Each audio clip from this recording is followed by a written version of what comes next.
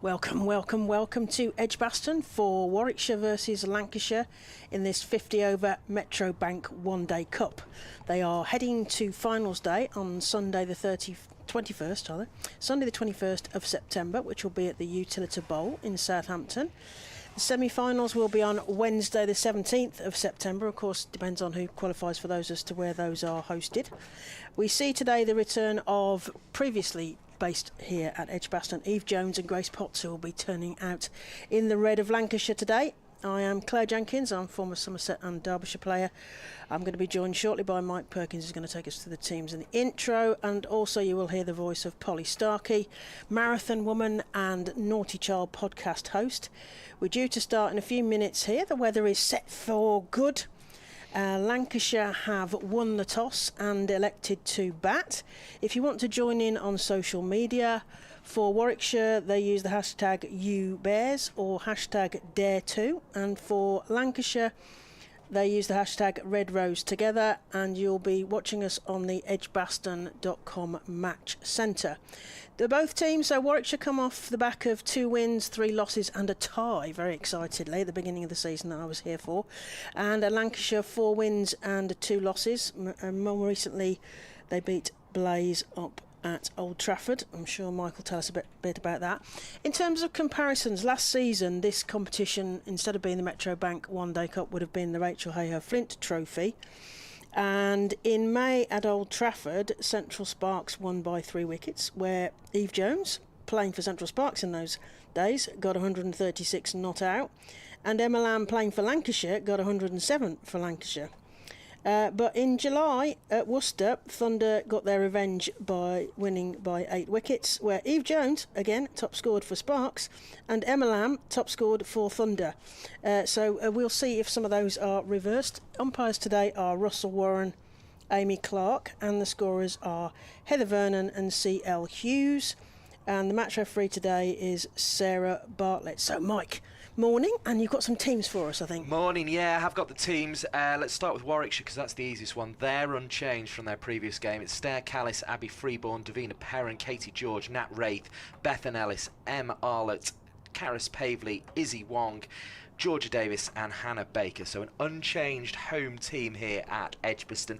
For Lancashire, it's fairly simple as well. It's just the one change. Sophie Eccleston, who tops the ODI and T20 international bowling rankings, she is back into the Lancashire side. She will replace Sophie Morris. So the Lancashire team in full is Eve Jones, Emma Lamb, Katie Mack, Seren Smale, Fee Morris, Ailsa Lister, Ellie Threlkeld, Kate Cross, Mahika Gore, Grace Potts, who's ex-Central Sparks, as Claire was mentioning there, and Sophie Eccleston. So Eccleston coming into the side. We'll work out exactly where Eccleston's going to bat when she walks out, because Lancashire have won the toss and they have chosen to bat, and that means Eve Jones and Emma Lamb are standing there on your pictures, just on the boundary rope.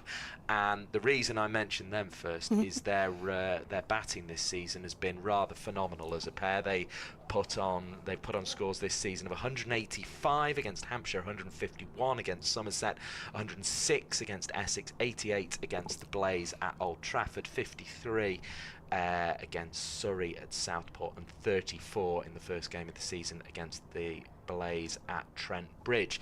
So that averages out at an average opening stand of 102, in fact more than 102, 102.83 recurring.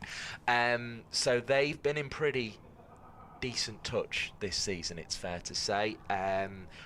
Obviously Warwickshire fans will know all about Eve Jones because she came to this part of the world for the regional setup with the Central Sparks, was obviously with Lancashire and captaining them beforehand, but you can see why Lancashire were keen to get her back. And I suppose that 136 at Old Trafford last year that you mentioned, that's probably sealed the deal in that respect. It's an interesting choice though, I think, Claire, and I'm curious for your thoughts on this, that Lancashire, having won their last 2 matches, albeit at home chasing, have decided to bat first here today at Edgbaston. I'm not sure what that says, other than the fact the sun's out, it's blue skies, and it looks like a batting day. But it did in the last 2 games, and they chose to chase because they wanted to know what they were chasing, particularly at Southport, which was very, very flat, and there were lots of runs. They wanted to know how many they needed to get. So it's an interesting choice to me, that, I think.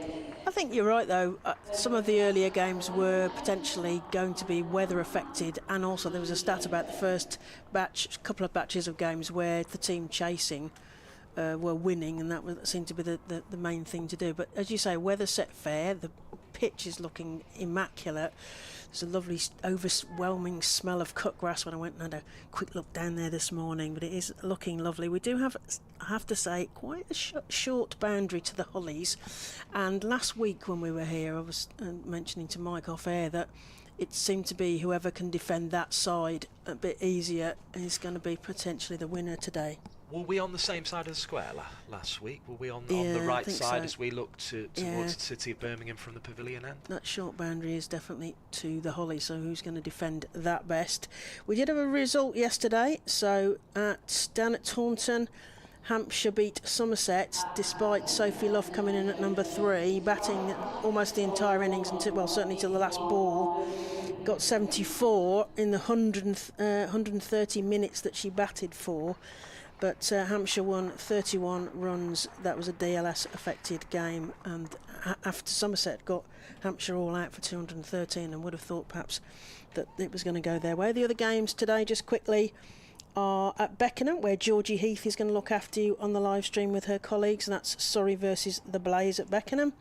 And also the other game today is at Chelmsford, where Essex take on Durham.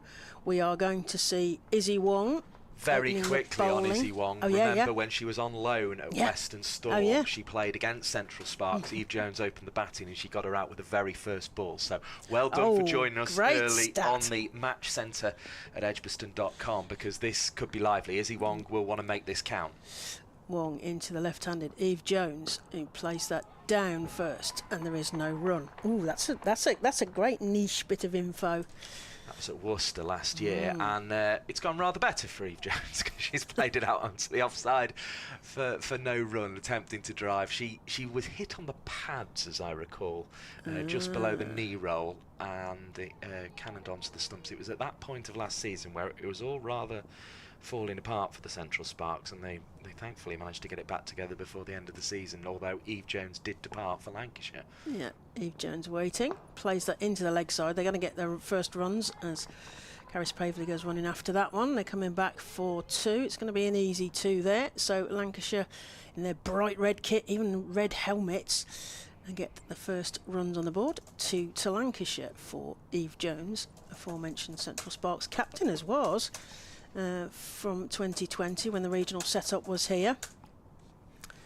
So what has Izzy Wong got up her sleeve for the next one? She's coming in from the 25-yard circle. 25-yard circle in the women's game, 30-yard circle in the men's game, did I mention?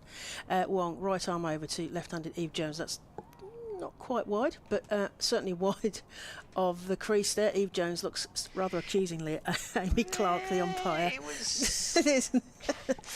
I'd We're say at the wrong just angle the to wrong judge. side of the line, I think, would be the kindest way of putting it. It kind of went over the line, maybe, and then a bit wider from there. We're at a bad angle here, but Eve Jones certainly gave a stare to the umpire as one comes in again. Eve Jones plays that, sort of thunks off the pads. They're going to get, I think, probably a leg bye here. It didn't go very far, but yes, that's a leg bye. So another one to the total. Lancashire 3 without loss. First over. There'll be a 10 over power play, so that's basically about fielding restrictions with a 25-yard circle. In the women's game, only 2 fielders allowed outside that 25-yard circle, so they're going to try and defend that Holly's short boundary, which will now be to the leg side for Emma Lamb, who's taking her stance. So we've got a deep fine leg and a deep backward square leg. Those are the 2 fielders outside the 25-yard circle here for Warwickshire. And we've got a slip in play as one comes in again. Lamb plays it in. She sort of has a go at that, but doesn't play it because it goes straight through to the wicket keeper, and there is no run. It sort of squirted out between her. And it went straight through to Abby Freeborn, and there is no run. Yeah, good delivery that. It's been a very easy Wong over this one, in that she's just got the ball in her hand and running and bowled as quick as she could. and there's been one that's hit the batter on the pads, there's been one that's beaten the outside edge, there's been a few other that have been patted back to her, so yeah, very Izzy Wong start. Yeah. Lamb comes forward and just defends that straight to captain Georgia Davis at mid-off, and there is no run. It's the end of the over. Lancs are 3 without loss. Jones on 2 and Lamb yet to get off the mark. Here in the sunshine at Edgbaston in the Metro Bank One Day Cup. I hope you're listening to us on the edgbaston.com match centre on YouTube. Please press the like button so other people can find us. Yeah, it's a really good resource, that match centre. I've been very impressed with it this season. You can not only get the pictures that you're seeing on the Warwickshire County Cricket Club YouTube page, but it's all embedded within a scorecard, and you get match highlights as well, which are very useful if you've missed anything, and live tweets and text updates and all that kind of thing. So yeah, it's a really good place to watch the cricket if you're not there already, if you found the pictures through YouTube. But as Claire says, do make sure you give us a little thumbs up, because that helps people discover us on YouTube as well. So Katie George, yes, Katie George start from the Birmingham end. Katie George, left arm over to the left-handed Eve Jones, who's marking a guard again, and Katie George is just moving a field, slightly tweaking the point fielder. It's Davina Perrin there, who's we've seen last couple of games make some great stops and things there as George comes in, and that's fired in, but it's just hit down defensively to mid-on, and there is no run.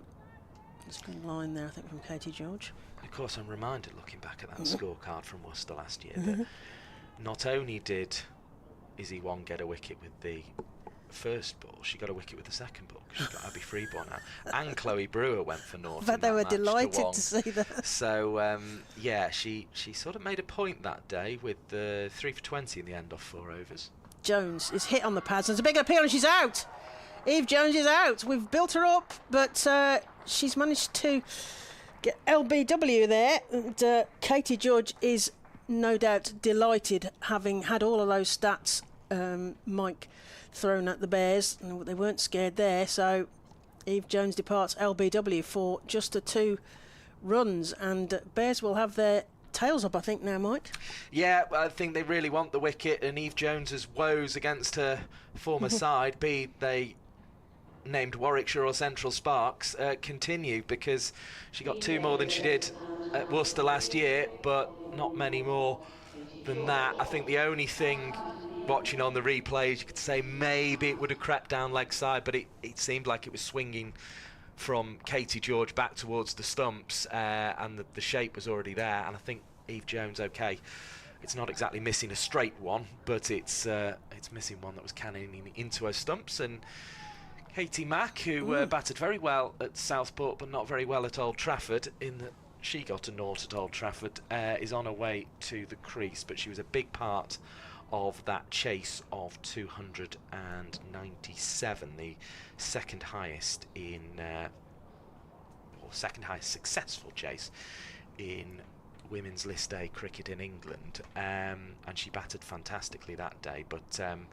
as is the way with the world of cricket, she played a perfectly sensible shot the other day, and just missed it, and was LBW, a little bit like Eve Jones has there, actually. So yeah, it'd be interesting to see how the Australian goes today. I think she's going to enjoy batting at Edgbaston, somewhere she's familiar with from her time with the Birmingham Phoenix. Yes. She came in to replace Elise Perry, who sort of didn't make the trip over from Australia during one the of the pandemic. COVID years, wasn't it? Yeah. So Katie Mack was a last-minute replacement, but did very, very well. So Mack comes forward and plays that right off the middle of the bat, but straight to mid-on, and there is no run. Katie George will be hoping that she can channel some of that. When she was playing against Essex, she took 3 for 38, but they're number 5, they're number 6, and they're number 7. So not a respecter of consecutive numbered batters. And they've got a deep fine leg and a deep third as George comes in again to Mack. Oh, squirts that 2/3, and they're going to get through for a single. 1 more to the total. And Lancashire are 4 for 1 in the second over here at Edgbaston. She'll play like that, Matt. She's quite happy to sort of ride an edge, or she likes to hit the pockets and run hard. There's does Katie. Mack 84 off 64 the other day in that chase of 297 to beat Surrey, so that was only a week ago. So though she didn't get any at the weekend, I think she'll be quite happy too. Yeah, as I say, Lancashire's opening partnership has done very well this season, but they've also had runs from Mack and Morris in that game where the opening partnership didn't do the full job because they were chasing so many. George in again to Lamb, who plays that back to the third fielder. He's busy down there, and they get through for a single. Lancs 5 for 1. And even as far down as number 7, there have been 2 very useful innings from Ellie Threlkeld, finishing not out, both in that game at Southport. Only needed around 20 that day, and then got 35, I think it was, the other day, to steer them home in the match against the Blaze. So, as you say, yeah, Mack getting useful runs. Mack getting 84 against Surrey. She'll want to continue that as George comes in, and that's played down again straight to mid-off, and there is no run, and we're getting through an over already. Russell Warren had a little word with Katie George about the protected area. We see him just inspecting Katie George's follow-through. She does tend to be a little effusive with the end of her run, and she needs to stay out of that protected area, of course. So a little word with Katie George, I think, from the umpire, and that's the end of the over. So 2 overs gone. Lancashire are 5 for 1. Mack and Lamb both on 1 of the 3 balls that they have faced respectively. As Claire was mentioning, we're part of a wider competition, 8 teams involved in it. Top 4 go through to the knockout stages, the semi-final stages, and then we have a final down in Southampton in September. Other games underway: the Blaze 18 without loss against Surrey at Beckenham, and Essex 15 without loss against Durham. They're playing that one at Chelmsford. Wong to Lamb. Plays that towards point, but straight to Davina Perrin, and there is no run. Perrin in her obligatory spot there at backward point. Yes. Always patrolling in that area. She made some spectacular stops, didn't she, the other week when we were here at the Hampshire, and when Polly and I were here last week with Somerset. Some great stops and some great catches, no doubt, as Wong comes in again to Lamb. Played through the cover point region. I suspect that's going to be the first 4 of the game, and it is across the practice strips, across the rope, and that's 4 runs to Emma Lamb. Score moves to 9 for 1. Lamb on 5 and Mack on 1. Yeah, Perrin can chase that one as hard as she wants. She's not going to catch it. Lovely stroke through the offside. I think that had made it all the way over. Had the rope not been there to take yes, a bit off it, it made it all the way to the cover on the very far side of the ground. They brought the rope in a little bit on that side. As you say, it's quite short out towards the hollies, but it's, I suppose, nature of early season cricket in some ways that we're playing on the edge of the square. Yeah, Lamb comes forward and just dinks that down, and there is no run. Stair Callis, or Stair Miles Callis. She must be doing some miles in the car. She on loan from Yorkshire, playing for Yorkshire and Warwickshire. Yorkshire, of course, are in Tier 2 this season, but will get automatic promotion to Tier 1 next season. But Stair Callis getting a match practice in. We shall no doubt see her with bat in hand later as Wong inspects the ball and rounds the top of her run. Comes in to Lamb. Oh, that's again out to point, straight to the fielder. It's well positioned field on the ring there, stopping that one, so no run on offer. Lively though, Warwickshire. They'll be buoyed by the first wicket of the day of Eve Jones, player who used to play for here in the Central Sparks days and left. I think we were quite surprised to see her leave when she did. I almost got the impression, I'll come back to that. Lamb comes forward, plays that straight to the short cover field, and there's no run. I was thinking, oh, coach has gone, she's the one holding it together here, and then all of a sudden it was Eve Jones off to Lancashire. I mean, you can understand why. You imagine there will have been a financial incentive of some sort offered there, and that would have had something to do with the move. But it was a bit of a surprise, I think. Yeah, I mean, happened. she'd played Lancashire and Cheshire and stuff before, you know, that sort of area So the before, hadn't connection she? was So there, it's kind of back to her roots, as it were, as Lamb waits. Plays that again straight to the short cover field. And has a little think about having a shy at the stumps, but there was no chance there of a run out. That's the end of the over. 3 overs gone, and Lancashire are 9 for 1. Mack on 1 and Lamb on 5. I think Katie Mack would have quite liked Karis Pavley to have thrown that one there with the short side of the Yes. boundary behind her. I think she'd have almost been moving her bat out the way to allow it to pass if she could have. But yeah, 9 for 1 then. Breakthrough goes to Katie George. This time, in terms of the reward of Eve Jones's wicket, it's LBW. And yeah, just there will be she can't not feel a bit of pressure, Eve Jones, coming here to take on her former teammates. There's always a bit of extra spice, isn't there, as George winds up left arm over to Katie Mack, who plays that down defensively and thinks about a drop and run, but thinks better of it because the tall figure of Emily Arlott comes in and scoops the ball.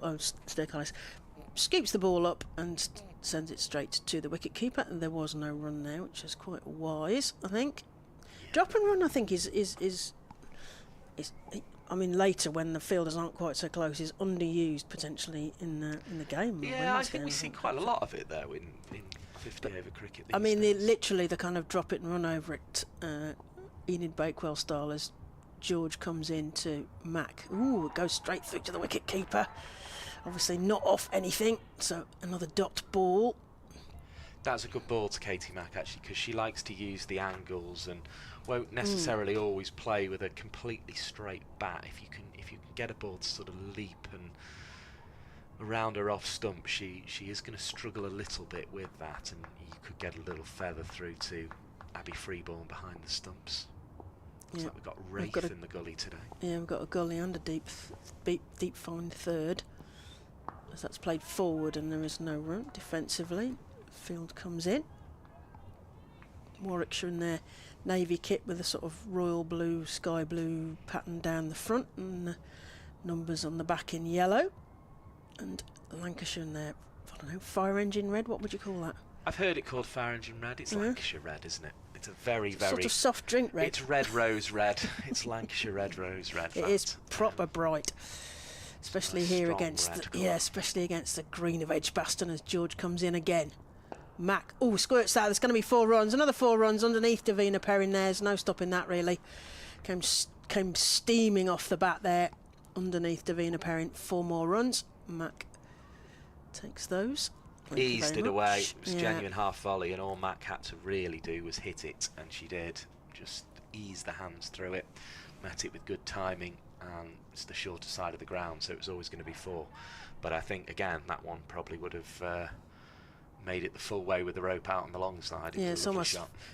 Felt like it was going before she hit it, as George comes in again to Mack and plays that straight to the cover fielder, and there's no run. And Georgia Davis does the I'm covering, but I'm hoping I'm not going to have to run round the back of Karis Pavley for that one, and she didn't, so there was no run there. And Lancashire still 13 for 1. It's like Max had a little warning with that one that beat her outside the off stump earlier in the over, that she's going to need to play with a full face for these opening 10 overs, and that's exactly what she's done on those last 2 shots. She's hit them very nicely. One bringing a 4, one a dot, but she'll settle in again. Mack fiddles that off her toes down to Izzy Wong at short fine, and they're going to get 1. Oh, lovely stretch there, Abby Freeborn. Just stretching her out there. That's the end of the over. So 4 overs gone. Lancashire are 14 for 1 and lost Eve Jones LBW to Katie George earlier. Mack on 6, Lamb on 5. Still in the power play, of course, so restrictions involved around the 25-yard circle. Only 2 fielders allowed out in the women's game. The numbers and the circle are different in the men's game, as Wong prepares to continue from the pavilion end. Yeah, still 4 in the middle overs, isn't it? Which adds a different dynamic than the 5 out. Makes it a lot harder to defend the boundaries, and it feels like the captain's always having to bring one in. Well, and the 25-yard circle means the fielders are very, that much closer again. But then the downside is that if you can get it through a gap, as we saw earlier, it's quite a long way to chase. As that goes down the leg side and is signalled a wide by umpire Amy Clark, and Wong just inspects her landing spot for her bowling, and Georgia Davis goes over and gives her a few words of encouragement. New skipper Georgia Davis here at the Bears, the first ever professional county Warwickshire captain. She led out the field that first game as well, first one on the pitch. One comes in again to Mack, comes forward, plays it into leg side. We're talking about drop and run, and she's done that there as the fielder comes in and squishes themselves short, and they get a single. Heading up towards 1,000 of you watching us already, which is really good to see. Thank you for joining us on the Warwickshire County Cricket Club YouTube stream. A reminder, you can get it though through the Match Centre with scorecards and highlights and all that kind of thing, so well worth taking a look at that at edgbaston.com. You with Mike Perkins, Claire Jenkins. Lamb comes forward, plays that straight to Emily Arlott at mid-on, and there is no run. Now I think in Charlotte Edwards' selection, Emma Lamb is a must pick. There's surely, with a best score of 130, the fact she's got 405 runs, the most in this competition, and going into the last round of fixtures, she was third in the bowling rankings with 10 wickets. She only had 1 to 11. That's right. So Lamb plays that sort of as a defensive shot down to third. I think we're going to get another 4. We are 4 runs to Emma Lamb, who has to kind of defend that ramp style outside of off through the vacant third region, and 4 runs to the total. So Lancashire are 20 for 1, Lamb on 9, Mack on 7. Good old-fashioned late cut for me, that one. It looked a bit like a reflex, like, ooh. Yeah, no, I think she was in full control. Oh, she just rode the bounce and knocked it on its head on the way past. Lovely stroke, and that's an indication of the form she's in. So, yeah, I mean, Emily Arlott, for instance, has moved past her in those bowling rankings now. Emily Arlott second most now with 13. Lamb has 11 wickets. Yeah, Lamb can only knock that on its head, and there is no run. Yeah, well, I mean, with the bat in hand, Lamb 74, 86, 52 and 130 not out. That's not a bad season so far, is it? It's not a bad resume to send to Charlotte Edwards, and as I say, she's got this second string with being able to bowl a bit of spin. I don't think she'll bowl on the international stage very often, but they might use her occasionally. Charlotte Edwards has said she's going to use Golden Arm Heather Knight in more of a bowling capacity than she might have done as captain. As one comes into Lamb, plays that straight to the short mid-wicket fielder, and there is no run. Emily Arlott goes round just to check that she's covered there, and there is no run. As I say, I don't think they'll be using her on a regular basis, but she'll be that kind of occasional bowler in the same way Heather Knight's been used, and you may as well give yourself 2 options, particularly if they're scoring. So I think we could very likely see Beaumont, who has scored a couple of hundreds in this competition, and Lamb opening the batting for England. I think there's a potential of that. Lamb jams that out, and there is no run. It's going to be really interesting because Charlotte Edwards has said she's going to pick on form. So some of those big scores are certainly going to be making her think about her selection as we get to the end of another over. So 5 overs gone. Lancashire are 20 for 1.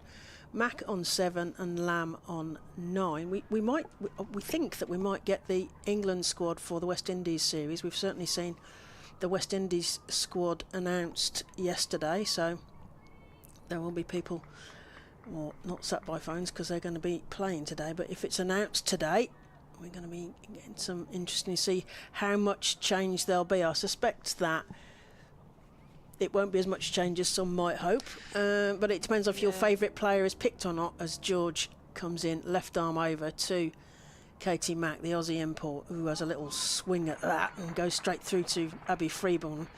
And as you say, Nat Wraith at gully there, and Abby Freeborn will be thinking, oh, we might get an edge here. Nat Wraith is import from what was Western Storm, would now be Somerset this season. Seems to have settled in well. Done all right with a bat.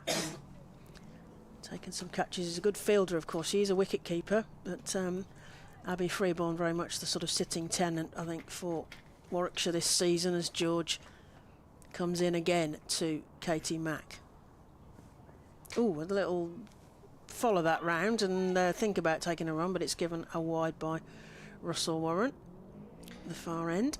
Yeah, I don't know if they'd announce it on a game day or not. I suppose it would promote this competition if they did announce it on a game day, but they also might consider that players need to concentrate on their cricket and not announce it. I can assure you, I've checked my place where I'm most likely to see it first, and it's definitely not there yet. So not even under. You've got a source, have you, under a hat somewhere? I've got a fairly good way of getting it. And Mack, as that's played down, there is no run.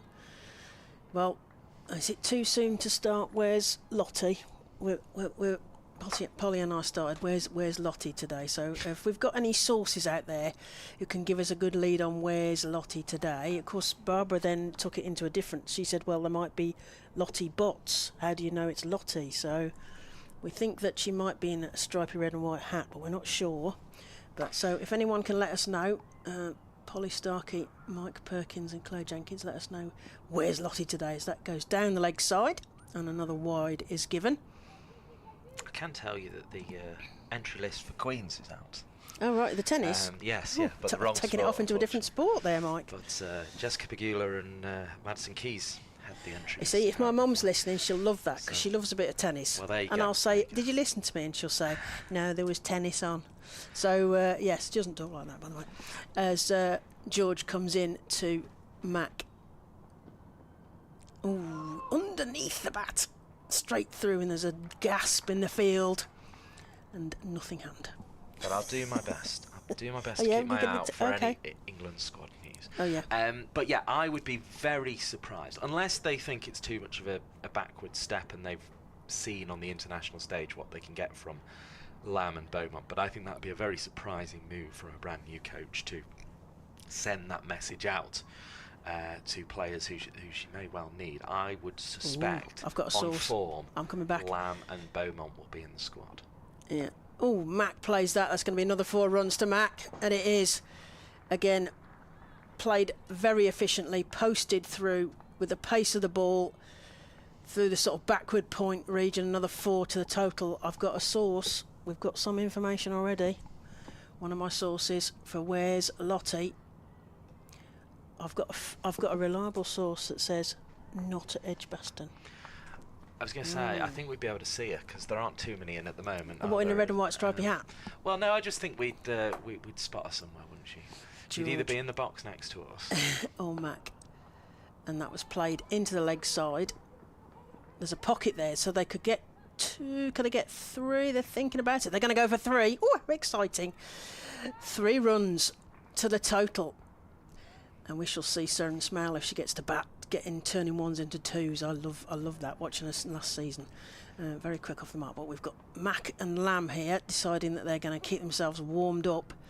And that's a big boundary. So that's my theory, that a boundary is the right size if you can run a 3. So the only thing I would say is Mack is one of the quickest in the competition. I mean, she was positively easing up in the second half of that 3rd run. But there might not be too many others who can do that. She's a bit of a whippet, isn't she? Aussie import. Played out to cover for no run. Yeah, my source is wanting to be very secret, very, very secret source. So my secret source is no Lottie here. I think we'd be able to spot her at the far end. Well, you say that. You say that, Mike. In one of our boxes. Mike, we had Lottie here and we didn't see her. Oh. Okay. My source said you need to be looking better, and afterwards, when I was told where it was, I should have been looking better, but it wouldn't have been easy to pick from here. So, no, you're not necessarily. Yeah, secret sources. We probably need Thank you for the secret source. For the far end. Wong is a bit. She's starting her run up in the shadow of the floodlights here, which are in an E shape for Edgbaston. That's the thing that can distinguish them. That's played, past mid-wicket. Is it going to get cut off, or are we going to have another 4 runs? Another 4 runs to the total there. That's a short boundary towards the Hollies. And we have got some spectators in there. I think they may be hiding from the sun because it is quite effusive out there. So 4 more to the total. Lancs move to 33 for 1. Mack on 18, Lamb on 9. Eve Jones, the only loss earlier, which was Katie George trapped at LBW. Bit of extra spice, of course, because Eve Jones is the ex-Central Sparks captain over the last 5 seasons of regional cricket here based at Edgbaston, although some of the games obviously played at Worcester, etc. As Georgia Davis just changes her field slightly as one comes into Mack. One plays that to point, but straight to the fielder, and there is no run. Still 33 for 1 here in the 7th over. So we're still in the power play.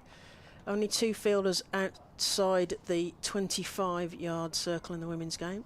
It's 30 yards in the men's game. We're talking about that. 25, yeah, so 25 yards, and it means that the gaps are quite small. But if you can get it through that inner ring, then they've got a big chase on of the fielders here at Edgbaston. It's a beautiful day here near the centre of Birmingham, as one comes in again to Mack, comes forward and can only defend that. And there is no run here in the Metro Bank One Day Cup competition between Warwickshire in the blue and Lancashire, the visiting side, in the bright red, even bright red helmets, heading towards a finals day in September. Of course, the England squad, once they are announced, presumably will be going off to do practice games, etc., and then we'll see how the teams fare without their England players, as that's carved backward of point. Davina Perrin does a big dive, but it's going to be 4 runs. Another 4 runs to Mack, carved backward of square into the big boundary. Another 4 to the total. Lancs are 37 for 1. Mack on to 22 off the 19 balls she's faced, and Lamb on 9 off the 15 that she's faced here in the sunshine at Edgbaston. So yeah, the other 2 contenders for that opening slot. Oh yeah, you're still on England. Would be yeah. Who are you picking? Well, I'm just saying the other 2 contenders to challenge Lamb and Beaumont traditionally would have been Wyatt, who has 154 runs with a best of 44, and Bouchier, who has 267 with a best of 77. Mack can only defend that. There's no run. So if we are picking on form, you're very much going for the Lamb/Beaumont combination, I think, based on those 4 being the regulars. But they might do something outside the box. You might see, I don't know, Heather Knight walking out to open the batting or something like that. But I would suspect they're going to go within players who maybe been a little out of favour, but they think can do the job. One comes into Mack. Oh, straight through to the wicket keeper. And there is no run. That's the end of the over. 7 overs gone, and Lancashire 37 for 1. Mack on 22 and Lamb on 9. Of course, they start with the T20s against West Indies. So will Lottie bring Beaumont back into the T20s? I mean, if you're asking me, well, yes, she does well in a short format, but I was think not seen as a T20. Format-wise, yeah, that's a bit of a problem because we haven't seen any T20 cricket. No. So, but yeah, we can only really pick on form based on 50 over cricket, can't we? And I think, I mean, she could pick Beaumont for the T20s, but I think for 50 over cricket, Lamb and Beaumont have to be. I think they would have questions. I don't think Emma Lamb's the sort to go questioning Lottie. I think maybe Beaumont would be a bit more front foot about asking why. I don't know. But I think they could have legitimate questions if those 2 are not selected, given the talk about form. And as I say, I think I'd be very surprised if both are not at least in the squad. As backward point is sent sort of slightly more backward for Katie George's next over. Lamb to face. There's a gully as well. Got deep fine. Oh, as that's caught. That'll be a bruise, I think, probably on the thigh there for Emma Lamb. And there is no run. So the West Indies, they must be leaving or arriving shortly. The series against England women starts next Wednesday, the 21st of May at Canterbury. It starts with a T20 in the evening. So, and then they move on to Hove and Chelmsford for the other 3 the other T20s, and they move to ODI series as George bangs that one in, and that's played onto the leg side. It's a beautiful shot, but it might hold up before the boundary, as there's a big run out there. It is indeed cut off on the boundary, so they'll have to run all of those.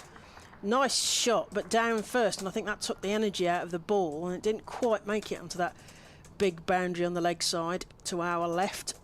Katie George is now going to send Hannah Baker out onto the rope there, I think, where that ball has just gone. as one comes in so they only allowed 2 outside in the first 10 overs. So one comes in, Baker goes out to defend that gap that was hit into a moment ago. That's going to be a no ball. So we've got front foot no ball for Katie George, I'm assuming, and then we're going to get a free hit the next ball. So we need to remember, if it gets courted, it won't be courted. Well, it will be courted, but it won't be out. So they can't change the field because the same batter is on strike, so they have to stay where they are for this free hit as Katie George rounds a mark at the 25-yard circle. Izzy Wong is having a little wonder, but that's played into the leg side over the umpire. Will Hannah Baker cut it off? No, she won't. That's another 4 runs.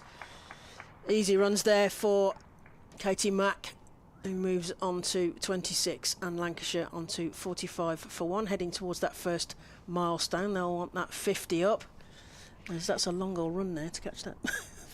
Yeah, Mack hasn't had many opportunities to bat in the power play this year, but she's making the most of this one. Pretty poor bit of bowling from Katie George, though, bringing up fine leg, then ramming one in short that anything on it with a short third and a short fine leg probably would have been 4 anyway, and it was a no ball, and then the follow-up was just right into the arc of Mack. Yeah, that's forward and straight back to the bowler, and there is no one. That would have been a better response. Yeah, that was a better bowl that ball. Yeah, it's a bit. In fact, that'd rush of blood to the head, I think. That had been the ball to bowl 2 balls ago. Yeah, before losing 5 runs. Yes. But yeah, went short into the pitch, which is, I mean, it's something Katie George has in her locker, isn't it? But, yeah, but not. I think also Mack's such a short player, she's probably going to get under it, even if you get it dead right. Well, that's true, as that's worked into the leg side, but Izzy Wong will cut that off, and there is no run. Patrolling that short, fine leg slot.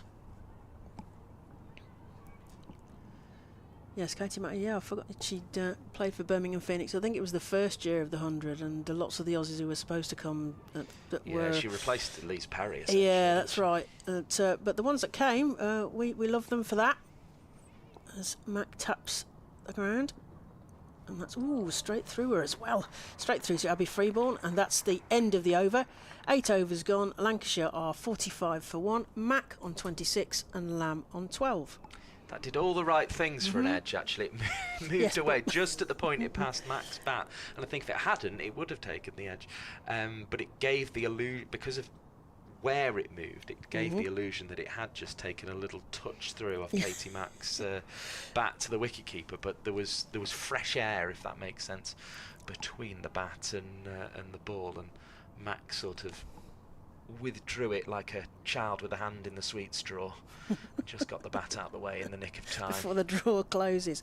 Yeah, we are stationed high up, but looking down over Amy Clark's left shoulder, if you like, but we are sort of fine leg, so we're at an angle, and when the batter does that, we're at this end. We are unsighted as to how close the ball is to the bat as Wong prepares to come in to Emma Lamb. Wong's soul's flying as that's defended down into the leg side, and there is no run. Izzy Wong, of course, in the Essex game, took 1 for 19, and the significance of that was it was Joe Gardner who's opening, and then in the Blaze game she got 1 for 45 and a catch.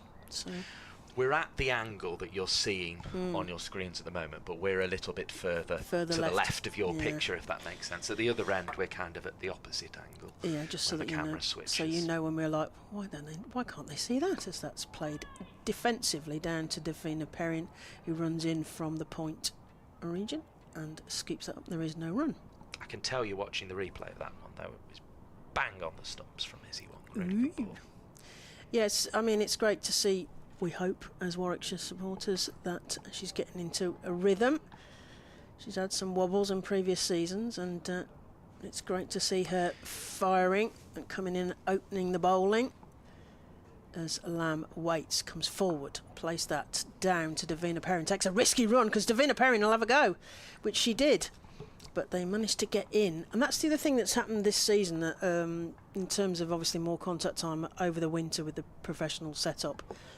We've seen a lot more direct hit run-outs from the games that I've certainly commentated on, and I think I would be very hesitant to taking a single. I mean, Davina Perrin's always been a good throw, but yeah, you're right. There have been more direct hit run-outs, and I think it's just practice. Practice, yeah, and great skill, as that's defended down, and there is no run. You know, those sorts of skills, catching, hitting the stumps, all the fielding disciplines are, if you practice them enough. Yeah. Well, everyone can get. That's the thing about fielding. Everyone can get better at fielding. So, and you were talking about Emma Lamb with the ball in hand. That was the other thing that struck me, was that the Aussies are genuine all-rounders. So we aspire to be similar here with the England players as Izzy Wong. It's a bit of a start again to Katie Mack. It's banged in. That's a lovely ball there, and that's defended down in front of her, and there is no run. Another one who I think will be glad about the Charlotte Edwards appointment, Izzy Wong. She's obviously worked with her before at the Southern Vipers and in the Women's Premier League at the Mumbai Indians, and I think Charlotte Edwards is the sort of person who knows how to get the best out of Izzy Wong and will trust the coaches at county level to do their job, but she will have good insight to offer Izzy Wong. Mack plays that through the gully region, and Katie George thumps the ground. Is Davina Perrin going to call it in? She is. She's gone to a big corner there, and they're going to have to run these. That was a good bit of running there by Davina Perrin, who hauls that in about 10 yards from the rope. And that's the end of the over. 9 overs gone. Lancashire are 49 for 1. Katie Mack on 29, the Aussie import, and Lamb on 13. They lost Eve Jones, LBW, to Katie George earlier. It's the last over of the power play. So what do you reckon they can get to in the power play then, Mike? They'll be up around sort of 53, 54, 55, won't they? Which is a very respectable power play indeed. Another little late cut there, just wide of Katie George. Was never going to get there before it bounced, but I think she was disappointed she couldn't stop the run. But I think it was just a well-played shot, and we're going to see the second best bowler in the competition so far, Emma Arlott, to come on. 13 wickets to this point.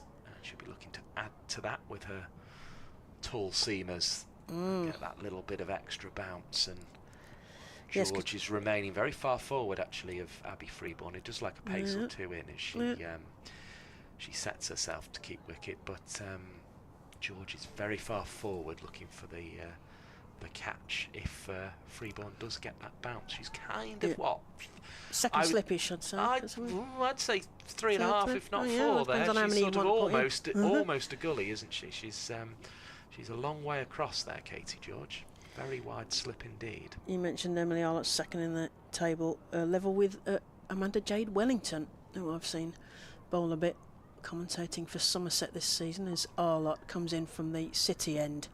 Oh, and that goes up in the air, but it's dropped into a gap. Katie George thought she was going to have to have a little divey dive there, but it's off the bat. I'm not quite sure. There's going to be probably a concussion check here. Probably a concussion check. What were we going to say, Mike? You were pointing at the pitch. I was just counting how many slips you could get in the gap between Freeborn and George on the pictures, and I would say she is definitely a 4th. And if she was another half a pace to her right, she'd be a genuine gully. And she was nearly brought into action there.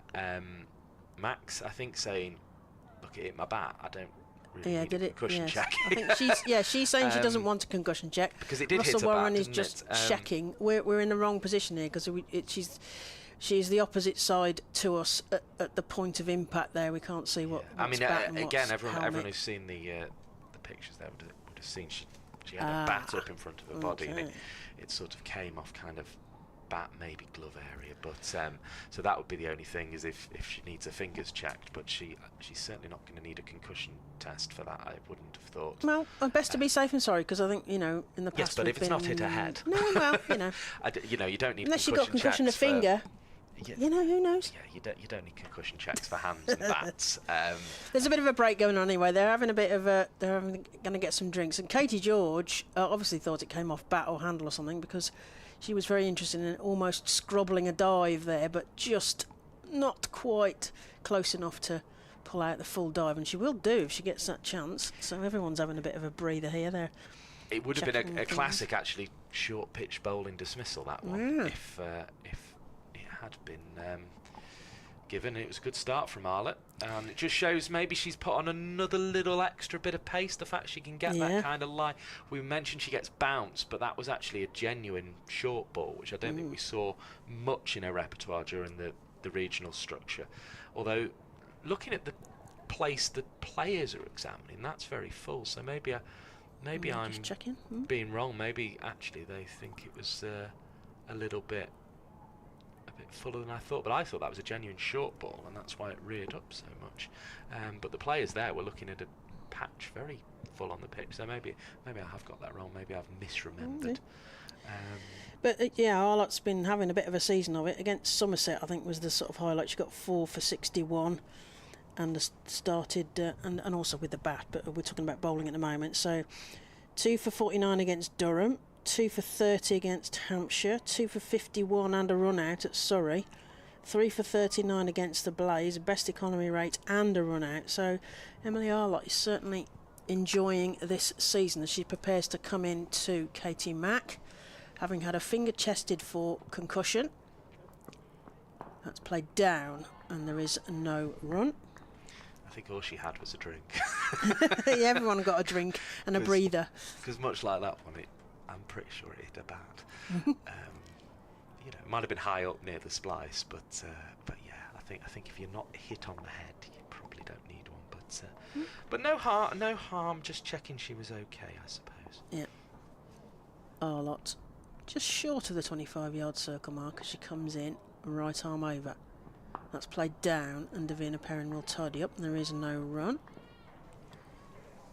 Nearing the sort of halfway through the 10th over, and I'll be taking a breather, and you'll be joined by the voice of Polly Starkey, marathon woman. She did the Manchesterford Marathon a couple of weeks back. If you want to contribute, she's got just funding for the Cricketers Trust and also the Naughty Child podcasters. Arlott comes in again to Mack. Goes up again in the air. Sort of leading edge-ish. But there is no run. Didn't go anywhere dangerous. Abby Freeborn comes around and collects it. Throws it back via Hannah Baker. And then Stair Callis. Back to a tall figure of Emily Arlott, who's been very unlucky in the past. So against the old South Coast, the Vipers, she got a 5 for at Hove and bowled herself into the England squad for the India test a few years back, but then didn't actually play, and that's worked down through fine leg, and Wong does the running round. They're going to get 2. They're going to go for 2 anyway. Yeah, there's 2 easy runs there, and they go through the 50 mark as well for Lancashire. 51 for 1 in 9.5 overs with 5 extras. Mack working that nicely off her legs there for those runs, and she moves to 31. Lamb on 13. Arlott, what's the response to that? Mack taps her bat, and that's played down defensively. And Arlott's got a line there. And that's the end of the over. So that's the end of the power play as well. 10 overs gone. Lancashire are 51 for 1. The one that went was Eve Jones, formerly Central Sparks captain here, of course. LBW to Katie George. And I'm going to leave you to Mike Perkins. And the voice you will hear next is Polly Starkey of the Naughty Child podcast. Yes, Polly coming in to join myself, Mike Perkins, here on the Match Centre at edgbaston.com, and we are bringing you Warwickshire versus Lancashire from Edgbaston today, and it's been a decent start for Lancashire. They've lost that 1 wicket, Eve Jones, against her former side, but 51 for 1 represents a very respectable power play. Polly Starkey. Yeah, I think Lancashire have started well. Obviously lost the early wicket, and that was good work by Warwickshire. But yeah, steady start, and it's a beautiful day here at Edgbaston, as it has been for the past few weeks. I feel like there's probably been 1 cricket game that's been weather affected that I've been at so far this season. Hannah Baker into the attack, right arm leg spin, down the track comes Emma Lamb. First ball's going to have to hurry for the non-striker's end. Gets there in the nick of time. Warwickshire were a little excited because the ball passed Lamb's bat before it was in the crease, but then I think it would have arrived in the crease before it had hit the stumps, if that makes sense. So it was close, but not close enough. 52 for 1 the score moves on to. In this match between the side who start the day 3rd and the side who start the day 5th in the one-day cup table. As down the track comes Katie Mack and finds the cover sweeper with a drive that was uppish for a second, but always under control. 53 for 1. Mack's come in and battered just like it's the middle overs, like she's been batted in all season, really, hasn't she? Gone long at near enough won a ball. Yeah, Katie Mack's been a fantastic signing for Lancashire once again. Here's Baker, pushed into the leg side. This is going to be tight, and it's thrown for the crease. Mack dives. Again, I'm not sure if she would have... Yeah, I think she might have made it, actually, with the dive in the end. But either way, Perrin, who's at short mid-wicket, wasn't able to pick up quick enough to prevent the single. 54 for 1. Good running from Lancs. They're putting the pressure on here, even if they're playing with the margins at the moment. Hannah Baker bowls one that is defended from around about leg stump by Lamb. It pitched just out by Mack, sorry. It pitched just outside, in fact. Had to be watchful. She got out to a leg spinner the other day that she'd gone back to and got all wrong moving across a crease. Went out the crease that time, tried to drive. Didn't pick up a run though, another dot ball. Sedate Wednesday morning at the moment, but the cricket has been frantic already, and more frantic running brings Emma Lamb back to the striker's end, although she won't keep the strike because it's the end of the over, and that is 55 for 1. Lamb has 15, Mack has 33, and there are 39 overs of this innings remaining. What did you make of the decision to have a bat first? I thought it was an interesting one. I guess it seems like a good day for batting, but statistically teams have won chasing, and I know previously Lancashire have preferred to chase, and Warwickshire as well, interestingly. So their decision to bat first, I thought, when the other team potentially would have wanted that. Yeah, I was intrigued by Ellie Threlkell's decision, but if Lancs can get a big total on the board, then they're in a position to defend that, and Warwickshire haven't been successful in all their chases, so yeah, interesting from Lancs, but it is such a glorious day, and we've seen some good batting wickets here at Edgbaston in previous rounds. Yep, warm, sunny, high-rise buildings over Birmingham glistening in the distance as Arlott bowls with them behind her, and it's defended to the pitch really by Mack. There was a brief moment of alarm as she played the stroke, but managed to get it down into the pitch. Flag fluttering with the Warwickshire emblem on in the distance. Quite a breezy day, in fact, actually. That breeze will be ruffling the green trees in the distance as well as Arlott comes into bowl. Right arm over the wicket. Big swish of the bat from Katie Mack on the drive. Doesn't connect with the ball. It goes through to Abby Freeborn. Another one passes without a run being scored by Mack. Decent area again. I heard you guys talking about the England squad earlier, and I believe today is when it's hoping to be announced. Today is the day. I'll keep an eye the out. selections were made on Monday, I think. Arlott bowls, turned leg side by Mack, who was up on her toes, maybe even off her toes, to deflect that one into the leg side, and picks up 2 runs, so makes up for one of those dot balls already. That's what Katie Mack does. She's a busy little cricketer who picks up her 1s and 2s wherever she can, and she'll hit the boundary as well if a bad ball comes along. 57 for 1. As I say, nothing yet coming through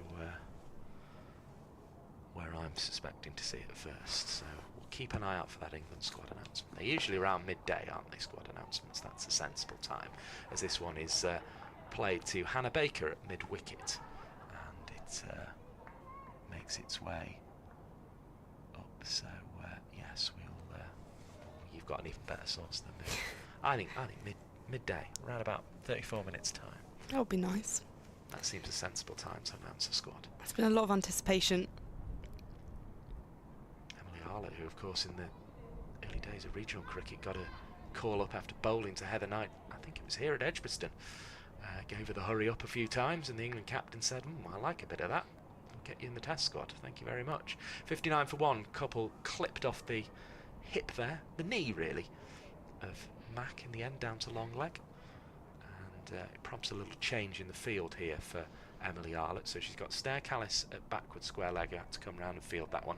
Now has Bethan Ellis coming to long leg. That means everyone on the there's sort of no protection back on the offside and the short side. Katie George is at that kind of fourth slip, almost gully position. You've then got Davina Perrin at backward point. You've got a cover point, an extra cover, and a mid-off, a mid-on, a mid-wicket in the ring, and those two fielders back on the leg side as forward comes Mack and is defending back to Arlett. 59 for 1 then is the score after 12 overs. So things have slowed slightly since the end of the power play, but it doesn't feel anything too out the ordinary from the Lancashire perspective. They're just sort of taking stock, it would seem. Polly Starkey, they've been pushing the singles to the spinner and just having a good look at Emily Arlett, who they know will be a threat. Claire was going through some of her figures, her best 4 for 61, she's had a 2 for 49, a 2 for 51, 3 for 39 among her performances this season, another 3 for in one of the other games as well, so she's certainly been bowling well. Yeah, she started the season really well, and she's one of those players that I don't think always gets the recognition. She doesn't have this kind of huge personality that you always see on the field, so I think she does go under the radar a little bit, but of course we've mentioned being called up into those England squads over the years. Here's Hannah Baker throwing up one of her leg spinners, and that just evaded the sweep shot of Lamb, and the stumps seem to be in danger there. I think Lamb actually dragged it back towards the stumps. It was either that or a googly, but I think it was the inside edge of Lamb's sweeping bat. It was the right shot because it was going to be way outside the off stump, so it gave her the room to free the arms, as that one beats Mack, who frees her arms on a cut instead of a sweep. But Lamb nearly chopped on, ended up chopping into the pads of Freeborn. 2 dot balls there to start with from Hannah Baker, who gets another one. That's turned quite viciously, in fact. We'll get another look at this one on the replay, but that one seems to have pitched probably middle stump and turned to way outside. Hannah Baker getting a bit of spin here, but this one won't turn because Mack has got to it on the full and hit it down the ground, and Baker's fingers maybe twitching after the first 2 balls. She's given a full toss there for Mack to advance onto and hit away for 4 runs. It had probably been a full toss if she'd stayed in the crease, but she used her feet to get the momentum, and 64 for 1 with those 4 runs for Katie Mack. Yeah, Katie Mack, it feels like she's come in and really led this innings, and she's already on 41, which has been really good work after the loss of Eve Jones at the top of the order, and that's what Lancs I think have nailed this season. Their top order batting has been really good. Here's Mack, who has frequently been sat down to about the 30 over mark with Eve Jones and Emma Lamb going well. Tries another cut but doesn't get anything on it again.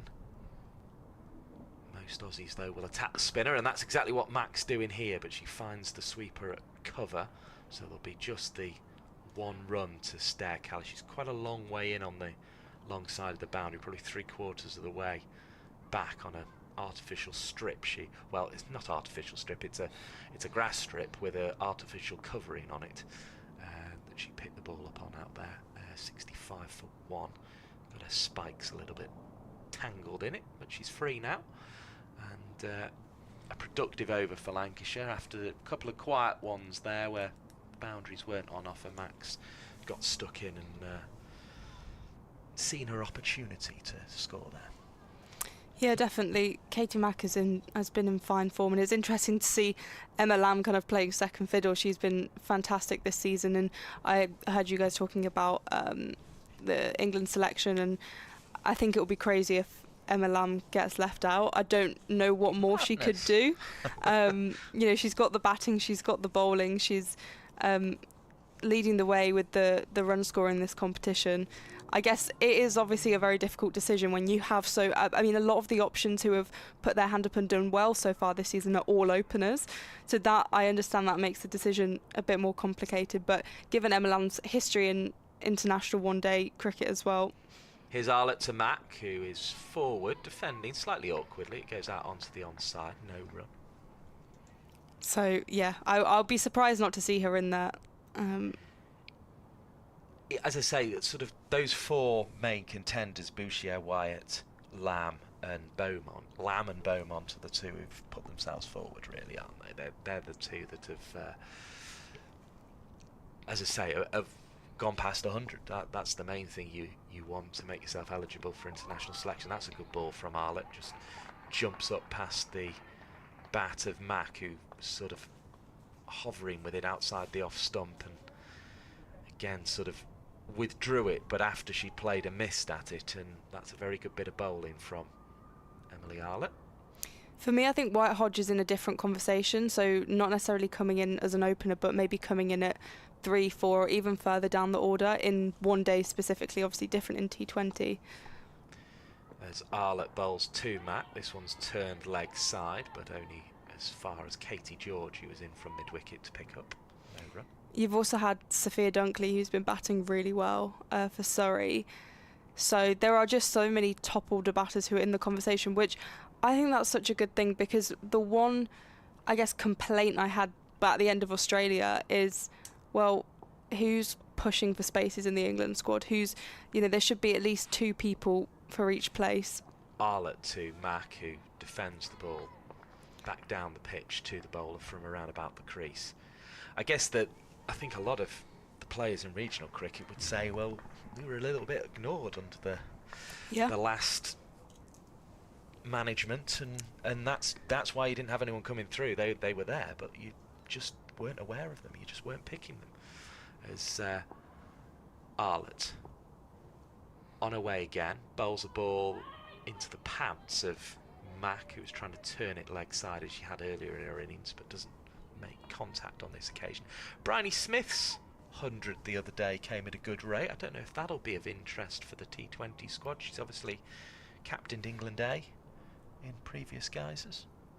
Yeah, I mean, I think the T20s is the one that there's been less conversation about, because obviously all the regional stuff has been, and the county stuff has been 50 over so far.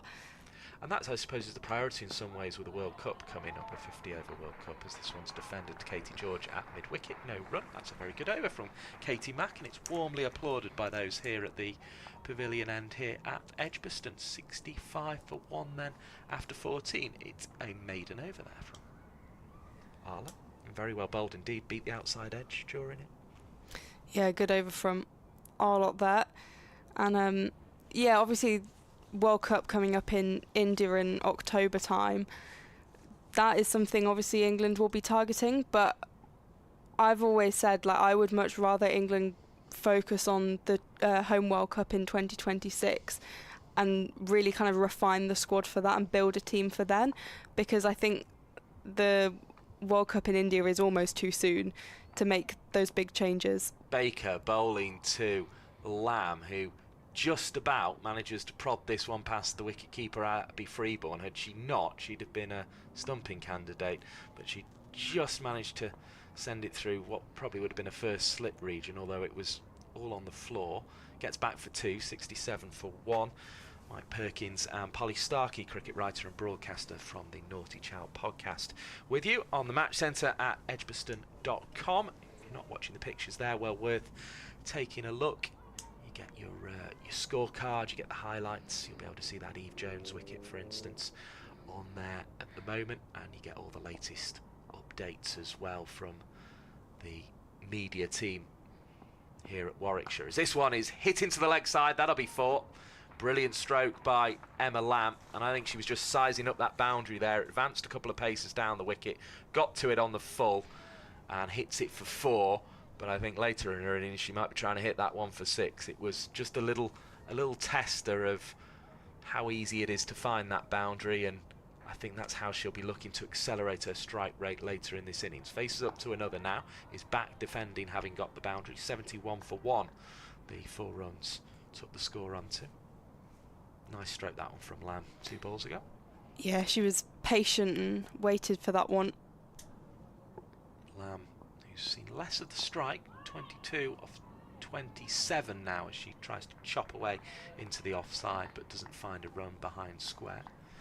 The other end, Mack has 42 off 56, so she's had far more of the strike after what was the as Baker bowls hits into the offside and a tumbling Davina Perrin makes the stop, but it was the lowest partnership of the season from Eve Jones and Emma Lamb, and that's because Eve Jones was out for 2, and that made the score 3-1 as this one is played away, and this could be 4 as well. Now that is where the short boundary comes in, because on the other side of the pitch that wouldn't have even got close to halfway, but Lamb has got 4 runs for that, and it's brave, I suppose, for Hannah Baker bowling with that short side, but I think we might well be seeing a bowling change at that end after 10 runs comes off the over, because any opportunity, either width outside the off stump to free the arms, or if she strays outside leg stump, is making that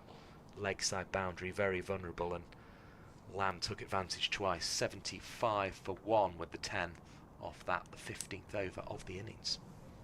It's such a short boundary and so easy when you can just make contact with the ball and split the field, as Lamb has executed perfectly. So the partnership between these two up to 72 now, and it will be Katie Mack to face Emily Arlett, who I would say has looked the most threatening. I mean, Izzy Wong always looks threatening because of her pace, but I think probably Arlett's looked the most like being among the wickets today and getting a 3-4-5. She comes in again. She's been getting plenty of those this season. 13 wickets across the competition, second best so far. Swing and a miss from Mack, who felt she should have got a wide and not just a 1 for the over. But again, that's an indication that Arlett's added that bouncer into her repertoire there. Yeah, she's bowled really tightly so far, and I think the thing with Arlott is she has that height. It's about bringing in those variations, which I think she's done really well at the start of this season in particular. Tall, strong, fast bowler who can also score runs with the bat. She's had 130 this season. That one's played down to third for a single. Hannah Baker retrieves the ball. Mack takes the 1-2 her total. 76-1 the Lancashire score. We're underway. Sun's out, and it's looks like we're shaping up for another good game of cricket here, Polly Starkey. Yeah, we should do. I've been really impressed with the batting from kind of most sides in this competition so far. So it should be a good one. Arlett to bowl to Lamb, who again fiddles one down to third. There's no slips in place at the moment, so it's a perfectly legitimate shot. But again, just that little bit of lift off the pitch from Emily Arlett.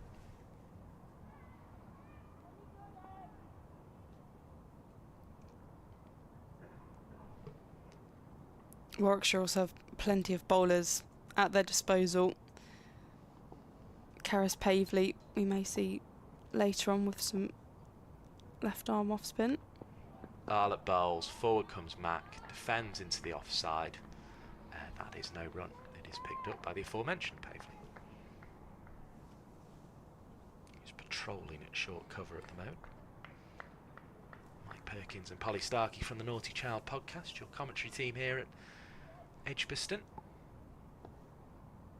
As Arlett approaches again. Slight breeze just taking the edge off the warm day as Mack hits to mid-wicket off the front foot.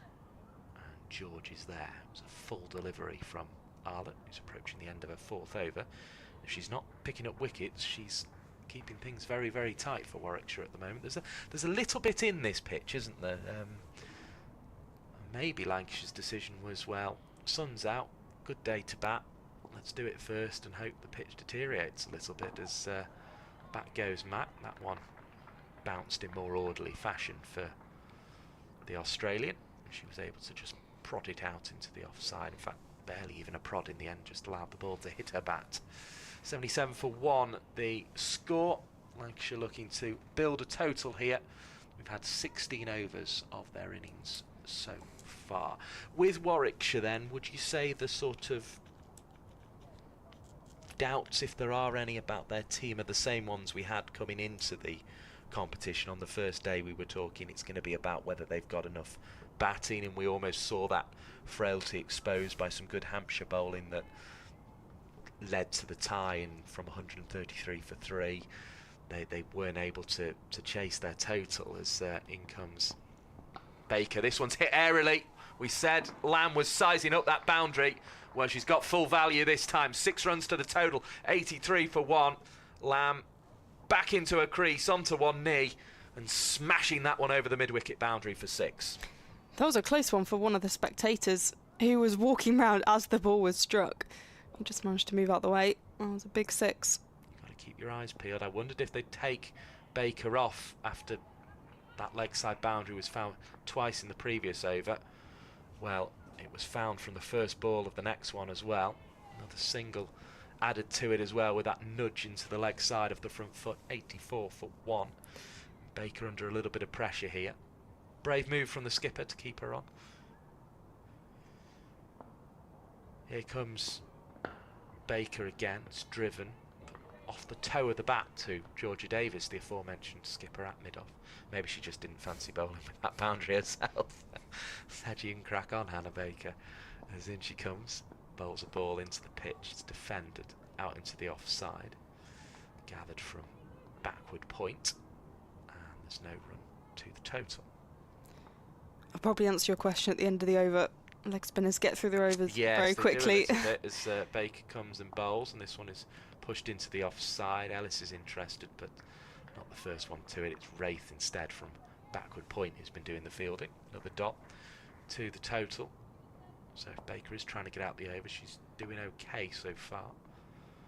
Bowls to Mack again, who again comes viciously down the track but doesn't get much power into the stroke and sort of dribbles up towards mid-off in the end off the pitch. 84 for 1 then. A productive over for Lancashire because they hit the 6 off the first ball, and Emma Lamb looking in good touch, 34 of 32. She's above a strike rate of 100 now. So yeah, would you say the frailties are the same as what we were discussing on the first day, that it might be the consistency of the batting that Warwickshire's undoing at times this season? I think a little bit. I think the addition of Stair Callis has been good. She just kind of steadies the top of the order. I was really doubtful, although I did also see Hannah Baker hit a 6 from the final ball up in Durham on Sunday. So as she came in, I was like, oh, well, you know, she is a proper number 11, and then she went and hit an amazing 6. But Georgia Davis got a half century as well coming in at number 10, and Karis Pavley and Izzy Wong can put a decent innings in. Down the leg side that one goes, but it must have just taken a touch off the pad. There's no wide given. Emma Lamb's not happy. I don't think she felt the touch off the pad, and I'm not sure I saw it either. The closest thing to that ball was the bat, and if she has touched it with that, she's out. So yeah, slightly odd one there, but there we go. But with the batting, I would argue I think it's weaker than other teams, and I don't think that depth is necessarily fully there, and it's sometimes a bit of a fluke. Arlott to Lamb, who's stylishly forward, but then realised the ball was short and flashed it behind square on the offside, all along the from by the time it left the ring, it was on the floor. And away it goes for 4 runs. 88 for 1. Nice boundary for Emma Lamb. As I say, advancing but realising the ball was short and still having the reflexes to cut it away for 4 on the short side of the ground. Lamb has 38 of 34. Looking to really get this innings moving for Lancashire now. Here's Arlott for Warwickshire. Bowls a ball that's defended from just above the height of the stumps by Lamb. It cramped her for room, which is what stopped her scoring. The ball was probably not going to hit the top of those stumps. Yeah, it's sort of the thing is they can all get a score, but it's whether they're going to get a score regularly enough and in the combinations they need to sort of chase down totals consistently, as they're going to have to today, or to set totals as Lancashire trying to do against them. Again, advancing down the track was Lamb there. Again, realising it was short, she went for the pull stroke this time and hit it into the mid-wicket region. Katie George is down after the tumbling stop. And I think might just need a little bit of assistance from the physio who's running out. gingerly gets back to her feet, although I think it's the side as much as anything that she's clutching sort of around the hip. She's going to limp away with the physio. We'll see if she can continue. I think the message at this stage seems to be I might be all right, but we'll see. At first I thought she was just going to get up and walk off, but there's a fair bit of discussion going on. Georgia Davis, the captain, coming over, and Katie George sends everyone away and says, whatever it is, I'll get over it. Yeah, she looks in quite a lot of pain, but a player's experienced a lot of injury and she's tough, so she looks like she... Lower back round the hip, she seems to be. Yeah. Where she's putting in her hand and she's just kind of limping a little. Yeah, I guess if you've hit the ground quite hardly, and I imagine the pitch is quite solid from all the heat we've had and lack of rain. She's ready to go again at mid-wicket. That ball to Lamb. She again thought about playing the pull stroke but realised it wasn't there, so opted for a straight bat back down into the pitch in front of her. I think with Warwickshire's batting as well, it's who's going to go and get that big score. Obviously, MR lot coming in at 7 and scoring a century, that was an anomaly. Yes. But you look at the top order and there might be a couple of half centuries in there, but no one's going on and converting that into a century.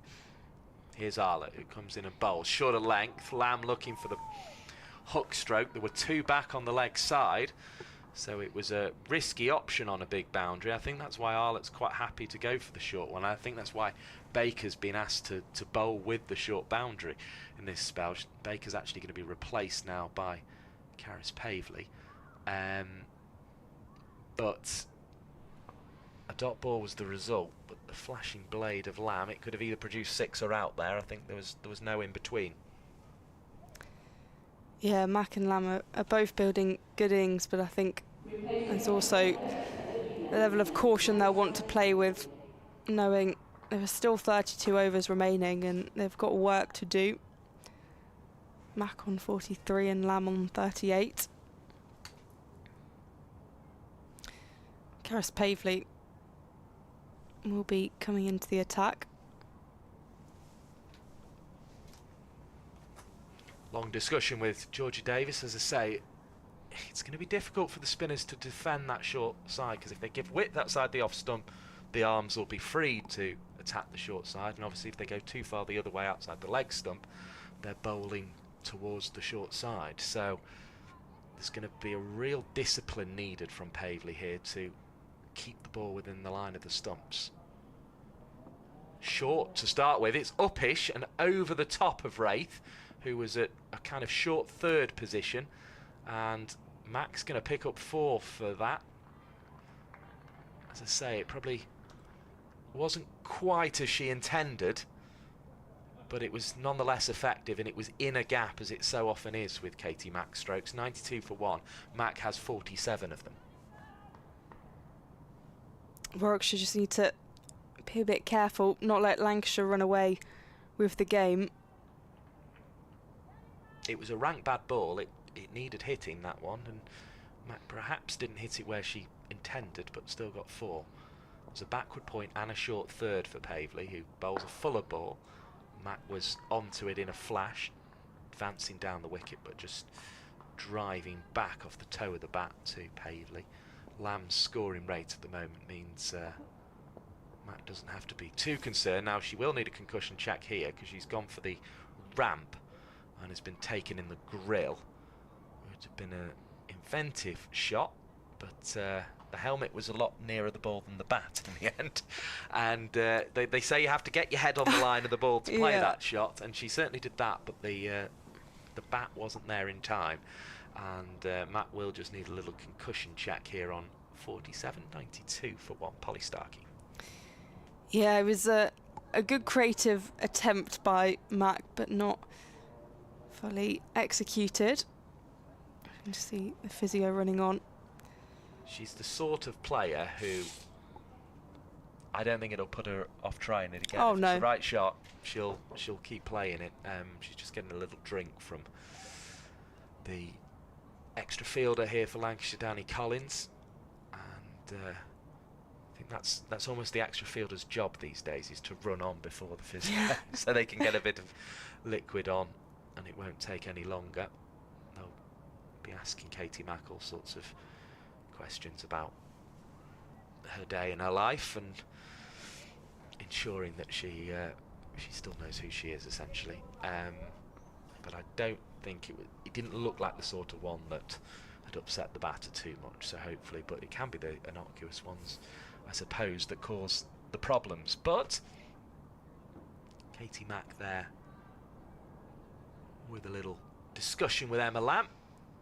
I do wonder if it's an overseas player, do they ask them who the Prime Minister is? Because, I mean, what if they didn't know?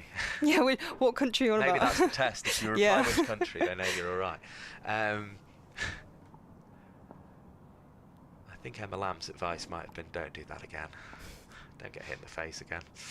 As this one is shorter length. Again, Mack, who got a 4-through backward point earlier in the over, was looking to cut, but just a little too much bounce. We have seen quite a bit of bounce on this wicket, both when the quick bowlers have rammed it in, but also when the spinners have bowled, and Arlett's got a few to jump from length as well, as this one is behind square on the offside, 92 for 1, and that's a reason why Warwickshire won't want to be chasing too many on this, you would have thought.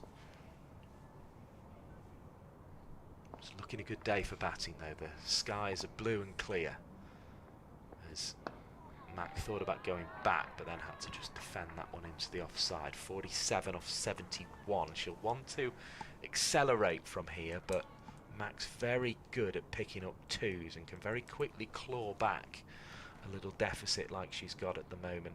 Thank you for joining us on the Match Centre at edgbaston.com. That's where you find the YouTube pictures from the Warwickshire County Cricket Club YouTube channel, as well as scorecards, highlights, of course, very useful indeed, and all your updates from the media team here as well. 92 for 1. Emma Arlott will be back into the attack from the city end.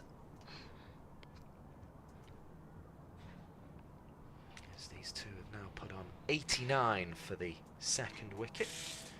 Very welcome runs indeed for Lancashire after partnership of just 3, which is unusual for Lamb and Eve Jones this season, as that one's defended off the stumps, going back into a crease by Lamb, because 34 was their lowest on the first game of the season since then, and they've had as much as 185, but it seems like Mack has just picked up, as she always seems to do. But yeah, just having a look back at those highlights at the moment, can see Eve Jones's LBW there, which I don't think there was too much dispute about, as Lamb is advancing again at Arlott, swishing it into the offside as she goes, but finds a tumbling Wraith coming over from cover point. Has a little chat with Davina Perrin from backward point. There was definite jubilation for Warwickshire at that point, but they've been put under the cosh here, and Lancashire, I suppose, are showing their batting means they are real contenders, it seems, this year. They've won 4, lost 2 so far, as that one's flicked away into the leg side by Emma Lamb, who we think will have ambitions to be in a England squad we're expecting announced today, and has 4 more to her total. 42 now from 41 deliveries for Emma Lamb. Lancashire move on to 96. The partnership up to 93. That was a good effort in the field from, I think it's Izzy Wong, who was in pursuit of that ball. Got really close. But I imagine a fast outfield, as we've said, just gorgeous weather in Birmingham. Yeah, it's probably not the quickest I've seen around the country. A few of them are sort of going a more browner colour. This one's still a fairly lush green, although there are patches where it's going a little brown already. They all have an appearance of kind of July, August rather than May. So that one's picked up by Wraith, coming in from cover point, one-handed. 96 for 1. The gold weather vane on top of that score box is looking like it's enjoying the sunshine today. Glinting away up there, as are the stickers on the back of Emma Lamb's bat, which has served her very well because it's taken her to 42 off exactly 42 deliveries. Looks to cut that one, and again, that's just an indication of the indifferent bounce. And I think this could be starting to explain Lancashire's decision to bat first away from home against Warwickshire today, is they feel, having won the toss, that this pitch and the uneven bounce could be exploited by the likes of Mahika Gore and Grace Potts, formerly played her cricket here, of course, and of course Kate Cross, as this one is just dabbed into the offside. It's a tight single, but a single that is taken nonetheless. There was another delivery that rose, completely the opposite of the last one. It's 97 for 1. We've had 20 overs. Claire Jenkins is going to come in to join Polly Starkey. As Mike Perkins departs, 97 for 1.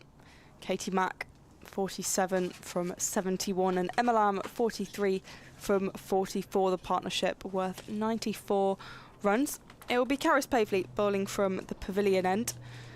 From her first over, went for 4 runs. As we've said a number of times, that very short boundary in front of the Hollies, making it quite difficult to bowl from the pavilion end. But Pavley had a good first over, as Pavley is in to Lamb. This one pushed into the leg side. Now take the single. 98 for 1.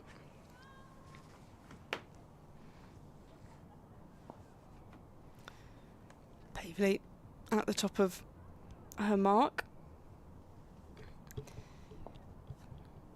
Takes a few steps to Mack. This one driven down the ground, but will just find George Davis inside the ring, so there's no run.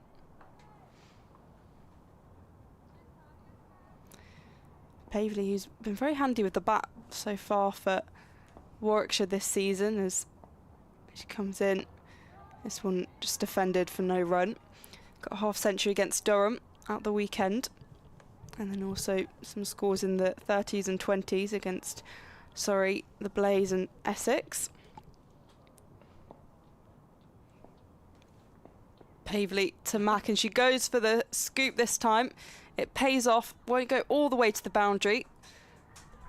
I'll just get the single, but she executed the shot this time. Mack was desperate to play that shot, wasn't Yeah. Yeah, Mike said earlier she didn't manage to do it this time, but she will attempt it again, which is exactly what she just did. 99 for 1 as Pavley is in to Lamb, who just defends that for no run. They'll have to wait to get to the 100 mark.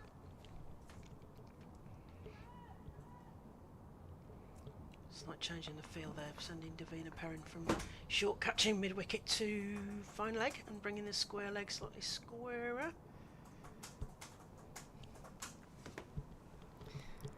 Pavley to Lamb. This one nudged into the leg side. And they'll just scramble 3 for 1. So that signals the end of the over. The 100 up for Lancashire. 100 for 1 after 21 overs here at Edgbaston Cricket Ground. In the Metro Bank One Day Cup, Warwickshire versus Lancashire. Shall I bring you news from the other grounds? Yes, that would be marvellous. So at Chelmsford, Durham won the toss and elected to bowl, and Essex are 119 for 2. They're approaching the halfway mark. They're a bit ahead of us, so they're into the 25th over. Meanwhile, what's happening? Down at Beckenham, where Georgie Heath is looking after you on the live stream down there. Surrey won the toss and elected to bowl, and the Blaze are 138 for 2, off 22 and a half overs.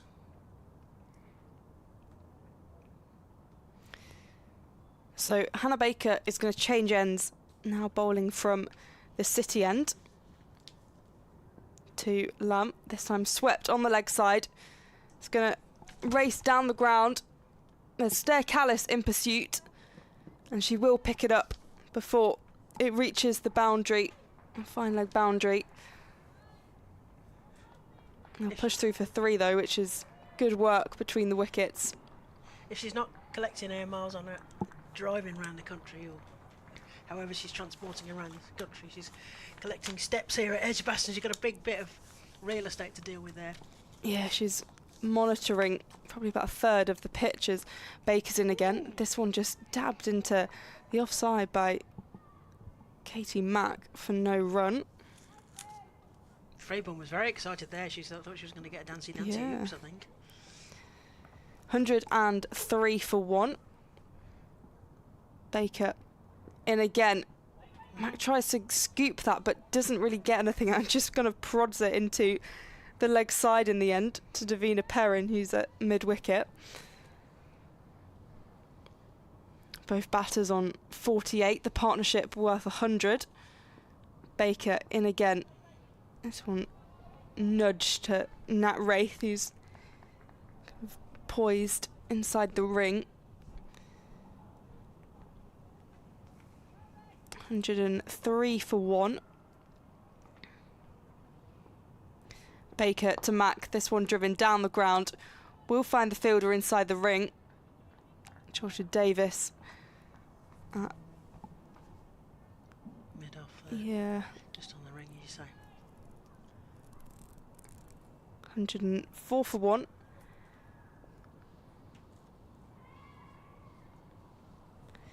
Baker to Lamb. This one's sliced, but we'll just find point. And that's the end of the over. 104 for 1 after 22. 28 overs remain. Mack on 49, Lamb on 48. The partnership 101. Yes, as you were mentioning earlier, Warwickshire were buoyed by the fact that they got that early wicket, particularly with the extra spice of it being a former old girl of Edgbaston, shall we say, Central Sparks player and Central Sparks captain Eve Jones. Katie George trapped her LBW early on, and since then, nothing in the wickets column for Warwickshire. So having had their tails up in that first over, second they got Eve Jones in the second over of the game. Karis Pavley back from the pavilion end. Once again, Mack wants to go for the ramp shot.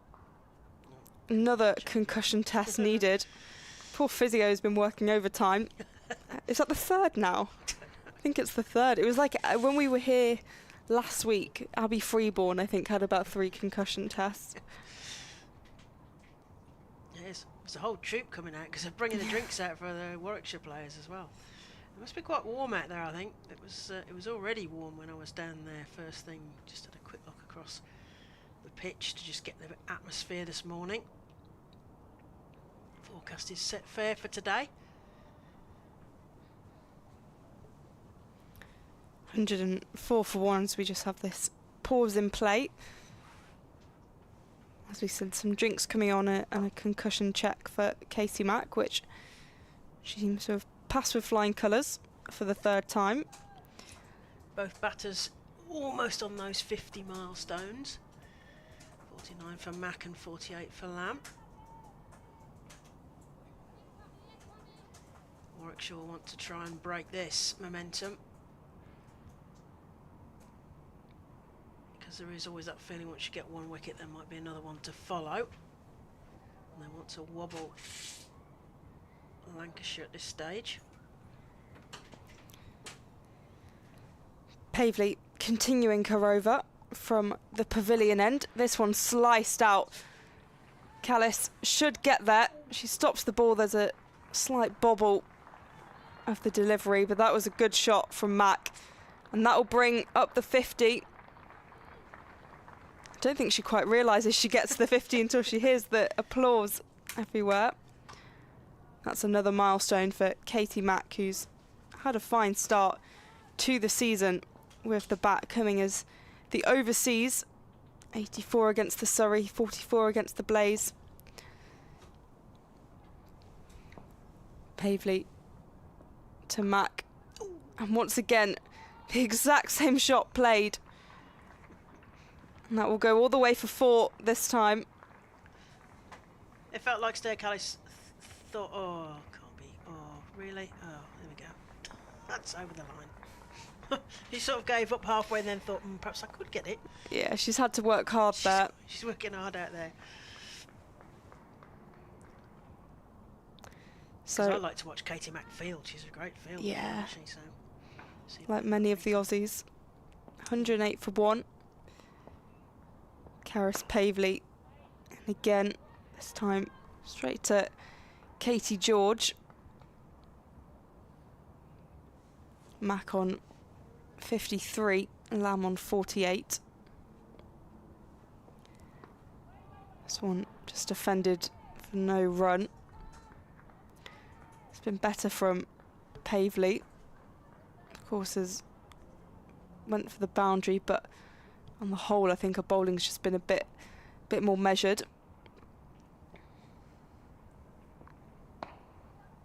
Once again, Stair Callis utilised on the offside there.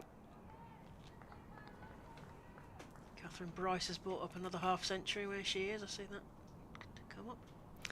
So, end of the over, 111 for 1. 23 overs gone, 27 remaining. Nelson, 101, 111 for 1.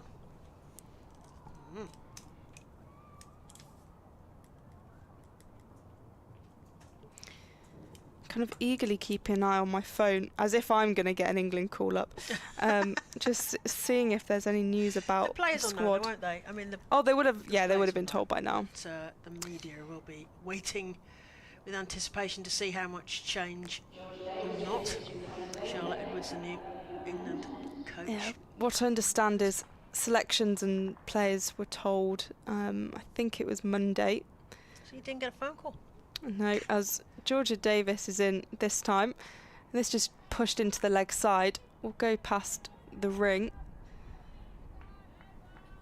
They wisely suggest not. They decide not to take a quick run to Davina Perrin, even as she turns. 112 for 1. Yeah, with England's selection, I suspect it will be small changes rather than a complete overhaul. They've also got Lydia Greenway as the national selector as Davis is in, and this one just scooped down once again. It's Stair Callis working hard. And that will be the 50 for Emma Lamb. Comes nicely from 50 balls, including 6 fours and 1 6. Oh, I missed the 6. I wasn't on for that one. Was it a good one? Was it a magnificent one? It was decent, yeah, over to the Hollies. Yep. Did almost hit a spectator who was walking around at the time. Had to dash out the way. 114 for 1, the partnership, worth 111 runs. Davis to Lamb. This one pushed into the leg side. Scramble 3 for 2. It took a while to make the decision to go for the second run, but went with it in the end. 2 players who were fast between the wickets.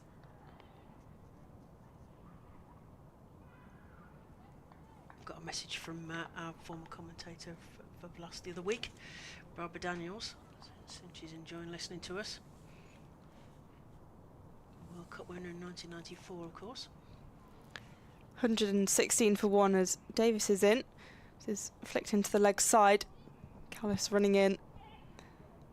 There'll be a shot at the stumps, but well stopped by Katie George, preventing any overthrows. There's a feeling like they've decided they've got the 50s now, so kicking on perhaps to the next gear. So can Warwickshire make the most of their change of pace? Davis to Lamb. This one driven into the offside.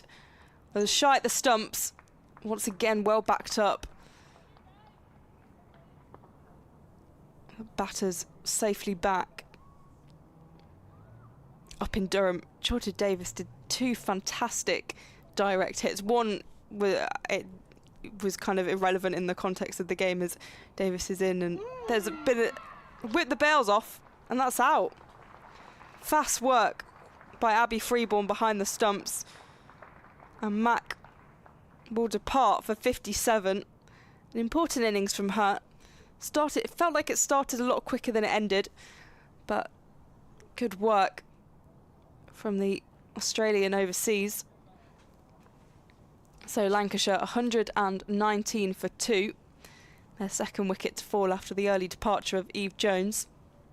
She sort of threatened that she might go down the wicket earlier, and Abby Freeborn kind of got a bit of a wake-up call for a possible dancey oops, and then manages to execute it with fast hands there. No doubt from the umpire at square leg. As you say, a good innings from the Australian import there. So now we're going to see Seren Smale.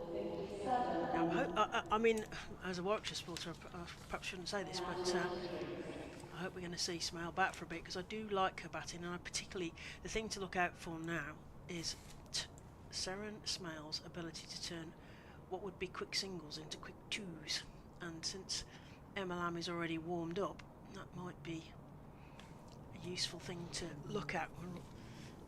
I wonder if they're taking the drinks early because there's a fall of wickets after 24 overs. We're not quite at the halfway, but there's certainly drinks come on, so a little pause perhaps.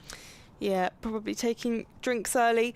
I think this is a really good opportunity for Seren Smale, because we've spoken about how good Emma Lamb and Eve Jones have been at the start of the season, and that's meant she's often come in a lot later in the innings and hasn't had the time to quite build an innings and get to a score that would deem very impressive. I mean, she got 38 not out against the Blaze, 23 not out against Somerset. Again, it's not out, so she hasn't really had the time to settle and get a big score. So this is a perfect time. She's got 26 overs and she can really build an innings here with a set batter like Emma Lamb and someone who is a really good batter to bat with, lots of experience, and also is in fine form as well.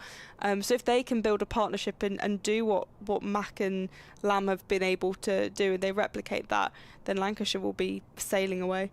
That's a really important point about Seren Smale, because if she's coming in late in the order, she's got to play a very different game to the one that she could play now, with the benefit of plenty of deliveries to face, as you say, and with a set batter, so she's not having to establish a partnership, given that the set batter, if she's already batting with the set batter, who's already on an impressive 55, is that from there?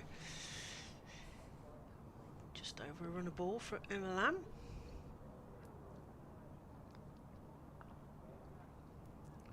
Have a quick look back at the what's happening elsewhere.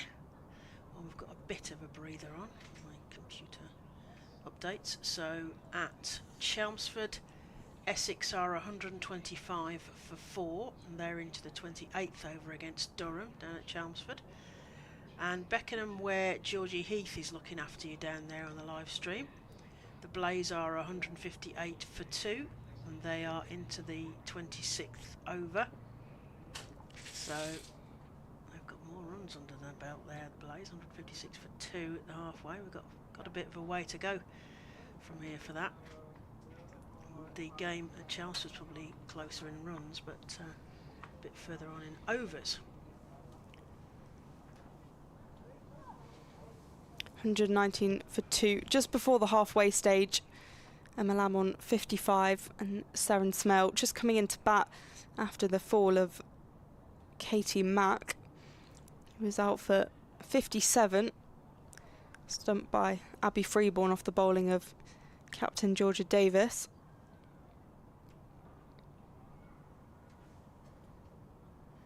So this is the Metro Bank One Day Cup here, which is heading towards a September final at the Utilita Bowl in Southampton. And that will be on Sunday the 21st of September, and we'll follow semi-finals, which will be played on Wednesday the 17th of September. Obviously depends on who gets through as to where those games are. You can probably just see on the stream Stair Callis and Emma Arlott just practicing a bit of wicket keeping. Oh yeah. No, just in case Abby Freeborn and Nat Wraith both get injured. This ground, in its guise of Central Sparks as was, Warwickshire as is, Birmingham Phoenix, and never short of a wicketkeeper, as you say. Emily Arlott messing about with the gloves there, presumably as they. Abby Freeborn probably hoping that they were going to cool during the break. She doesn't know that they're having a go with the gloves. Looking at the table before we started today then, so Lancashire are third in the table with 17 points and Warwickshire are fifth with 11 points. Both teams have one bonus point from their game, so they obviously got them finished within the 40 over mark or before that. So yes, who is going to get this one? Lancashire obviously coming off their win and Warwickshire coming off their loss, so how is this going to end up today? Of course, my theory is at 25, we've got another over to go, double plus 20. So we shall see what they end up after the next 6 deliveries. I will say I have been a big supporter of your theory for a number of years, until now I don't anymore. No, I think potentially it might need a little bit of updating, just because I feel like there have been a lot more higher scores in the competition so far, and I don't necessarily know if that can be applied to Edgbaston. I think it is so dependent on the venue. Like at Beckenham, I think you would have to do either triple or like double and add 60 or something.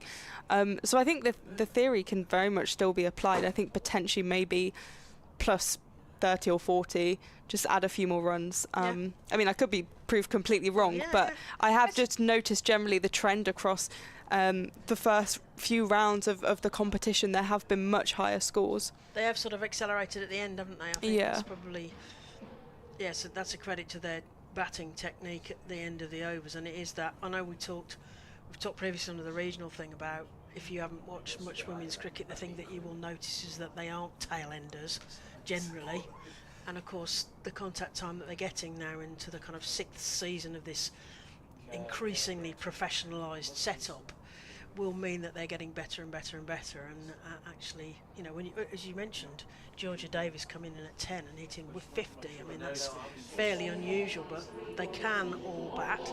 There are with 1 or 2 exceptions. They aren't the tall fast bowler who can't pick up a bat brigade. They are tall fast bowlers who can bat, as Emily Arlott proved with that 130 the other week. So it's quite a long break that they had, and Hannah Baker, I think, will be continuing from the pavilion end.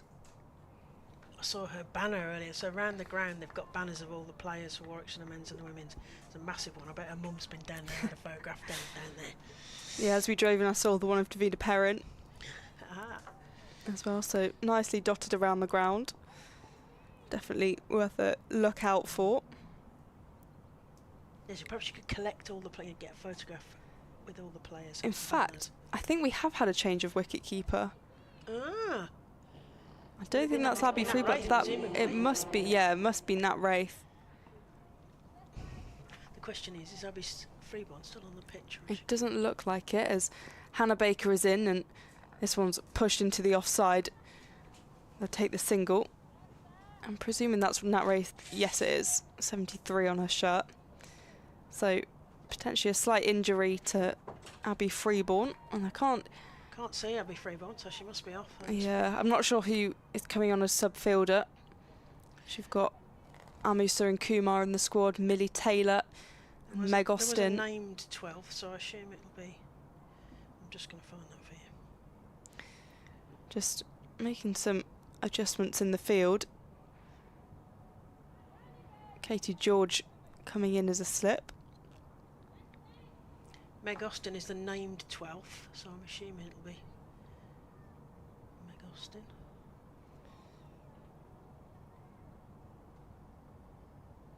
Be 16 if she's number 16. Come in, number 16. Are you on the pitch?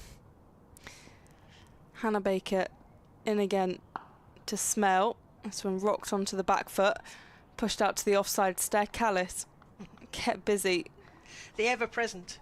Yes, number 16, did you say? I did say number 16. Yes, I've spotted. Coming number 16. Yeah. Meg Austin, it's the 12th on the pitch. Baker to Lamb, flicks this into the leg side. We'll just get the one from it.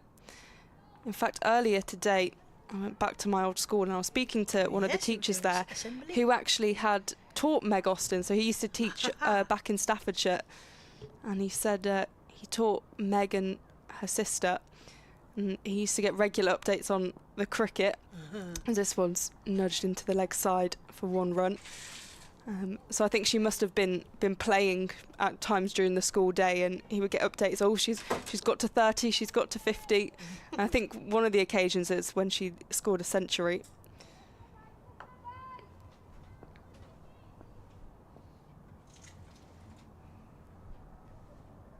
Hannah Baker continuing her over from the pavilion end. This one swiped into the leg side and will go all the way for 4. That looked like such a simple shot from Lamb, with such ease. Struck the ball. There was a big gap there, wasn't there, on it? Yeah. It was a very short boundary. Short boundary, big gap. It's the perfect opportunity. Is it a trap, though, do you think? Do you think we're going to get a next ball? Have you called a cake ball? No. Baker to Lamb. This one down the ground. Good fielding by Katie George. So that's the end of the over. 127 for 2. Seren Smale 2 from 2. Emma Lamb 61 from 57. Halfway stage 25 overs gone, 25 remain.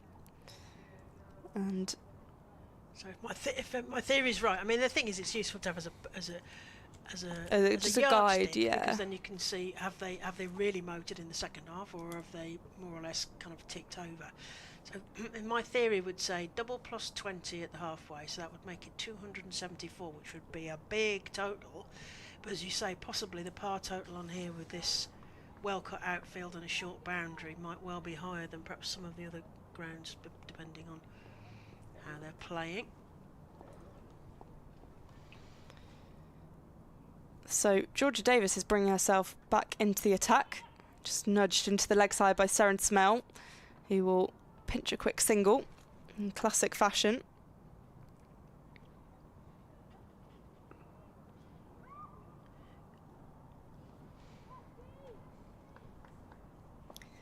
Georgia Davis, who has stepped up to the captaincy this season. Davis to Lamb, just guided into the offside for no run. Legend has it she gave up police career for her professional cricket career. Georgia Davis. Lamb just pushing that down the pitch for no run. Warwickshire really need to find a way to break the momentum of this, because this is problematic if Lamb starts really motoring over the top. Davis off spin, just a nudge and a sprint between the wickets. They this were is clearly what they're listening to my drop and run, because they're just trying to disprove my theory. But yes, definitely a drop and run there. It's what they're so good at it. I noticed Durham doing a lot of that as well on Sunday against Warwickshire, so they won't be unfamiliar to this style of batting, as it goes through to Nat Wraith, who's stepped up to be behind the stumps. Meg Austin fielding in front of us at short fine leg. She's getting very excited there. She's excited to be on the pitch, no doubt. Davis to Smale, whips this into the offside. There's a slight misfield inside the ring, so they'll confidently take the 1 run. So the end of the over, 26 overs gone, 24 remain, 130 for 2. Smale now moves to 4 from 5, and Lamb 62 from 60. Lovely stop on the ring there from Bethan Ellis. She does like to throw herself around in the field. Number 7 on the 25-yard circle there, defending that short boundary to the Hollies. Reached out and managed to stop that one. A tough job fielding that, especially when you've got kind of the power of Emma Lamb's batting to contend with. And a well-settled Emma Lamb, even more threatening. Hannah Baker's going to take the ball again. She's bowled 6 overs, gone for 39 runs so far. And I think Georgia Davis will opt to put Katie George in as a slip. Slips, yeah. Baker and Davis got their England caps last September against Ireland, of course. Davis to Smale. This one whipped into the offside for no run. Beth Ellis again. Edge of the ring. Baker in again. This one hoiked into the leg side. It's going to head towards the boundary, but Karis Pavley does well on the ring. Clean pickup of the ball and thrown in to the wicket keeper. I think Abby Freeborn's back. Oh yes. I think It's like she's as if back. by magic. How did How did was- she do that? How did I not spot that? That I is think someone came on with impressive. a magician's cape. And Yeah. just-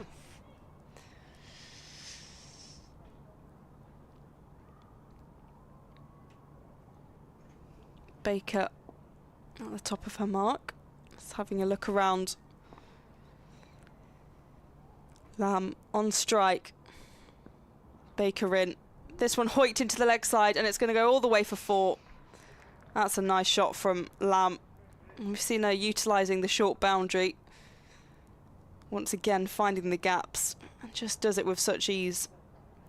131 for 2. Emma Lamb moving on to 66.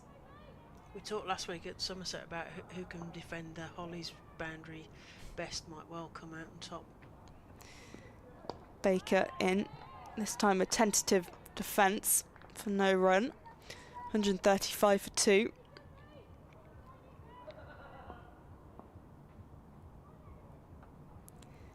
Leg spinner Baker. This one pushed into the offside. There'll be 1 run. She needs to be careful of her line, doesn't she? She needs to Yeah. stay well outside of off, otherwise they're going to make the most of marmalising that leg side. Yeah, I guess, as you say, it is a game of who can protect that boundary the best.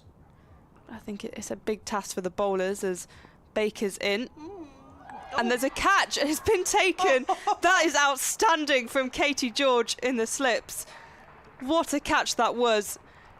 Oh! It just She went pings. the other way? Yeah, pings off the bat. She dives in the opposite direction and takes it with one hand. That is outstanding. We always knew Katie George was a good fielder, but that is next level. We'll see the replay here. Superb. Superb. And that is the Superman pose as she dives to take the catch. So, Sarah Smell managed to get an outside edge on it, well outside of the leg stump, up into the air. Katie George was heading behind the wicketkeeper, thinking it was going down the leg side, and then had to change direction mid-air, plucked it one-handed about 2 inches off the floor, and set off wheeling away. It's a great catch. She's going to love that. She loves a slip catch, does our Katie George. That slow motion replay is brilliant. But it's just such a good piece of fielding, the way she was immediately able to transfer her weight, stick out her arm and just kind of trust that the ball would land there. Really, really good. Quick reactions. What a catch to dismiss Seren Smale, who didn't end up getting that big total we were anticipating. Does bring Fee Morris to the crease, who another player that has started the season so well and was impeccable against Surrey. 90 not out. That was a great catch from Katie George. There was an unusual catch yesterday. I was listening to the commentary for the Somerset game, and Sophie Luff, I saw it clipped afterwards. Sophie Luff sort of missed an easy catch and then managed to catch it behind her thigh as it fell to the floor. It's a great reaction catch if you get a chance to watch that. I think she said it's the best drop she's ever made as Davis is in, and this one's nudged by Lamb, trickling away towards the boundary. 3rd. And that will go for 4. 140 for 3. Warwickshire may have been able to get Seren Smale out, but Emma Lamb is the one they'll really want to dismiss. Yeah. She's so comfortable at the crease and making everything look quite easy right now. Going at more than a run of ball as well, more worryingly for Warwickshire. Davis to Lamb. This one outside edge and pushes that into the offside. 141 for 3. Busy one coming in off the boundary to fill that one. Keeping her busy out there. 2 spectators in the holly still. They're in the shade there. It's probably quite wise on a day like today. Sunny day. Davis, the captain, takes a few steps. Morris to face her first ball. And that's defended. No run. So it goes underneath the bat into Abby Freeborn's foot or something. Not a wholly convincing shot as Davis to Morris. This time struck a bit better. Turned into the leg side for a single. Puts Emma Lamb back on strike, who's on 72 from 65. They move towards that 150 milestone. 8 more. Davis to Lamb, tries to sweep this. It goes up in the air, falls safely. Shouts of get back, as they won't go through for the second. Up over Lamb's shoulder there. 143 for 3. Davis preparing to bowl her last delivery of the over. Morris tries to sweep that. There's a shout, but signalled wide by the umpire. They reckon that that's a sort of general tactic, isn't there? They go for is it a catch to try and prove that it wasn't a wide ball. But, you know, I think there was a genuine feeling they might have taken something as it went past the bat. Davis in again. This one nudged into the offside. That'll be just the single to wrap up the over. 28 overs gone, 22 remain. 145 for 3 with Emma Lamb leading the way with 73 from 66, and Fee Morris, who's just come in to bat 2 from 3. Warwickshire need to do something. Funky field, change a bowler. They need to do something to throw Emma Lamb off and not allow Fee Morris to get her feet settled. Well, having said that, we're still carrying on with Hannah Baker, so no change in bowling, but what are they going to do with the field? What's Georgia Davis got planned?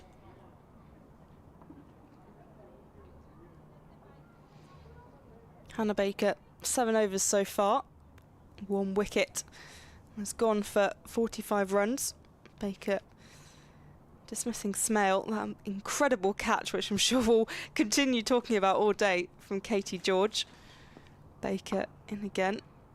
Pushed into the offside. It was a 2 directions catch, her body going one way and then her hand going the opposite.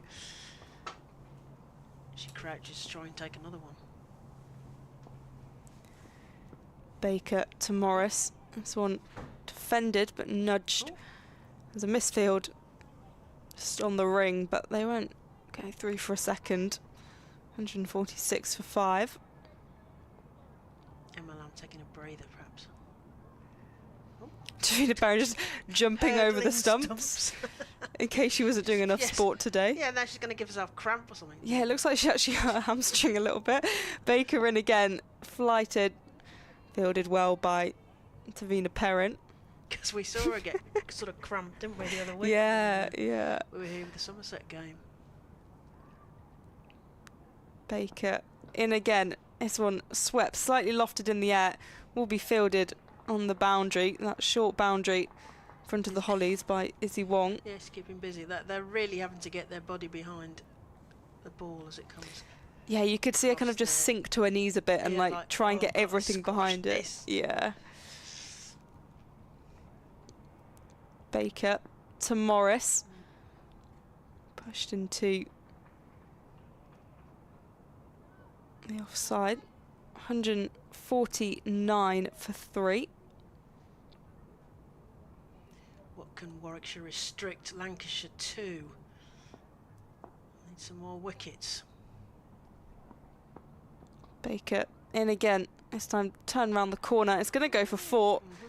Once again, Emma Lamb just playing a shot that looks so simple with not much power on it, and it races away, and that brings up the 150 for Lancashire. 152 for 3 from 29 overs. So that's the end of the over. 29 overs gone. Although I have to say, I mean, I'm also looking at that scoreboard gave us that there is 6 extras, so we've had a leg bye, 4 wides and 1 no ball. That's a sort of slight victory because some of the earlier games Warwickshire gave away a lot of extras. Yeah. Saying that they can't from this point, but that'll be slightly encouraging. Yeah, there were quite a few. Grasping at straws there, but you know. Davis to Morris. This one flicked out towards that short boundary that we've mentioned many a time. Easy one with a good throw in, just to keep it to a single. Yeah, in Durham there are quite a few extras from Warwickshire as well, which lots, didn't we? yeah isn't what you want to see. Davis to Lamb, flicked into the leg side, just for the 1. But particularly, I mean, you and Mike were talking about the thing that possibly is still potentially the weak point overall. Warwickshire is a big batting innings. Yes, Alice has strengthened that. She's been consistent, but when other sides are getting centuries, etc., that's the one that they're missing, isn't it? Davis to Morris, takes a few steps and pushes that mid-on for no run. And when your century comes from your tall, fast bowler, then it's, you know, Yeah. it's great for Emily Arlott, which got to put her in Charlotte Edwards' eye line. But Davis to Morris. This is taken another wicket, just smacked straight back to Georgia Davis. That's 4 wickets gone. That was a bit of a hoik back. we talked about Warwickshire needed to do something, didn't we? So the captain has got that breakthrough, caught and bowled. Yeah, it's been good from Warwickshire actually to have a few breakthroughs when it looked like Lancashire were cruising a little bit, but yeah, poor shot from Morris and just straight back to Davis, who now is 2 for 22. It will be Elsa Lister, Scotland international, who comes into the attack, and she's in need of a decent innings. Elsa Lister will be playing for Birmingham Phoenix this summer, so she'll be getting a dose of what it's going to be like to be playing at home. Yeah, she was August. One of the many wicket keepers that 2 years ago got picked up in the draft. I think there were about 5 of them. My theory was that there was some sort of button that said outfielders and wicket keepers, and it just stuck. Every time there was a bid, there was like, yet another wicket keeper, yet another wicket keeper, yet another wicket keeper. I actually asked Rachel Priest, although she's retired, she's coaching Glamorgan now. I said, if you got a call up, you know, if they're a bit short wicket keepers, yeah, I'll play. So yes, never short of a wicket keeper at this ground, one way or another, as Elsa Lister comes in. Captain leading by example, as you mentioned. 2 wickets, and Lamb still at the crease. She is wanting to bat out this game. Emma Lamb on 79 from 70. But it'll be Elsa Lister on strike. Baker into Lister, just defends that back down the pitch. A safe shot to start. Just a very small bunt down in front of her.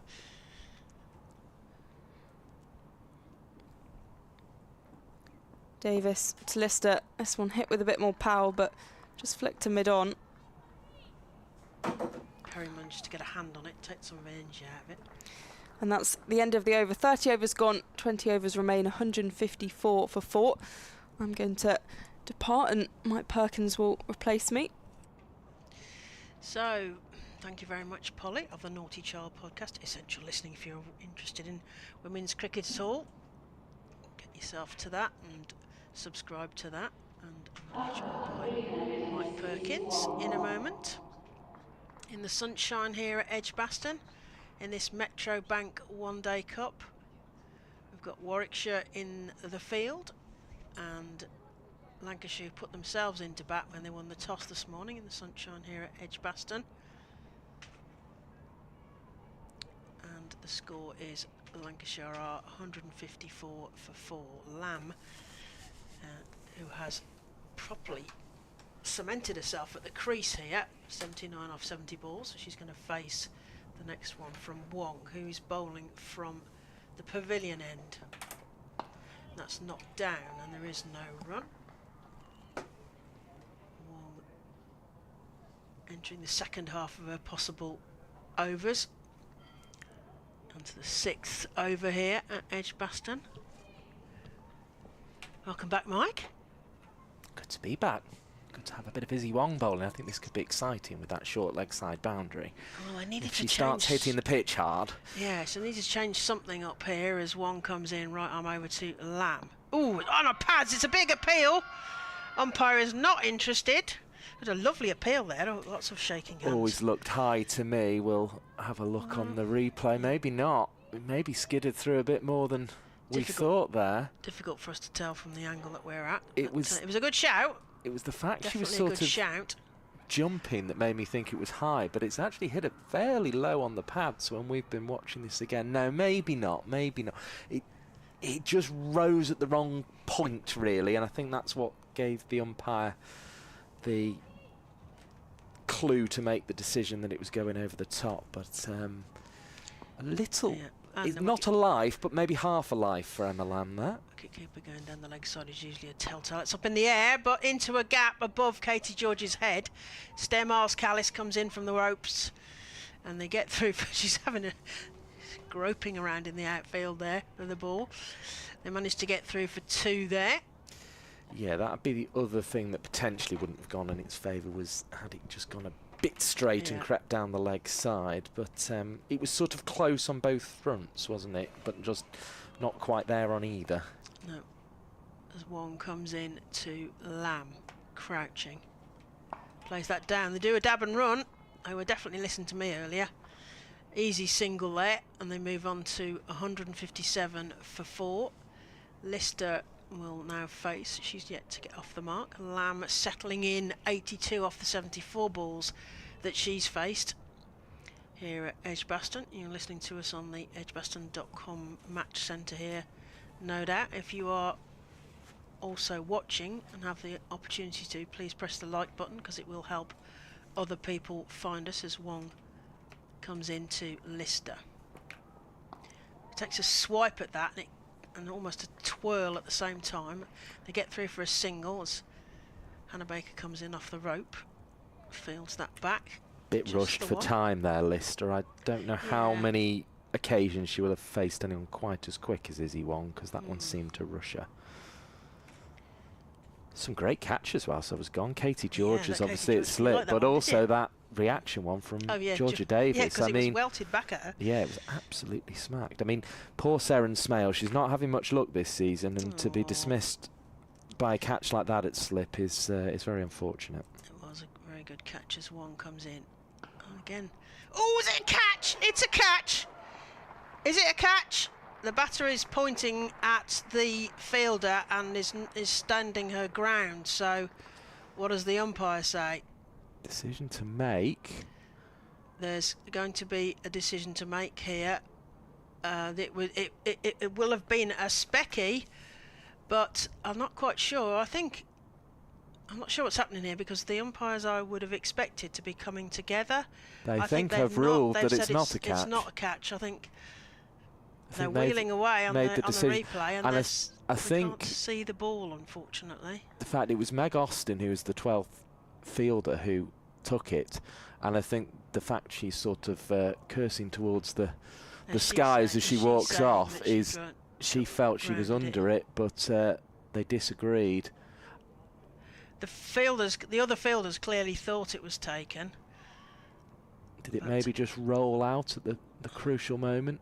We don't see it on some of the replays because it's off shot, unfortunately. Anyway, it was not a wicket.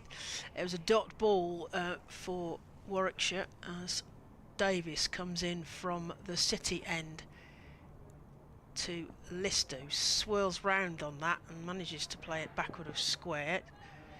It's fielded back in, and they get another run. 159 for 4. So the last of those replays that you saw there was the crucial one. She dived, she caught it fantastically. She definitely saved 4 as well in the process. But as she went to make sure she had full control of it, the ball just rolled out of the hands and just away from her. It was a really fantastic effort. And that was dotted down for a no run. So she had the ball at full stretch, but because she'd stretched so far, she just didn't have the grip to keep hold of it for any length of time. That's played through third, and Bethan Ellis will have a run on for that one. She's going to manage. Oh, a lovely dive and a great stop in the corner just below us. Well fielded, Bethan Ellis. That will have saved several runs there. So it was a brilliant catch, but she just couldn't hold on to it for long enough to make it count as one in the scorebook. A fantastic effort. Yeah, I mean, for the split second it happened, it felt like it was going to be a specky catch as Lamb comes forward and plays that into the offside to just get through for an easy run. Izzy Wong busy there on the rope to our right. Well, everyone was convinced, and understandably so, because she'd held it initially, but it just for a second longer couldn't keep grip on the ball. Oh, that's a catch, and that's out. So Ailsa Lister is caught by Freeborn, caught behind Freeborn, off the bowling of Captain Davis, who now has got 3 wickets to her name. So Ailsa Lister goes for 2 off of 5 balls. She's faced a little snick to Abby Freeborn there, and that will have been an easy catch. Lancashire 162 for. That's going to click to 6, is it next? No, 5 down, because it'll be Ali Threlkeld coming in at number 7 here. I knew, because it's still got the same batters' names on there. We're seeing significant turn though here. That's another one that's come back towards the bat and just taken the outside edge as Ailsa Lister adjusted. Hannah Baker's got considerable turn as well. I think that was the undoing of Seren Smale with the good catch from Katie George. So there's a little bit in this pitch. There's a bit of indifferent bounce there as well. So it won't be easy. Lancashire really just needs someone to stick with Emma Lamb, much as they did the other day in their chase against the Blaze, which was ultimately successful, but it got down once more to Ellie Threlkeld and Kate Cross. Those were the players who had to come in and have the partnership, and once again they're in a similar situation. That may be what's being discussed at the moment. Is we've done this before. We did this a couple of days ago at home at Old Trafford, so can we do it here at Edgbaston and get Lancashire? This time it would be to the total they need to be competitive and make sure that they get the points in this game. But work to do for Ellie Threlkeld. She's been knocked out in her last 2 innings. Georgia Davis to Lancashire. Captain Threlkeld comes forward and dobs that down, and is going to get a single off her first ball. And that was actually a feature of both of those 2 innings, is a good solid forward defence when required. Blocked back and over of Kirsty Gordon, who was by far the best bowler for the Blaze the other day. So 25 and 35 not out in her last 2 innings, Ellie Threlkeld. All right, so that's 32 overs gone. Lancashire are 163 for 5. On the Ailsa Lister caught behind, looking at the replay, I don't think she had any argument. She did that kind of, I've edged that, but I'm going to look down and look nonchalant. And then when she looked up and the umpire had the finger up there, it was, and then it was she smashed the cover off it, as they say. Yeah. She got a good healthy so no nick argument on that last wicket for Warwickshire, and Threlkeld will face the wrath of Izzy Jones, Izzy Wong. What will Izzy Wong serve to the captain, Ellie Threlkeld? And that's played down defensively, and Izzy Wong does the fielding off her own bowling, and rather effusive extra run round. Joking with Katie George, is at short cover.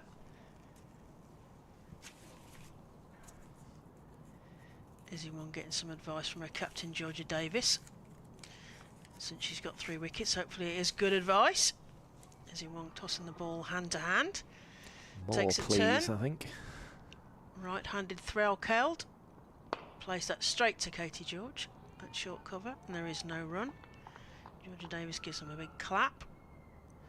As well as the solid forward defensive, she played 2 immaculate drives at Old Trafford the other day. One just the onside of straight and the other one through cover, but all along the floor. They were wonderful, wonderful cricket shots. So Threlkeld will be after more of the same. As we say, the message to Izzy Wong from Georgia Davis might be more wickets, please. Threlkeld plays that backward of point to the third region, and there is a fielder there, so they just get the one more to the total. Lancashire 164 for 5. Lamb settled in 85 off the 78 balls she's faced. Threlkeld, a couple of runs already. She was batting at the end with Kate Cross, wasn't she? Against Blaze, 35 not out off 58 balls. Yeah, they both Cross actually with a couple of lusty blows at the end overtook her rather rudely almost, but it was a good partnership. Upstaging her captain as Wong fields off her own bowling. Off the deck, one bounce, there is no run. They came together with 68 to win, and I think there was around about 80, maybe more than that, when Threlkeld and Lamb came together, and Lamb was eventually out caught, I think, down the leg side actually by the wicket keeper. We were talking about leg side catches earlier. I think there were 2 in that game the other day. Sarah Bryce third ball as well, although I think there was quite a bit of pad involved in that one, certainly from Bryce's point of view. Wong bangs that in, it's backward of point as well, and we've got Davina Perrin making a spectacular dive, as is the fielder in the outfield. Oh, lovely bit of gymnastics out there, and they get through for 2, I think. Beth and Ellis clearly been to tumble tots. Yes, both of them. Well, through Davina Perrin, who made a very spectacular cartwheel, and the fielder covering behind it also. Lancashire 166 for 5. Lamb on 87. Callis going slightly further back at mid wicket as Wong comes into.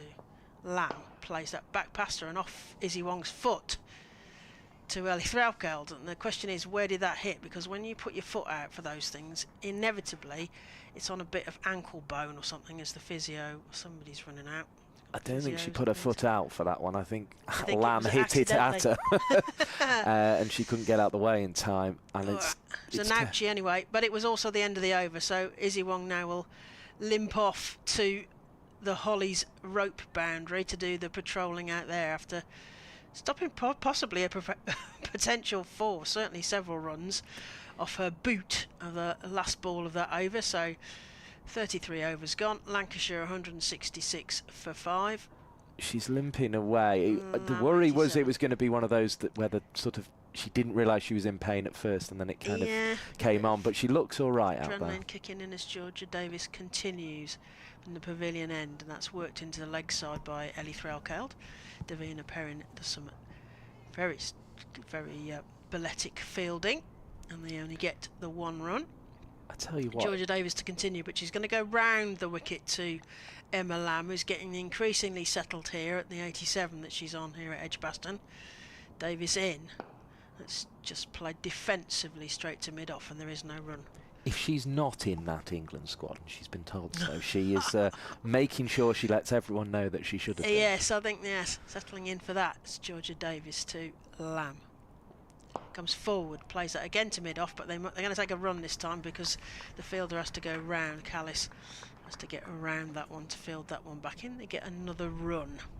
I mean, I would say 168 for 5. I would say she's in the form of her life, but she did this a few seasons back to get into the England squad, and seems to have done it all through her life. That's played straight to Katie George at cover, and there is no run.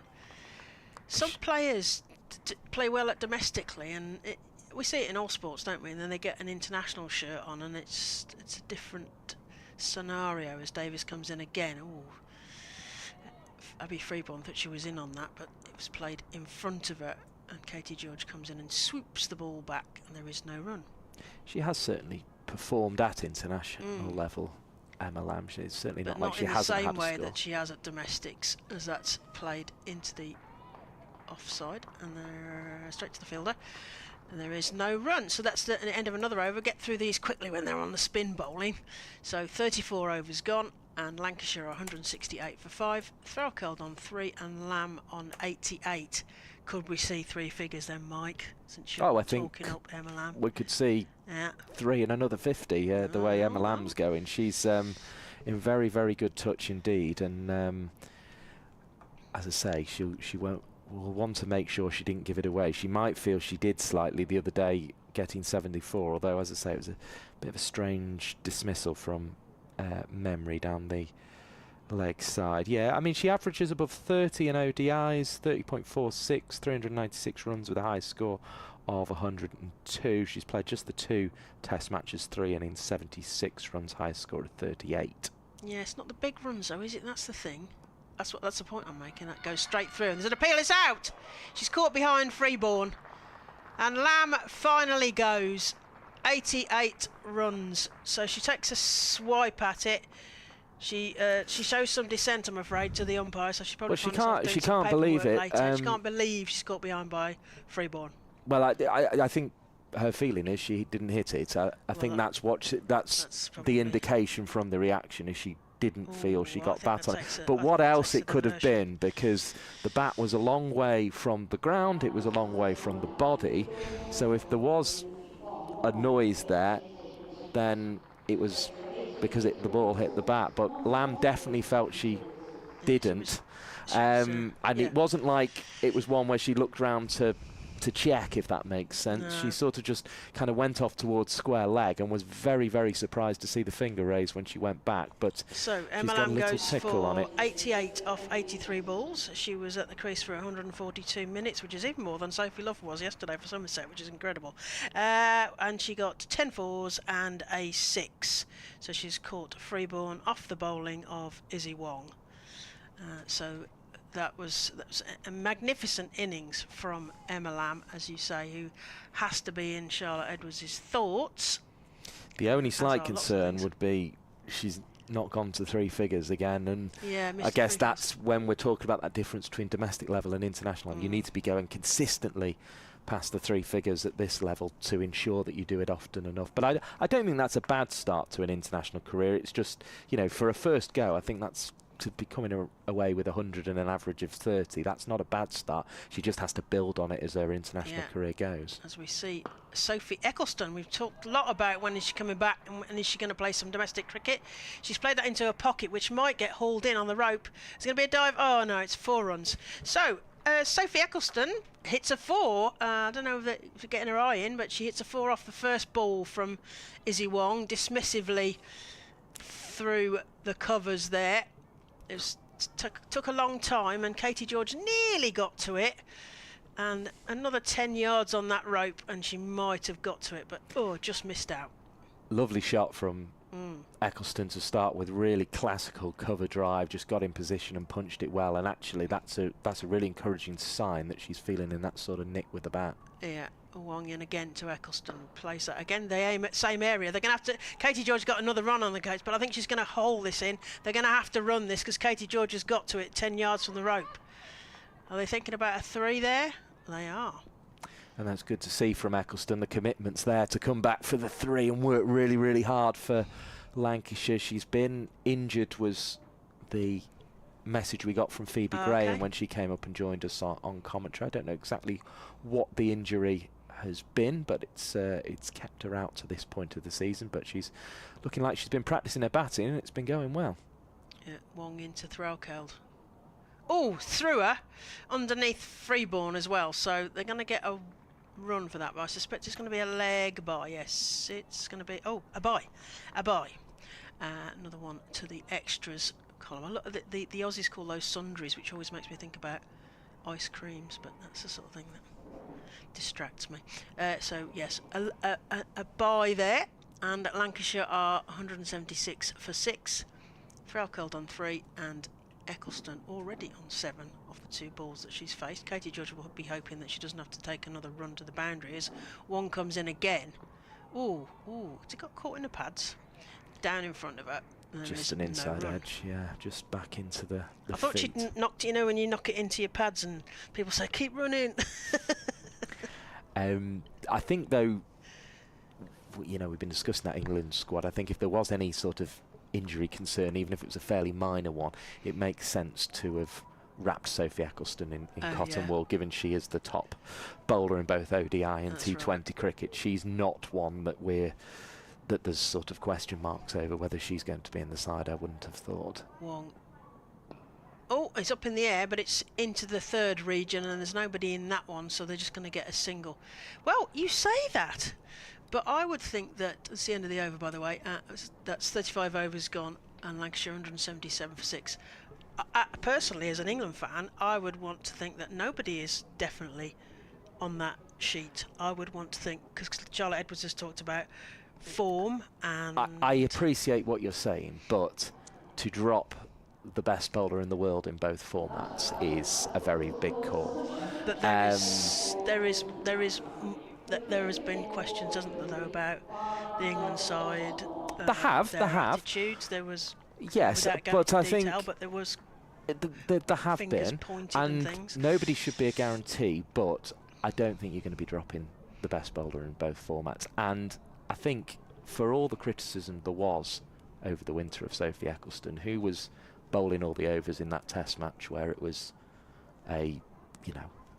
nobody really seemed to want to stand up in that Test match. The person who was bowling all the overs was Sophie Eccleston. The person who got some runs towards the end of the second innings was Sophie Eccleston. So I think she sort of proves her place, and the fact she is as good as she is. Again, let's go straight through to the wicket keeper, and there is no run.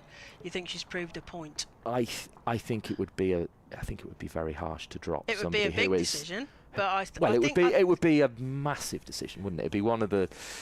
I think it would be one of the biggest decisions you could possibly make, to drop the leading bowler in the world in both formats. And that's a wide ball.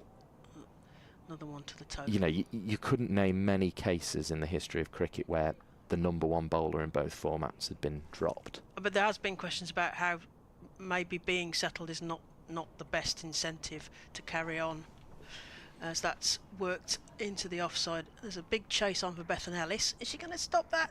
Unfortunately, the rope wins. And that's another 4 to Sophie Eccleston's batting total there. Another 4 to the total. But it's not being settled, is it? It's going out and proving it again and again and again, which is why you get to the top of those world rankings. Yeah, but there's more than... You're a bowler, and you're a good bowler, and you bowl well, but there is more to the game, the more aspects of the game than just doing your one skill, shall we say. I think that's where there may have been some criticism previously, as that's worked through the offside, straight to Izzy Wong, who comes off the rope, and there is a single. It would be a big decision. It'd be a huge. It would be a big message, potentially, as well, as Davies to continue. She's got 3 wickets into her 7th over. That's played forward straight to mid-off, and there is no run. As I say, you'd have to have some pretty serious reservations about fielding and batting if you weren't to pick her, based on how good a bowler she is. And that's played into the offside again. Another one to the total from Lancashire, 186 for 6. Ticking away nicely here, these two. Eccleston to strike. Georgia Davies sending her mid-on back to long-on. So Emily Arlott's got a bit of a run backwards there at the City end.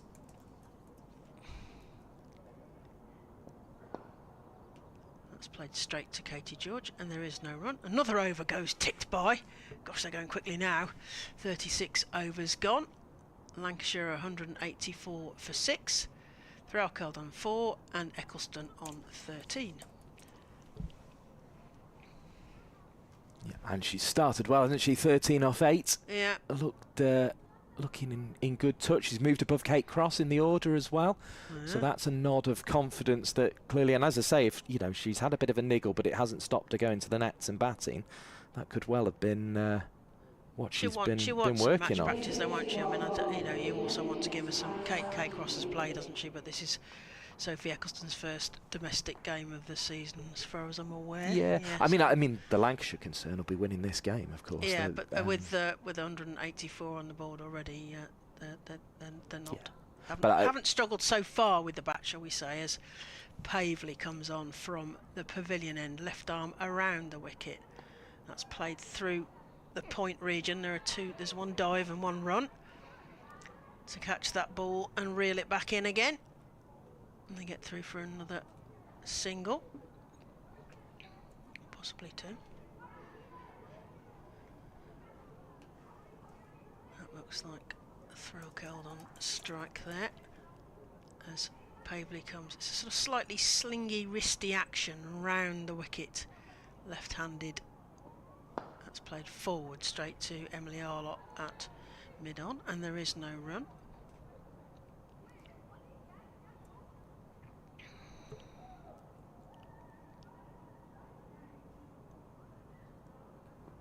That's played straight to Katie George, and another dot ball. So Caris Pavely managing to put some dot balls together here, which Warwickshire really need to do. If they can turn it into a wicket, that will make them happier still, as Pavely comes in again. It's played down into a gap. There's a bit of a gap behind Katie George there, as Hannah Baker has to come in off the rope. That's a big long run in from there, and they get a single. Lancashire at 187 for 6 here in the 37th over at Edgbaston in the Metro Bank One Day Cup, as they send Emily Arlott back to the rope at long on. That's played down, and they think they take a quick single. Sneaky little burgle one there. Yeah, on her last appearance she bowled 44.5 overs, 143 for 5. Who are we talking about now? This is Eccleston, in the test match. And then she batted for 50 balls for 18, was the second last player out in the England innings. Stair Callis is sent to short fine. Throw curl to face, place that down, textbook styly, and there is no run. So Caris Pavely putting together some nice dot balls there. So 37 overs gone. Eccleston on 14, Threlkeld on 7, and Lancashire 188 for 6. 13 more overs to go then. Warwickshire wanting to get wickets and restrict. Lancashire wanting to open up and extend this partnership, which is already at 20 off 17 balls. So I would say, I mean, even just scoring 18 off 50, if that's somebody who kind of had thrown in the towel, you know, it's the opposite of that, isn't it? She was still digging in, and she was still bowling a lot of overs for her team. So I think, you know, I think it would be very harsh to drop someone after such a long tour and after clearly showing she wanted to be there at the end of it. Davis into Eccleston, who plays that straight to Davina Perrin, and there is no run. That was the third highest score of that final innings of that tour. Davis into Eccleston, and Mike Perkins is starting the Sophie Eccleston Appreciation Society. Well, no, I just think. I mean, I just think it needs putting in context. Let's be factual. Winter. The questions were about her attitude. So the question is, has her attitude changed? As that's played into the offside area, and they get a single there. Well, the way she's running singles, run a 3 to the boundary. Yeah. You know, I think I think, you know, quite understandably, she might be a little bristling at some of the criticism she's had, and I think, yes, she does have to prove herself, but I think it would be a very big call to do it by dropping her at this point. And if that decision was to be made, it maybe should have been made on tour. And that's played into the leg side. They think about taking a run, but they don't. And I think there does need to be an element of a clean slate here. You know, if you were going to make that call, it probably should have been when there were issues during the winter, and I guess it should have probably been made by the previous coach. Threlkeld plays that into the offside, and there's an indecision, but there is no run-out chance. Another dot ball. You know, and the sorts of things that happened on that tour, perhaps, would not have happened under other coaches. I think there's an element of that as well, of management needing to get control of the situation. Just plays that back past the bowler, and they're going to get a single. It's the end of the over. 38 overs gone. And Lancashire 190 for 6. And Threlkeld is on 8, Eccleston is on 15. I mean, the other things, I think we should probably draw a bit of a line under this, but Sophie Eccleston has played under Charlotte Edwards at the Sixers, so if anyone knows how to get the best out of Sophie Eccleston, then it would be Charlotte Edwards. So. Yeah, absolutely. I think that's what's exciting, isn't it? Is you've got a coach in Charlotte Edwards who knows how to handle people like Sophie Eccleston, people like Izzy Wong, who potentially will be around the side. You know, she's worked with these people. She's handled sort of big personalities, if you like, and that's what you have to do when you're coach of the England cricket team. Indeed. Pavely left arm around to Threlkeld. Just carves that outside of off. Hannah Baker comes in off the rope. They get a single. And moving towards that 200 milestone. Lancashire 191 for 6. Slight squeeze here from Warwickshire. Pavely to continue. Eccleston this time. Feels pretty much spread. That's outside of off. And there is no run. Trying to tempt Sophie Eccleston there to play that drive that she's been playing through the covers, I suspect, as Pavely comes in again. That's played through cover point. They get a single, another one to the total. They're starting to rotate the strike now. Lancashire here at Edgbaston in the Metro Bank One Day Cup. Yeah, it's a different stroke, isn't it, to try and execute against the slower bowling of Pavely than it was against Wong when it was coming onto the bat quite nicely. Threlkeld this time. Forwards, jammed down and out. Caris Pavely bowling some nice balls here, making them think twice about how they can get some runs off of this. Played outside off into that big gap they've left. Hannah Baker is running round. Single. Some indecision with the calling between the two batters there. I think they sort of had a look at it, didn't they, and then decided it wasn't on.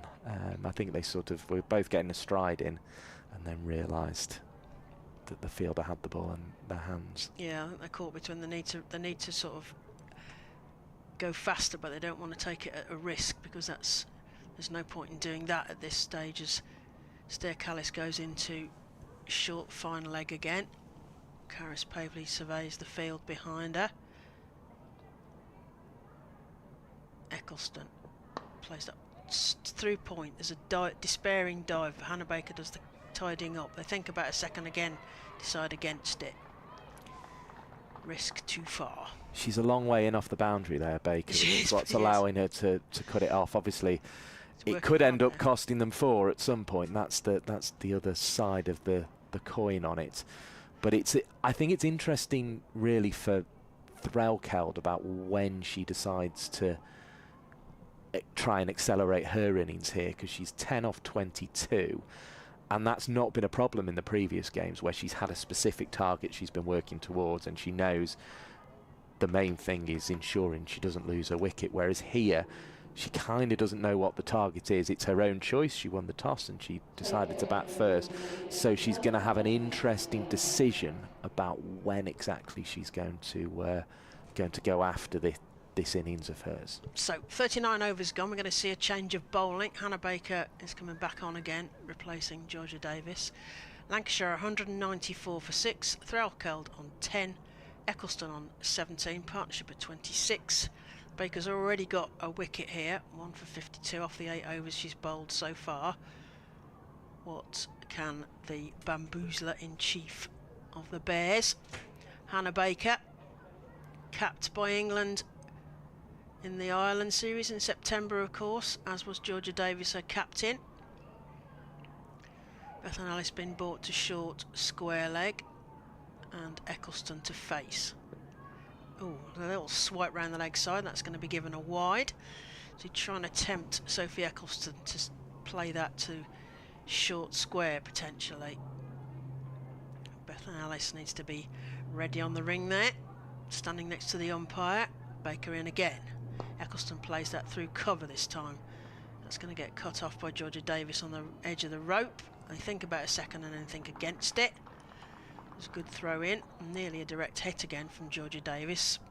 Polly was reminding me that she'd hit the stumps a few times up in Durham when we were up there doing the commentary for Durham against Warwickshire. Threlkeld to face this time. Baker having a quick look round. Square leg's gone back towards the rope, 20 yards in. That's played forwards to long on. Emily Arlott with the charge in from the rope, and they just get a single. Bears restricting Lancs to singles here as square leg comes in again onto the ring for Sophie Eccleston. Baker in. Oh, it's a sort of wild looping delivery. And yeah, every now and again gives that a wide. It's strange with Hannah Baker. She bowls so consistently, and then every now and again you just get one of those. We saw Mack smack one of those back down the ground. Yeah, we'll call it variations. And Eccleston plays that into the offside, and they get through for a single. 198 for 6. A square leg goes back out again for Ellie Threlkeld. My feeling here was about 250 was par earlier in the innings, but Lancs are struggling to get there at the minute. Oh, it's Baker, it's down the leg side. It's tickled by Threlkeld. It's going towards the rope. There is a run. There's a runner after it. Are they going to cut it off? It's just in front of us. We can't quite see. Have they managed to cut it off? I think they might have done. As that's fielded back in again. Yeah, they did. That's not given a 4. So that's a run, all of those. Lancashire's 200 is up. 201 for 6 off. Is that 39.4? Yes, 39.4. 9 extras. Again, I think that Warwickshire may well. It sounds a bit rough, but it sounds like Warwickshire might well say, well, thanks very much, because we've not bowled as many extras on previous occasions as Baker thinks about what she's going to do here. They send mid-off back to the rope. The captain's on the rope for a long off. Looping delivery past the batter. Leaves that one. Eccleston looks slightly disconsolate at Russell Warren, the umpire. Was hoping for a wide there. We're at the wrong angle to judge that. Baker gets a dot. 201 for 6. Looping delivery. Eccleston's tempted and swipes at that one, and that goes straight to Izzy Wong, and they get a single. Some backing up in the field. Another over clicks by, so I am going to get a little drinky, and you're going to be joined by Polly Starkey from the Naughty Child podcast and a Manchesterford marathon runner, and I'll leave you in the capable hands of Mike Perkins. Thanks to Claire Jenkins, taking us up to the 40 over mark there. 202 for 6. Threlkeld and Eccleston at the crease. They'll want to get at least 50, you would have thought, from this last 10, probably more. And it might be a case of seeing, can they get to that 250 mark with a couple of overs to spare and then have a swing. But such is the modern way, and the way we're seeing more and more in this competition, batters tend, Polly Starkey, to have a go a bit before. They don't sort of take that conservative approach of get our score and then have a go. Not at all, especially with Eccleston at the crease. Pavely bowls. It's forced away off the back foot by Eccleston. Can't find a gap there. Always gets quite frustrated with dot balls, you feel, Sophie Eccleston. She likes to keep the board moving, and couldn't do so from that first one, but she's above 1 a ball on her strike rate. 20 off 18 at the minute as she hits this one back down the ground. Sorry, 20 off 20 now with that one, so she was 20 off 19 there. So a couple of dot balls. Will that be the key for Caris Pavely to get England international Sophie Eccleston out? Another one thumped at Katie George off the back foot. Eccleston again walks away slightly frustrated, but she knows she has a job to do here. It'll help that they've got Kate Cross coming in. That strengthens the Lancashire tail today slightly. She was 38 not out en route to victory against the Blaze, as that one beats the outside edge of Eccleston. Pavely giving her a little bit of an examination this over. Freeborn didn't take it cleanly, but it was only a whisker away from both the off stump and the outside edge there. Eccleston being put under a bit of pressure for the first time in this innings. short and hit nicely away into the offside on the cut. Across comes Hannah Baker, tumbling stop, but because she tumbles, it allows the Lancashire pair of Edgbaston and Threlkeld to switch places for a second time to add 2 to the total. 204 for 6. They weren't able to do that in the previous over off the front foot drives, but they could there off the cut that went behind square. There are 2 on the back of the ring just waiting, trying to cut that route to the boundary. Here's Pavely, worked into the leg side. They'll take the one with 3 back on the leg side, and it's 205 for 6.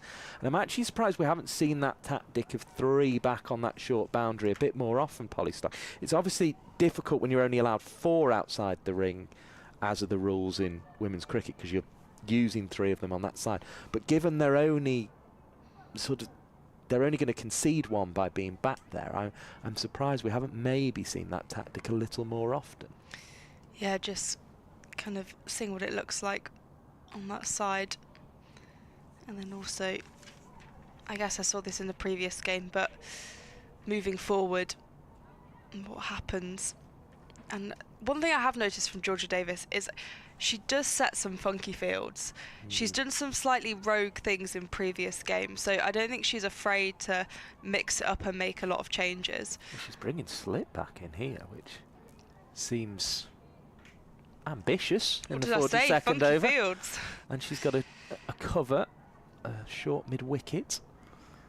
So plenty around the bat as Davis comes into bowl, and this one's driven towards extra cover, and Davina Perrin with a tumble makes the stop. Davis's figures 38 for 3 from 8 overs. The pick of the batters so far, Emil Lamb with 88 off for 84 in 143 minutes, 10 fours and 1 6 as Davis bowls, and Eccleston just brings the bat down on it as she strides forward and plays it into the offside for 1. 207 for 6 the score. Also, the other notable innings, the other half century, was Katie Mack's 57 off 86 in 91 minutes, 8 fours in that inning. So those are the 2 half centurions. No centurion though so far, and nobody else other than these 2 past 10 in the innings as Eccleston scampers back to the striker's end. Threlkeld adds 1 to the total with a front foot push into the onside. It's a twiddle really, 208 for 6. Warwickshire flag still fluttering, Polly Starkey. Yeah, it's been an interesting innings from Lancashire actually, because despite the dismissal of Eve Jones, Lamb and Mack were flying for a very long time. Driven up and over the top by Eccleston. It'll bounce a couple of times and roll over the rope for 4. Wasn't as cleanly hit as she would like. The school children who've made their way in the latter part of this innings enjoyed that stroke from Sophie Eccleston. 212 for 6. She's on to 28 from 28, and she'll be feeling a lot better after the slight frustrations of the previous over. Unable to get the ball away, but she finds the boundary now and is back up to a strike rate of 1 a ball, and she adds to it again with a 29th run from a 29th delivery out to cover on the boundary on the short side. 213 for 6. That boundary felt like a classic Eccleston shot. It's just a lot of power behind it and sent it away.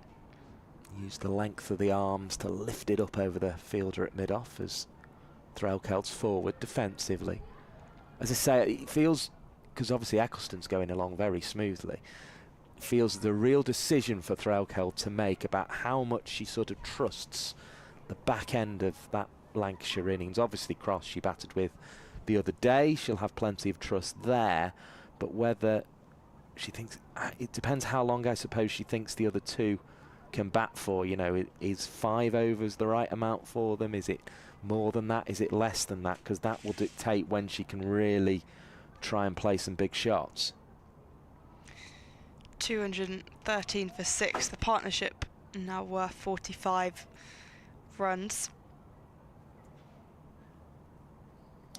Definitely you don't want to go too late here, do you? But equally, no, you don't want to end up getting all out, because that would be the real sin. As I say, I think if they can get to 250 with overs to spare, then they can have a real go, because at 250 feels like if you bowl well, it should be Yeah. enough.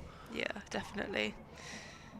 But Arlott will be back into the attack. He's bowled really well so far today and just really put the squeeze on, which is what Warwickshire will want to do now.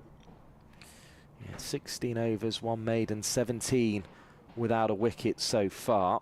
It's been a very tidy spell, and she's back to bowl the crucial overs at the end, and this will be another thought in Threlkeld's mind. She doesn't want to expose the last few batters to somebody of Arlott's quality, who has 4 overs remaining, so we'll try to bowl through here. 2 from the first ball, chopped behind square on the cut by Eccleston. Takes the total on to 214 for 6. Eccleston has 30, so she's laying down a little bit of a marker in her first innings since returning.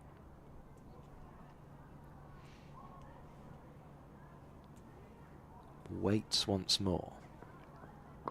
Defends into the offside. There will be 1 on offer to Wraith, who's round at backward point.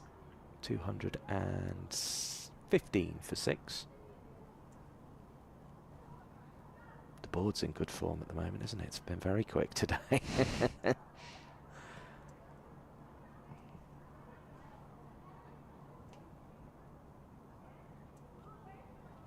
Here comes Arlott again, pacing in, delivering, right arm over the wicket. It's a full toss though that Eccleston might feel she missed out on a little. She drove it smoothly enough, but straight at Georgia Davis.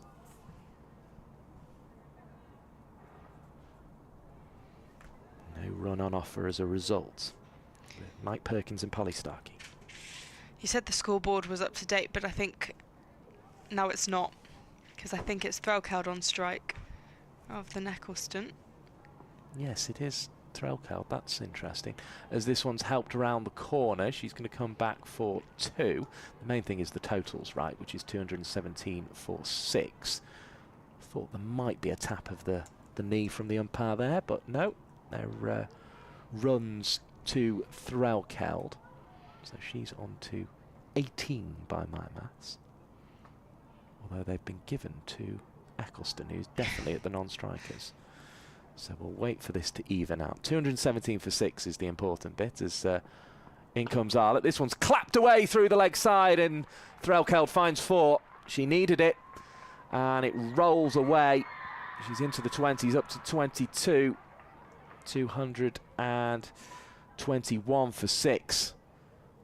That clapped effort through the leg side.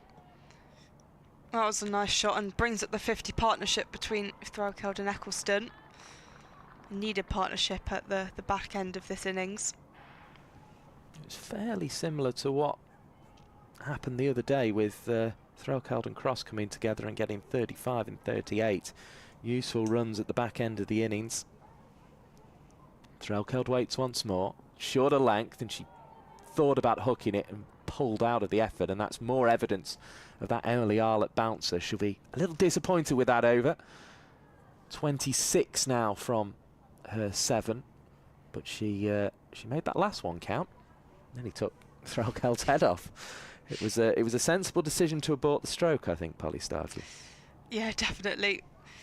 But we've seen some good batting from Lancashire's top order, and now just kind of the grisly work from Threlkeld and Eccleston at the back end of the innings, just trying to add a few more runs to that total and turn it into a competitive game. So having missed the 12 noon thought as a sensible time to announce the squad, maybe we're going to get it at the close of play. Maybe that'll be the sensible Yeah, I time mean, they to do like an announce. early afternoon announcement. They do, they do. But I haven't heard anything, so my next guess would be 3 o'clock. Okay. I think they've left it so late now, they might be leaving it to the close. It might be an evening thing now.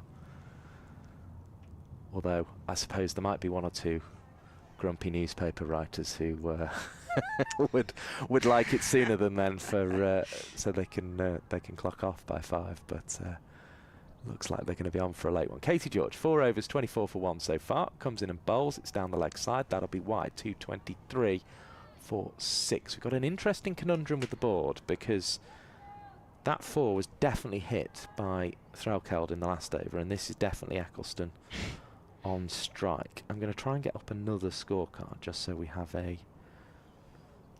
second opinion. Because what we're seeing out there I don't think is quite right. As in comes George.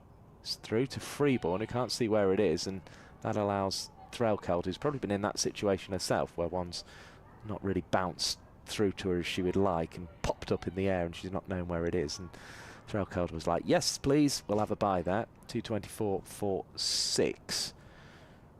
This other one I'm looking at is also showing Threlkeld 21, Eccleston 32. Yeah, I'm looking at the same one. And that's what it's showing on people's screens. So let's assume that's right for now. Threlkeld facing. Touches into the leg side. He's going to look for 2 runs here. She was forward, but only slightly there. But she's paced that well, because we were saying on the other side of the ground there's only ever going to be 1, whereas on the big side of the ground 3 back is more problematic, and it produced 2 runs there. Threlkeld on to 23 provisionally, we say with an asterisk. 226 for 6. I've got news from elsewhere that Durham have bowled Essex out for 178. So they're just chasing just 179 in Chelmsford. Sounds very chaseable, as Threlkeld's going to lift this one into the leg side, bounces just in front of Hannah Baker, who was pacing forward trying to get underneath it and realised she wasn't going to, so a single. It was well controlled by Threlkeld, who I think thought about trying to go up and over Baker, but realised the shot wasn't on and just got on top of it with the bat. 227 for 6. Eccleston 32 off 32. Waits for Katie George. Delivers, left arm over the wicket. Eccleston hits this one nicely. It's to the short side of the ground, so it could be 4. Brilliant tumbling stop out there. Prevents it being more than the 2. And that was another one of those ones that didn't really have the right to go for 4, but it could well have done. 2 more to the total. Eccleston 34 of 33. Yeah, good fielding in the end from Izzy Wong, who's really been monitoring that short boundary. She's got a little bit of the thou shalt not pass about her out there. This one I think takes Eccleston on the pad. It's a useful run nonetheless, and it will be a leg bye, so 229 for 6. The other game that's happening is Surrey against the Blaze, and the Blaze are 289 for 6 with around 6 overs to go. Amy Jones, in fact, out for 80. Georgia Elwis has just scored a half-century. Threlkeld waits. George bowls. Lifted round the corner by Threlkeld. Again, just sort of half forward as she did. 231 for 6. Kind of honours even over that one. Lancashire within 19 of that 250 that we thought was about par here. It's kind of one of those where when batters have been in, it's looked very easy, but not many only the 2 batters before this pair have got in. Threlkeld and Eccleston, their partnership now worth 63. So good work from the lower order, as we've seen Lancashire do a couple of times this season. Well, it's the fact they've got Threlkeld, who one point in the Lancashire Thunder era was batting at 4, and Eccleston, who was batting at kind of 6 or 7, are now coming in at 7 and 8, and this has been a very good partnership. Yeah, I think at one point Threlkeld was coming in at number 3 for Lancashire, so a very different position. 6 overs remaining. Arlott to deliver the first of them. This one's driven wide of Pavley at mid-on. Tumbling attempt from Perrin as well, who'll be needed with the bat later. 232 for 6. Another one to Threlkeld's total, 26 of 34. So she's only a couple of boundaries away from 1 a ball again. I suppose they'd have to be big boundaries. They'd have to be 6s, wouldn't they? But she's not far off that mark. 3 4s would probably just about do the job. As Arlott bowls, it's chopped down into the pitch and back up to the bowler from Edgbaston, who's played a useful little innings here. Kate Cross still to come as well for Lancashire. Potts and Gore completing the lineup. Or maybe Gore and Potts, who knows. I think those in red will be hoping they don't quite get there, as this one is driven into the offside by Edgbaston, who they're quite happy to continue on her merry way. 35 now. Brings a captain back on to strike in beautiful sunshine here in Birmingham, right in the centre of the country, and the weather reflecting what we're seeing right across England at the moment. Right across the UK, in fact, as here comes Arlott. Right arm over the wicket. Whacked, but without any real end product there by Threlkeld. She certainly put her hands through it. Certainly cleared the front leg to give herself the room to hit it, but it just ended up bouncing away to Davina Perrin on the leg side. I think all the energy just went down into the pitch there from Threlkeld. Waits again, looking up as Arlott approaches and bowls, and Threlkeld tries to cut this time. Doesn't get anything on it. A little frustrated. I feel where this could be where this very useful partnership, which now stands at 65, could come to an end.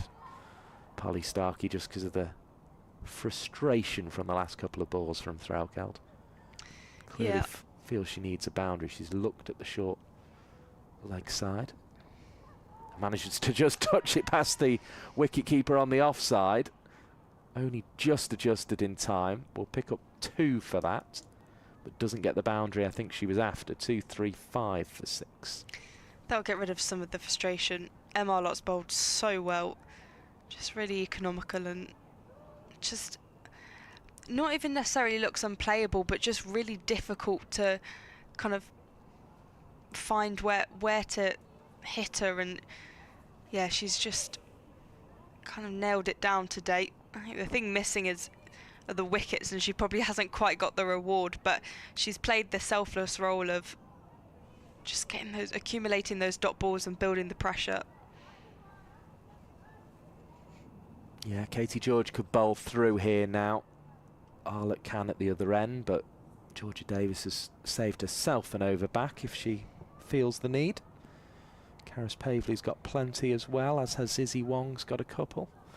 Here's George, bowls down the leg side. That's a wide. 236 for 6. Those extras starting to creep up a little bit. That's the 9th wide of the innings. We've also had a no ball, 2 leg byes and 2 byes. The flag blowing right to left as we look from the pavilion end towards the Warwickshire emblem on that blue, yellow and white flag at the far end, as this one's delivered and Edgbaston chops into the offside, and Threlkeld had to be careful there and ended up having to dive for a crease as Perrin had a little shy at the stumps. It was backed up well by Arlott. No run is the result of all that. Stair Callis coming up inside the ring, Arlott going back to long on, so backward square and mid wicket also out most of the way to the rope on the long side. Wong the only fielder on the short side boundary. Edgbaston lifts it high, and it will bounce cruelly off one of those pitches to beat the mid-wicket fielder, and away it goes for 4 runs. It's Pavley out there trying to reel it in, and she felt like she had it, but then it bounced horribly off one of the used strips, and away it goes for 4. 240 for 6. She made really good yards to get round, but as you say, just that bounce. And when it's coming up so high, you're really having to just grab for it and kind of hope. Just seemed to bounce away from Pavley and quicker off the turf than she was expecting. 4 runs is the result, a precious 4 runs. Well, they're definitely going to get the 250. It's just how many more they can add here, Lancashire. Warwickshire trying to keep their visitors to a total. There's an appeal for LBW. It's in towards the pads. Katie George's appeal is greeted by a slightly more high-pitched one from the school children away in the Hollies. They're right up the back of the stand. They're enjoying themselves there. Must be quite cool up there, I would think, in the shade. Some welcome relief on a warm day like this. I think there must be some school groups down below us as well. That was pretty loud. Here comes Katie George bowling, short of a length. It's down the leg side, so that'll be a wide. It's quite harsh because I thought that was a fairly well executed bouncer. In some ways it becomes a bit of a free hit though. If it misses the batter's body, it's going to be signalled wide. 2-4-1 for 6. If Eccleston gets anything on it, she's going to be in with a chance of a boundary. So it's a tactic Katie George uses a lot at this stage. Bouncers and Yorkers a theme. That was a fuller delivery, although not quite a Yorker. It was driven up to Georgia Davis for no run. Eccleston again frustrated by the dot ball. She doesn't like dot balls, Sophie Eccleston. I think it's almost as if she thinks they're a bit of a waste of her time. I think she loves them if she's bowling. Well, that's true. That's true. But no, she does like big hitting. But with bat in hand, they're a bit of an unnecessary inconvenience as she taps this one into the offside from a forward defensive position. Davina Perrin sensibly held on to the ball there because all the fielders were back on the leg side, so it'd have been another run if had she not hit the stumps. 242 for 6. Green of the trees also looking in fine early summer form. Always a feature when you come to Edgbaston is the green of the trees, lining the paths of the roads as you are on your way. Now this is a clever little chip over the top by Threlkeld. She got down, scooped it up, and this one will go for 4 over the wicketkeeper's head. And that was a neat little stroke from Threlkeld. Ball probably wasn't 100% where she would have wanted. She might have wanted to try and catch it before it bounced. But once it had, she was just able to lift it over the wicketkeeper's head. 32 for Threlkeld, 40 for Eccleston, 246 for 6. We have 4 overs remaining in this innings. I mean, we're close to that 250 target that's been spoken about. I suspect Lancs will pile on a few more runs than that, but if Warwickshire are going to keep bowling the way they have and keep bowling some tight overs, they could really restrict Lancashire, but it'll be Izzy Wong who'll be continuing. Arlott went for just 4 in her last over. This is an interesting change of bowling, but maybe they're going to bring Arlott back at the other end in place of Katie George, perhaps. It'll cost... Oh, no, they will still just be able to get Arlott's overs in, won't they? Be able to get another 2 in. As Wong bowls, swished down the ground on the drive by Eccleston.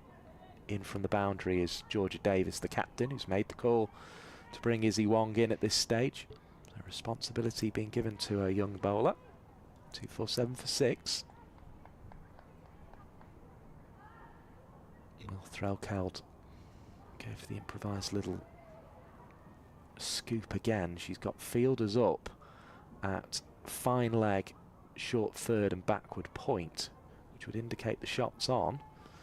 As Wong bowls, slower ball, slapped into the leg side by Threlkeld. 1 on offer.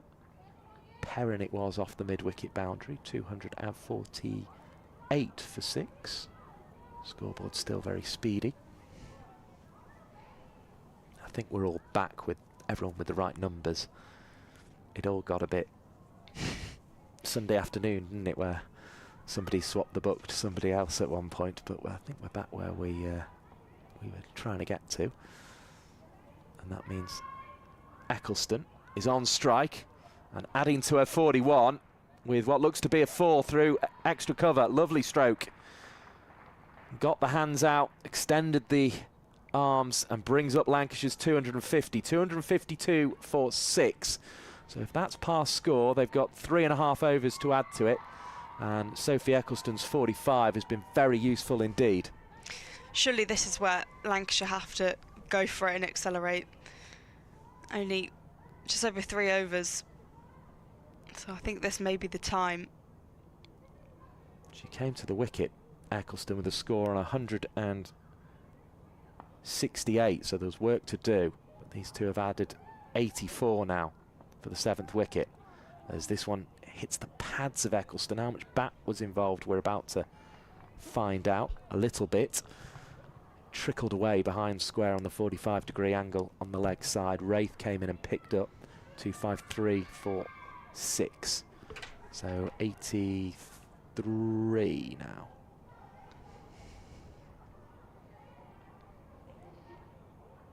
That's a lie, 85 now, the partnership.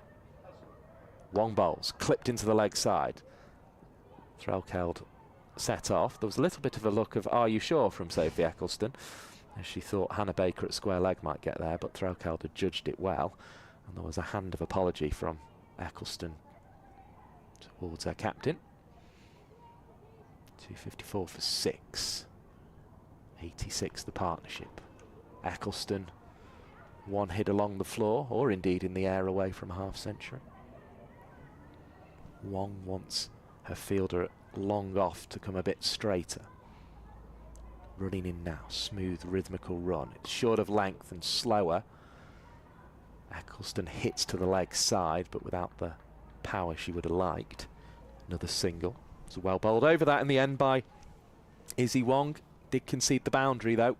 255 for 6, but at this stage I think you'd probably take that. Now will she bring herself on, or will she go to Arlott here? There's decisions to make for the Warwickshire captain Georgia Davis. Arlott striding over, but Davis has got the ball in hand, so we're not quite sure. But Arlott goes for a cap, so it was a switch of ends here by the looks of things. And that's probably a wise move, because Katie George has probably been the weakest of the 3 seam bowlers here, Arlott, George and Wong. Yeah, I think it's definitely the right decision to bring Arlott on. I think she's probably been the strongest, as you say, out of the seam bowlers. And yeah, I think in terms of economy, which is I think what matters at this stage, Arlott can do that job. Yeah, 8 overs, 1 maiden, and has gone for 30 runs. Yeah, George has gone at 7s, Arlott 3.75, and Wong's 9 overs have cost 48, so that's 5.33 in terms of economy rates. Wong has a wicket, George has a wicket. Arlott's actually, despite probably being the pick of the bowlers, not had a wicket. That's the way it goes, and she might pick up a couple at the back end here. She's been brave to come back on and bowl. Oh, Threlkeld wants the leg by. Perrin delayed the throw, which has allowed Threlkeld to get back, despite being 2/3 of the way down the pitch before she turned back. I think Eccleston was probably right there, that she'd have struggled to get to the other end. 255 for 6. Certainly with Perrin coming in on it. Yeah, Perrin is a fine fielder. I love watching her in the field because she has so much energy and is so dynamic. Arlott again, having got a dot from her first ball. Eccleston scores off her here with a flick behind square on the leg side on the front foot. 257 for 6. Eccleston 48 now. So 256 for 6, I apologise. Sun still shining down. Certainly a few spectators bathing in it. Enjoying the fine summer we're having so far. We are still in May, so we say that tentatively at this stage. Threlkeld then needs to find a boundary really at this stage. 256 for 6. Comes down the track, hits it hard into the offside. That's probably the wisest option. It's the shortest route, but only brings her 1 to extra cover. Katie George was round with the fielding. It was a firmly struck shot from Threlkeld though. 35 of 41 she has. 48 of 47 for Eccleston. Polly Starkey. Yeah, the field on the ring on the offside is stacked. Here comes Arlott again. Everybody back on the leg side as a result of that stacked offside field. There'll be one here clipped away, and the misfield allows a second. It was not cleanly picked up by Hannah Baker, who was frustrated with that and hurls it back in. And that is the 50 for Sophie Eccleston, coming back and stealing the second. Takes it to the half century, 2:59 for 6. And it's a very well played innings. 5 fours, 48 balls for Sophie Eccleston's half century. Lancashire needed that. A good innings from Eccleston, as you say, what Lancashire needed. She just played it nice and steadily. 9 away for a century partnership with her captain. Eccleston hits this one hard and high, and she's out. Caught at long on. Didn't get all of it in the end. Made a slightly strange sound off the bat as it went, and caught away in the distance by Bethan Ellis, who just came in off the long on boundary. It was to the longest side of the ground, but it was probably the right thing to do in the situation. Try and accelerate the scoring. The partnership ends on 91 between Eccleston and Threlkeld. Eccleston is out for 50 off 49. Very useful runs indeed. Kate Cross has a little word with her England teammate and heads out to the middle in the red of Lancashire. Warwickshire in the blue are looking to restrict their opponents to a total they can chase. 2:59 for 7. It feels as if it's a total that's going to be right in the balance here, Polly Starkey. Yeah, it should make for an exciting game. I'm by no means surprised by that Eccleston dismissal. Those sort of shots needed to start being played, and of course that comes with a certain level of risk.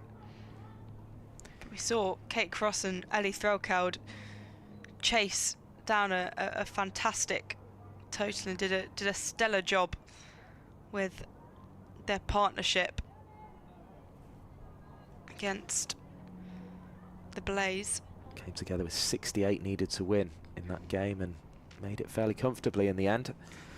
Durham have already begun their chase against Essex, as this one is bowled by Arlott. It's into the leg side, and Threlkeld will come back for Cross, and means she gets off the mark with 2 pushed up wide of long on.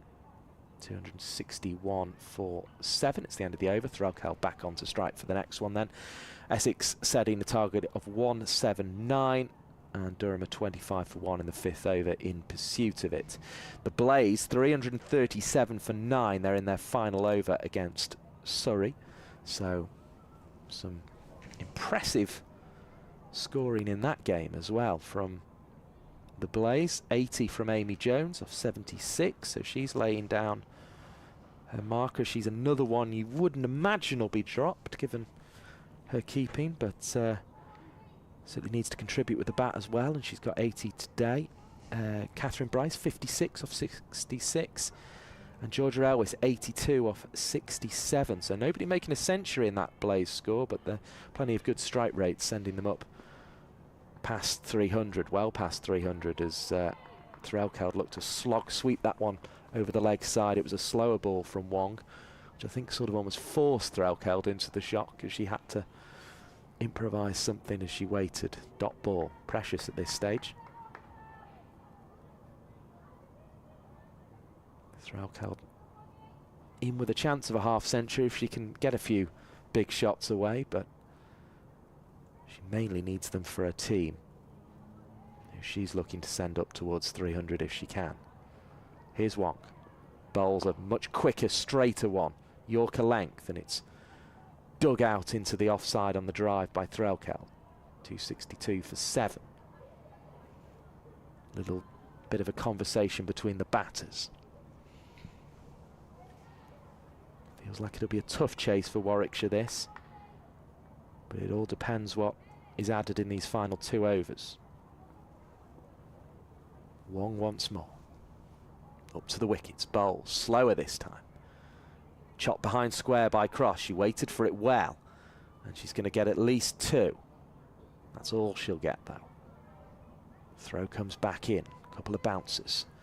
Thank you for joining us at the match centre at edgbaston.com. If you are watching the YouTube pictures, make sure you hit the thumbs up button to show you're enjoying what you see and help others find it. But you can find the these pictures embedded into the scorecard and with match highlights and all that kind of thing at the match centre at edgbaston.com, as this one is slower and hit over the short side by Kate Cross. She waited for her first ball from Wong well, and she waited for that well, and still maintained the power in her swing to send it over the boundary for 6. 270 for 7. Cross is on to 10 off 3 balls. Useful contribution from the fast bowler. That was a big shot and good from Kate Cross. I always love when a lower order batter hits a 6. That's a bit of excitement to the game, and in these final 2 overs, a 6 can make quite a big difference.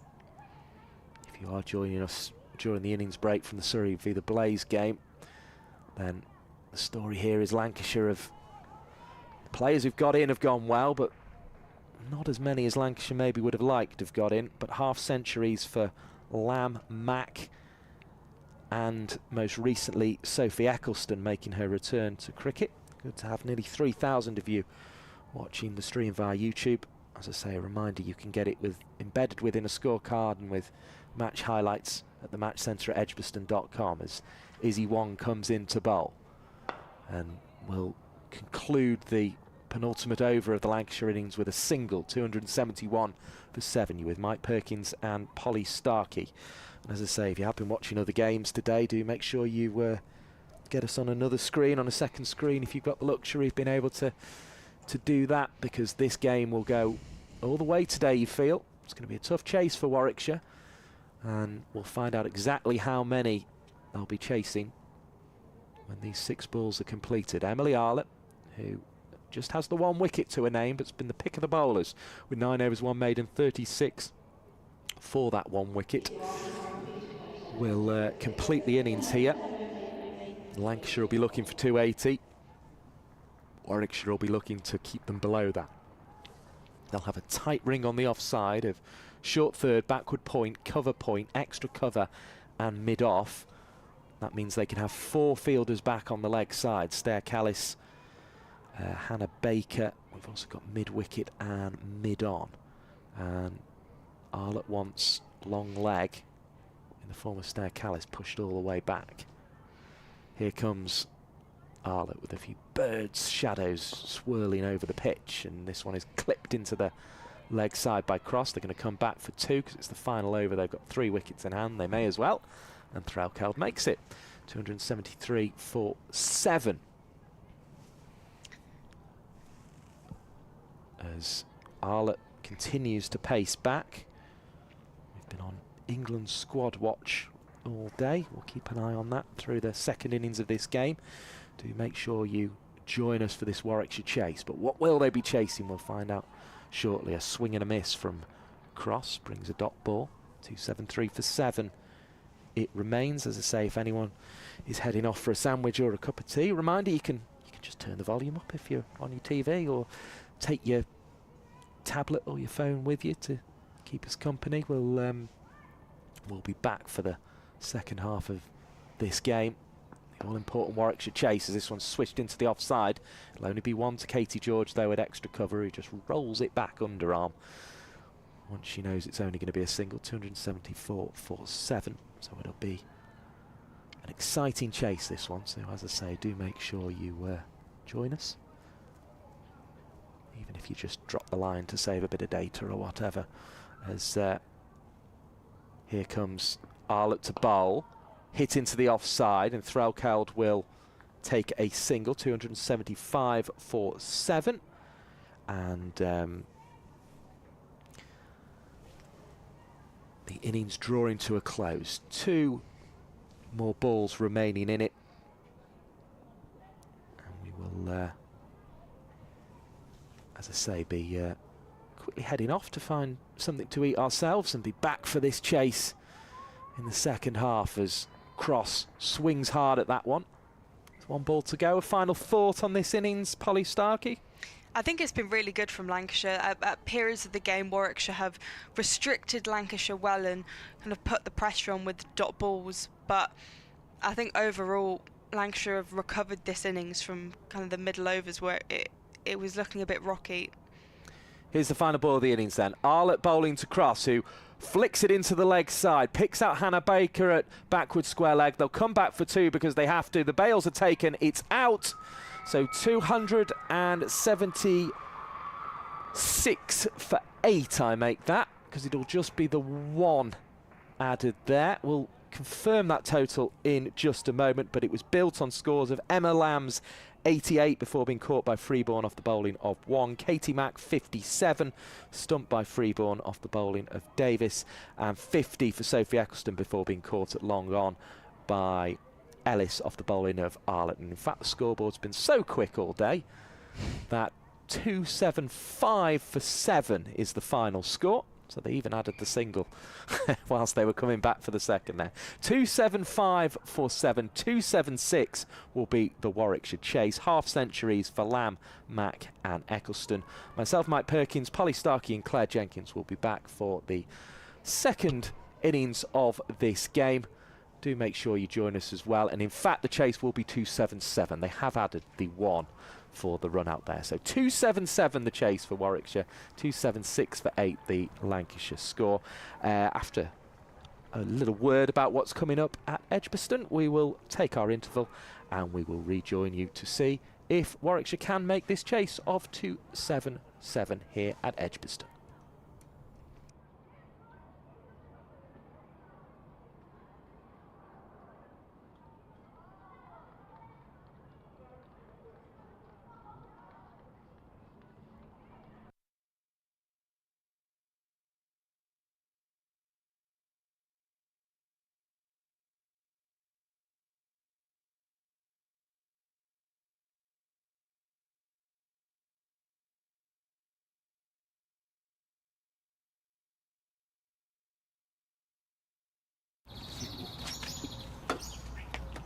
Oh, what's that?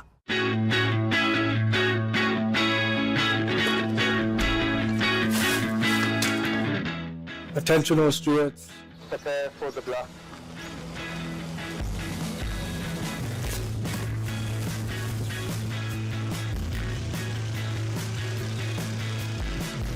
Security, are you singing this?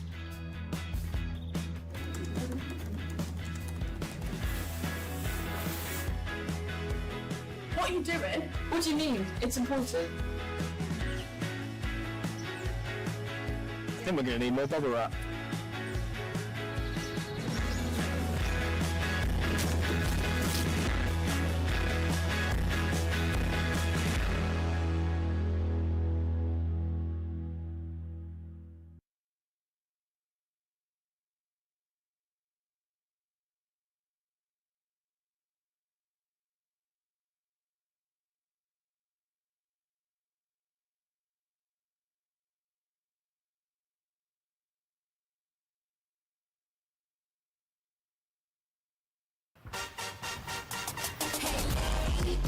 When I play cricket, I feel unstoppable.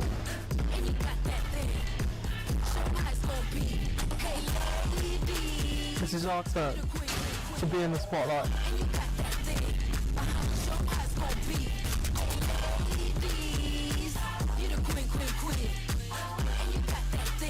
When I look at myself, I see this.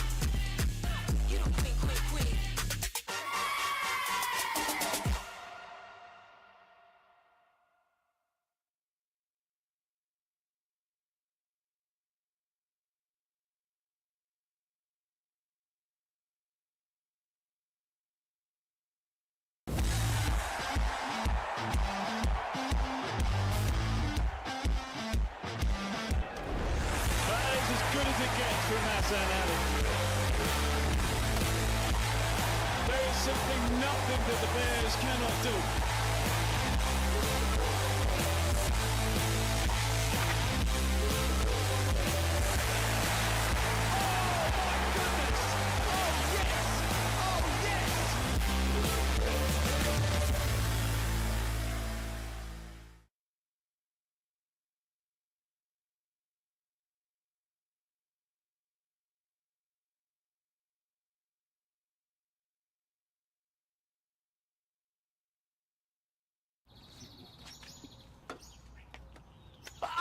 Ow! What's that?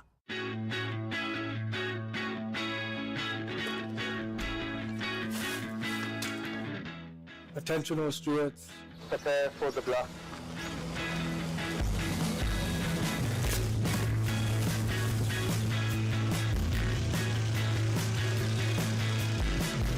Security, are you singing this?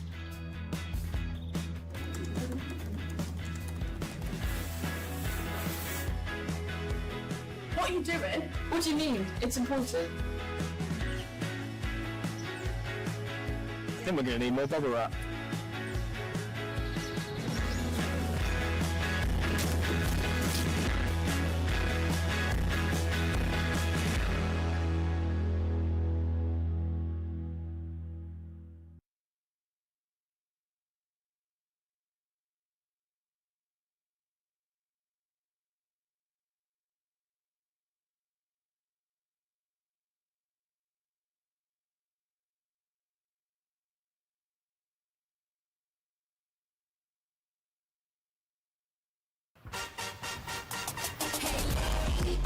When I play cricket, I feel unstoppable.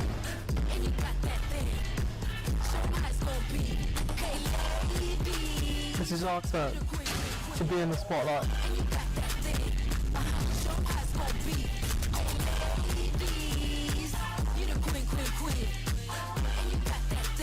When I look at myself, I see this.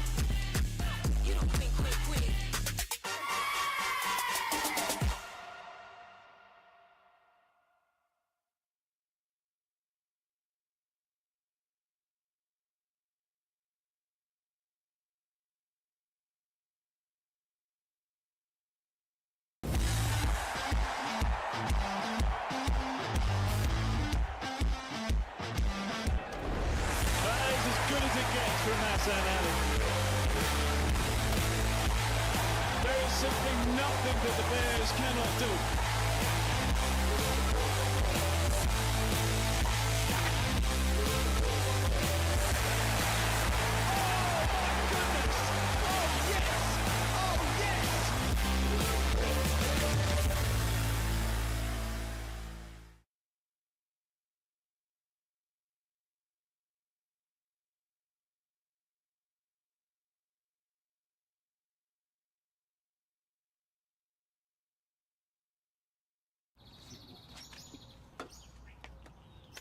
Ow! What's that?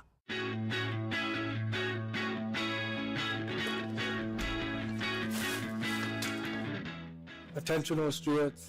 Prepare for the bluff.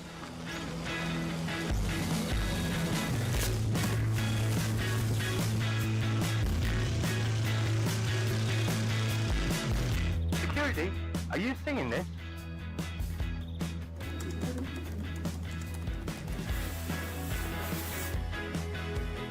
What are you doing? What do you mean? It's important. I think we're going to need more bubble wrap.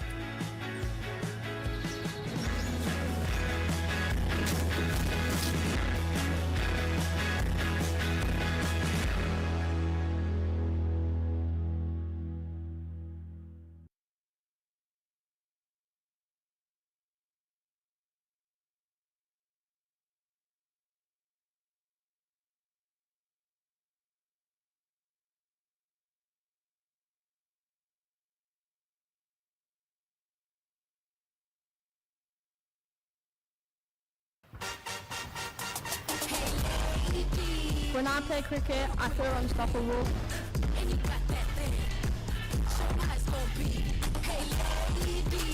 This is our turn to be in the spotlight.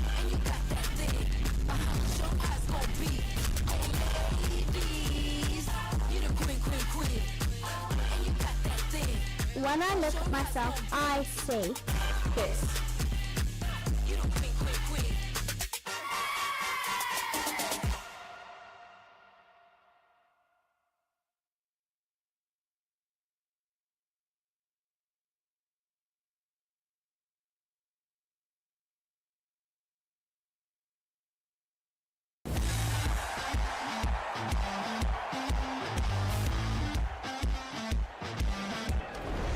That is as good as it gets from Hassan Ali.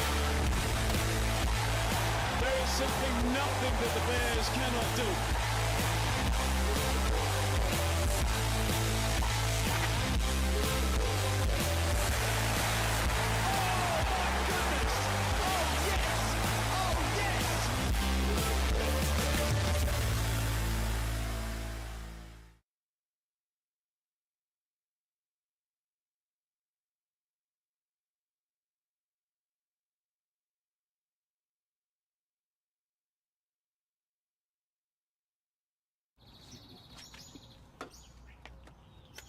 Oh, what's that?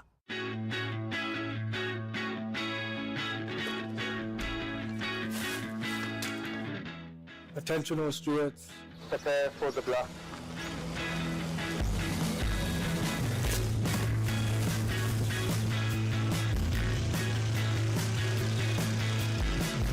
Security, are you singing this?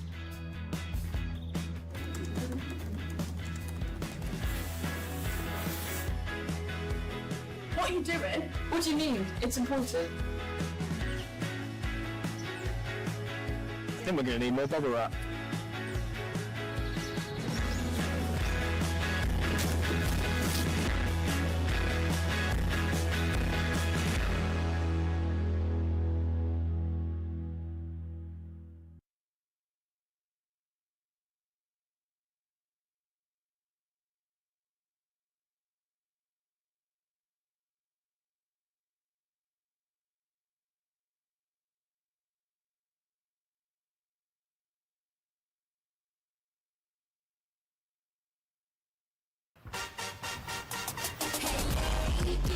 When I play cricket, I feel unstoppable.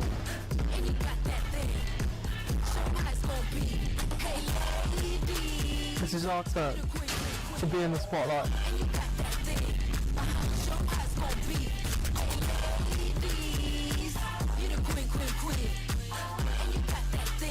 When I look at myself, I see this.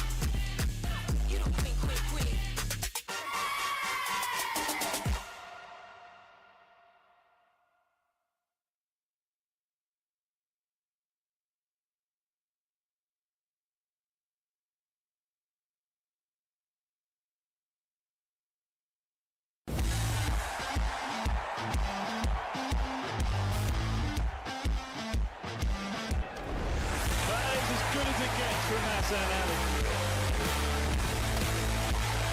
There is simply nothing that the Bears cannot do.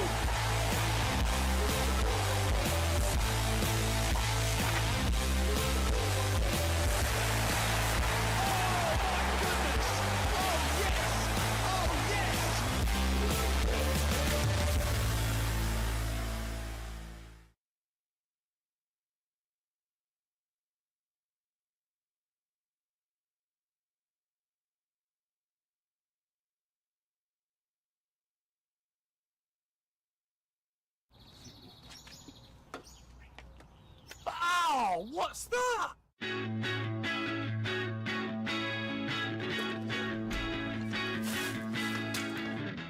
Attention all stewards. Prepare for the block.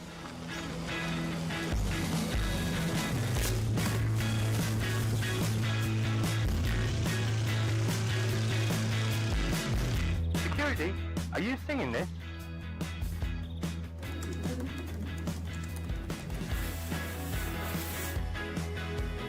What are you doing? What do you mean? It's important. I think we're going to need more bubble wrap.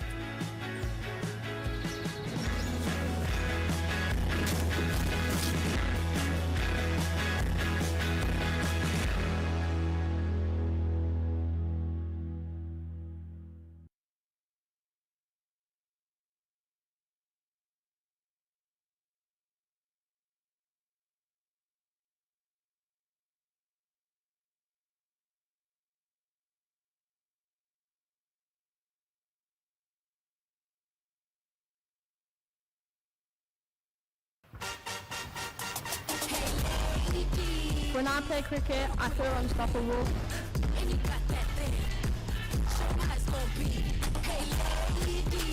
This is our turn to be in the spotlight.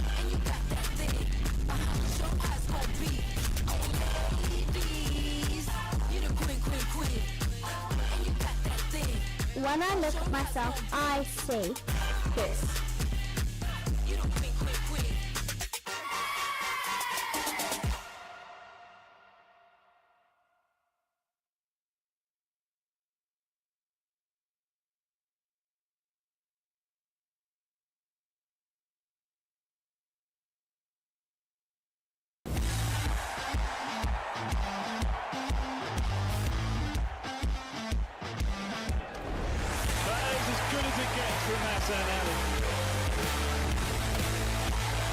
There is simply nothing that the Bears cannot do.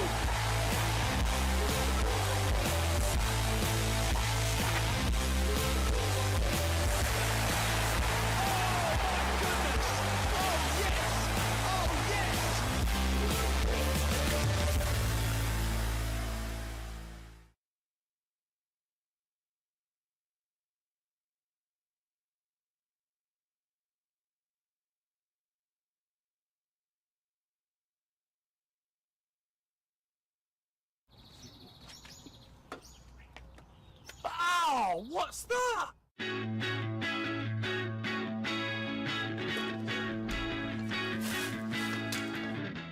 Attention all stewards. Prepare for the block.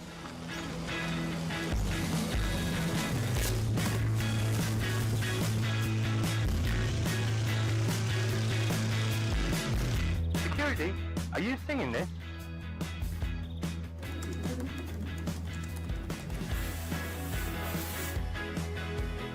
What are you doing? What do you mean? It's important.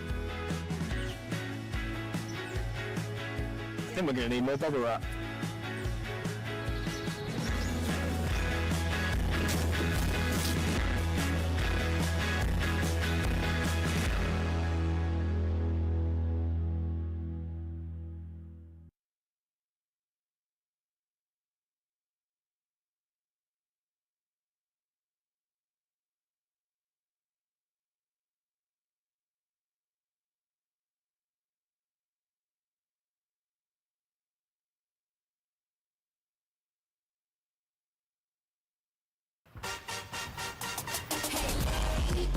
When I play cricket, I feel unstoppable.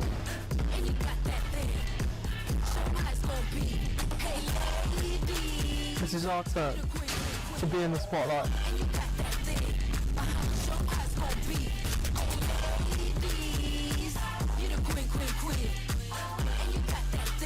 When I look at myself, I see this.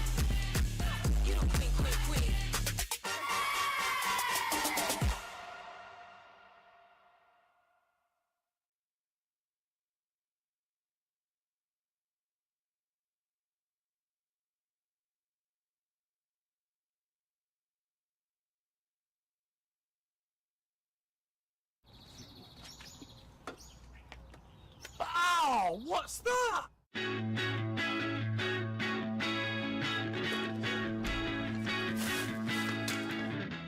Attention.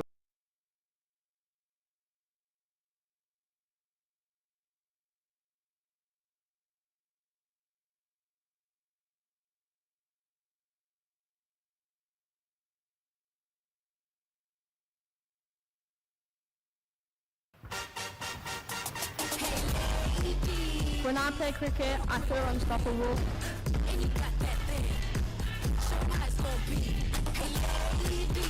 This is our turn to be in the spotlight.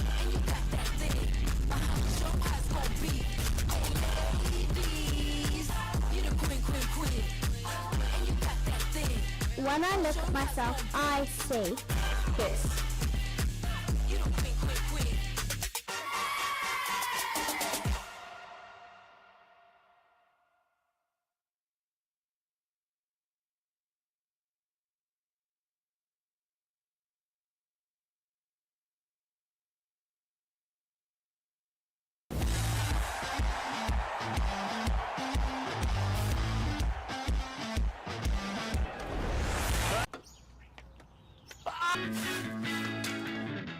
Attention all stewards. Prepare for...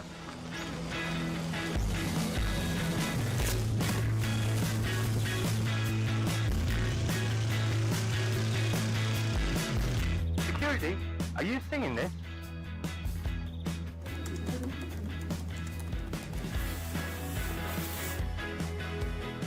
What are you doing? What do you mean? It's important.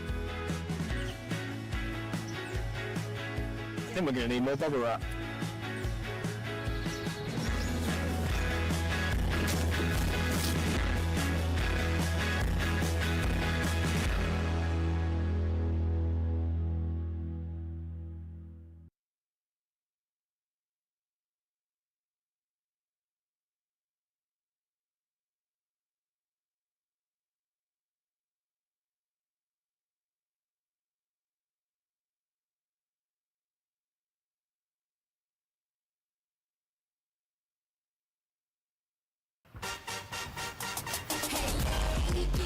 When I play cricket, I feel like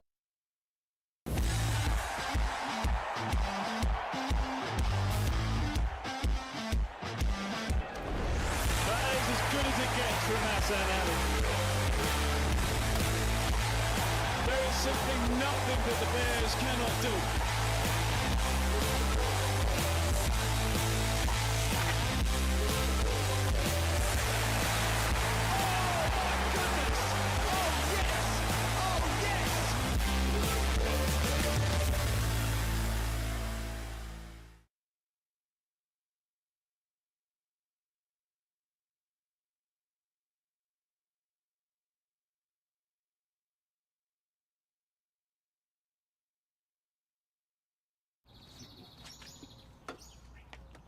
Oh, what's that?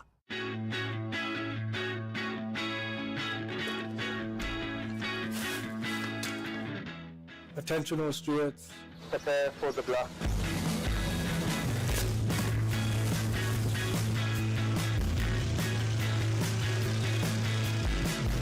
Security, are you singing this?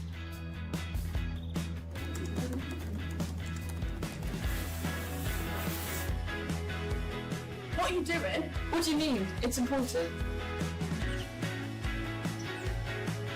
I think we're going to need more bubble wrap.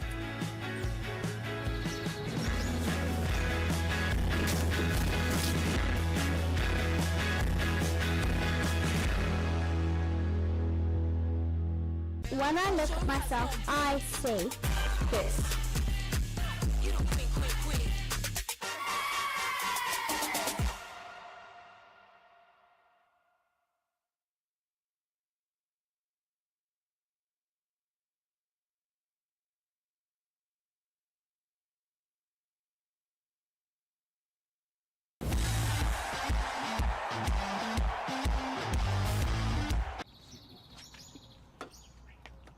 What's that?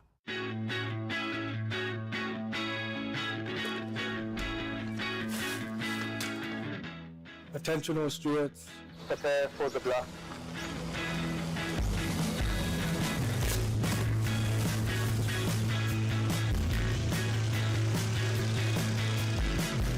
Security, are you singing this?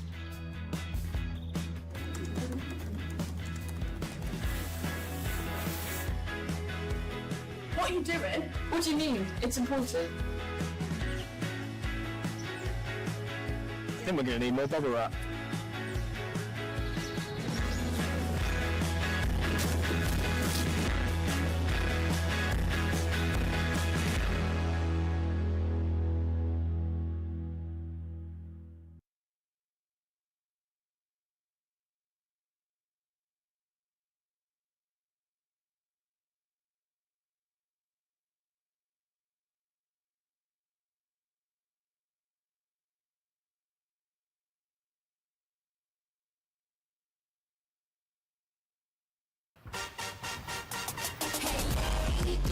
When I play cricket, I feel unstoppable.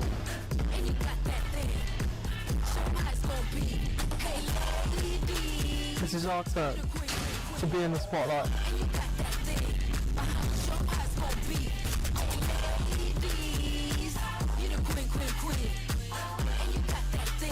When I look at myself, I see this.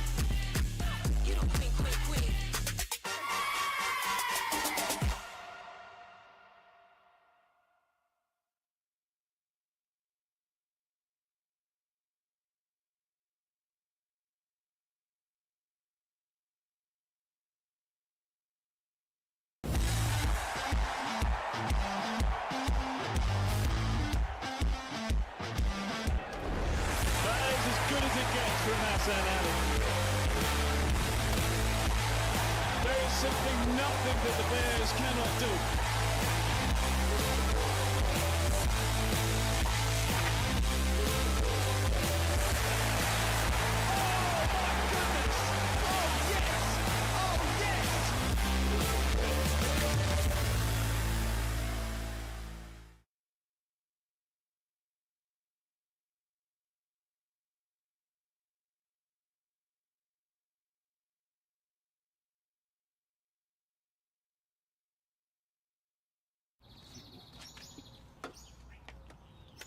Oh, what's that?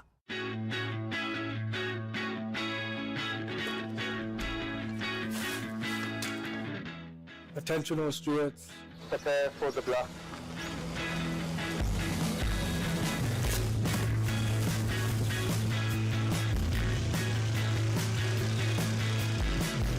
Security, are you singing this?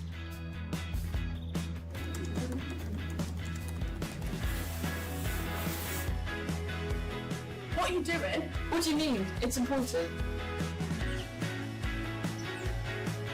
I think we're going to need more bubble wrap.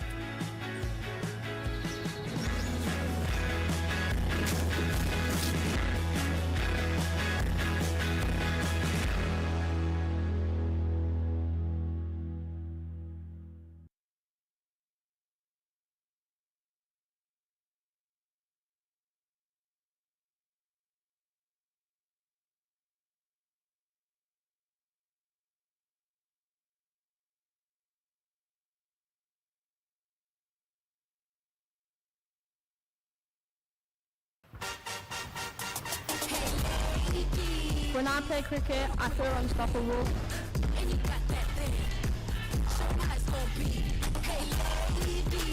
This is our turn to be in the spotlight.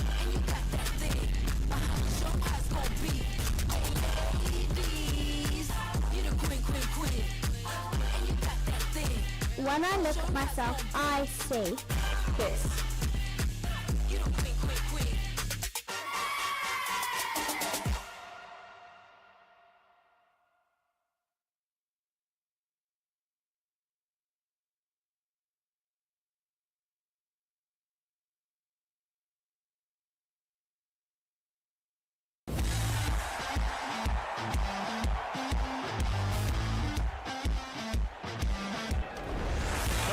Good as it gets from Hassan Ali. There is simply nothing that the Bears cannot do.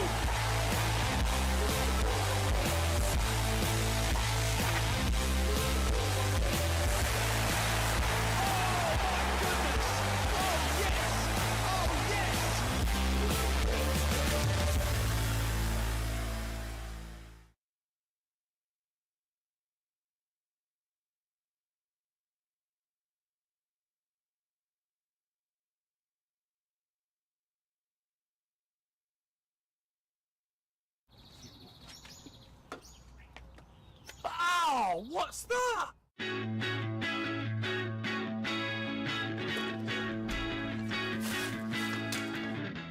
Attention all stewards, prepare for the block.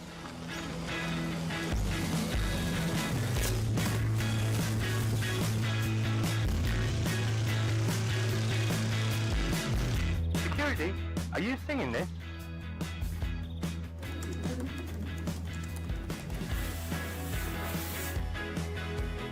What are you doing? What do you mean? It's important.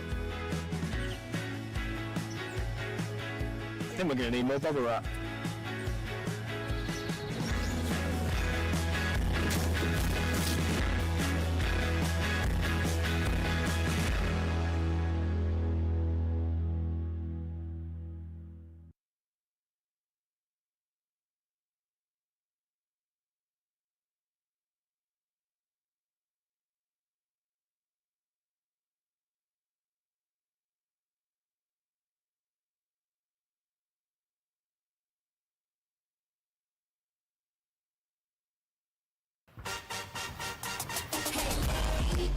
When I play cricket, I feel unstoppable.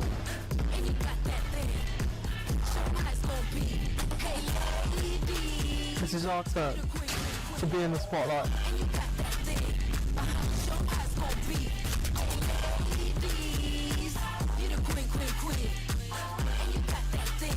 When I look at myself, I see this.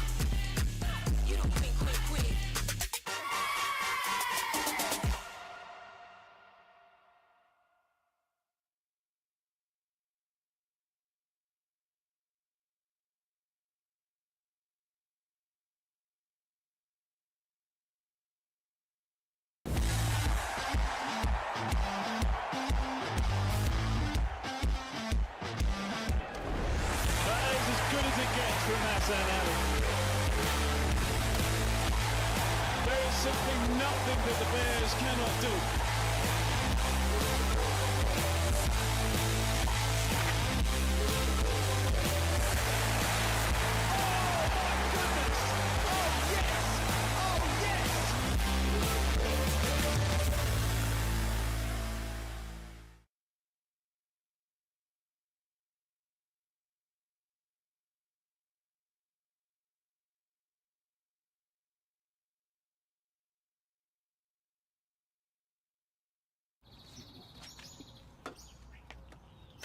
Oh, what's that?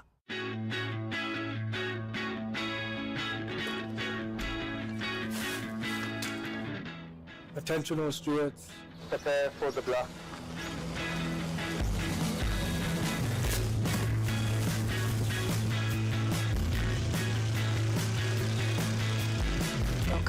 Welcome back Are you to singing this?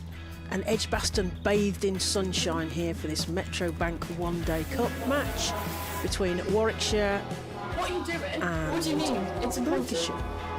So I'm just trying to avoid the PAs over me We're then. going to need more bubble So wrap. the umpires today are Russell Warren and Amy Clark. Scorers are Heather Vernon and C.L. Hughes, and the match referee is Sarah Bartlett. So the story of the first half, as it were, the first innings, was Lancashire got through to 276 for 8, so Warwickshire will need 277 off the 50 overs, so that's 5.54 per over. In terms of Lancashire's batting, so Warwickshire were very pleased to get Eve Jones trapped LBW by Katie George for 2, but then Emma Lamb really set up store, got 88 off 84 balls, and magnificent innings, 1 6 10 and 10 fours.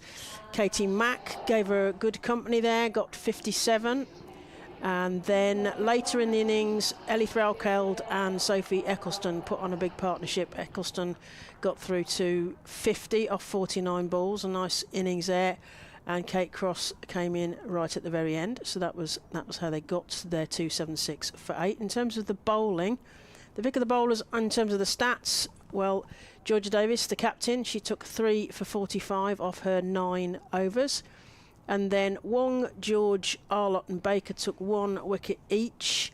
Pavley was wicketless but only went for 25. She was stringing together some dots there quite nicely, so those stats don't always tell the story. We were talking about Emily Arlott, probably was the pick of the bowlers, but didn't get the wickets that necessarily might have shown that. So we're on to the second half here. So Lancashire won the toss and elected to bat first, so this is the way round that they wanted it to be, and they are in their bright red in the field. You're listening to Claire Jenkins, former county cricketer.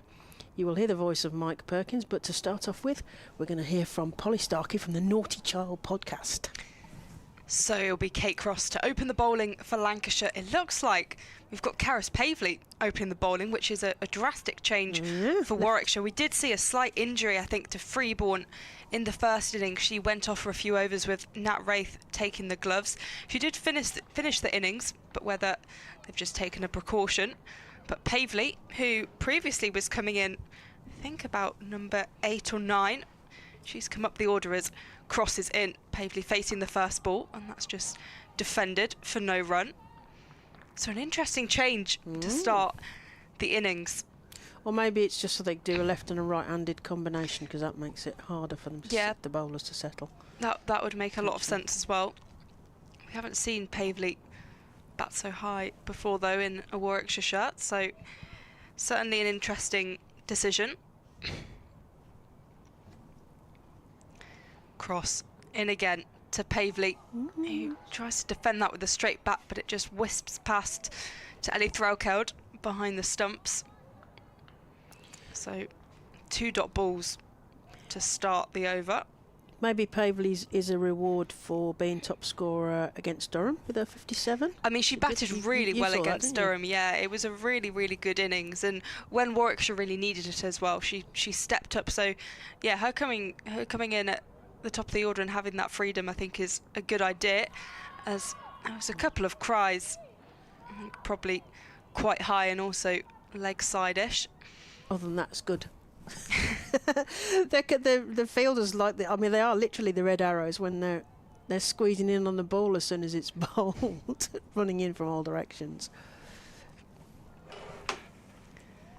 Cross heading back to the top of her mark. I said a glorious day here in Birmingham, as always, really. Yeah, always sunny. Cross into Pavley. This one defended for no run. Cross just falling over in her action, and she's just pausing on the ground. We never like to see Kate Cross on the ground. No.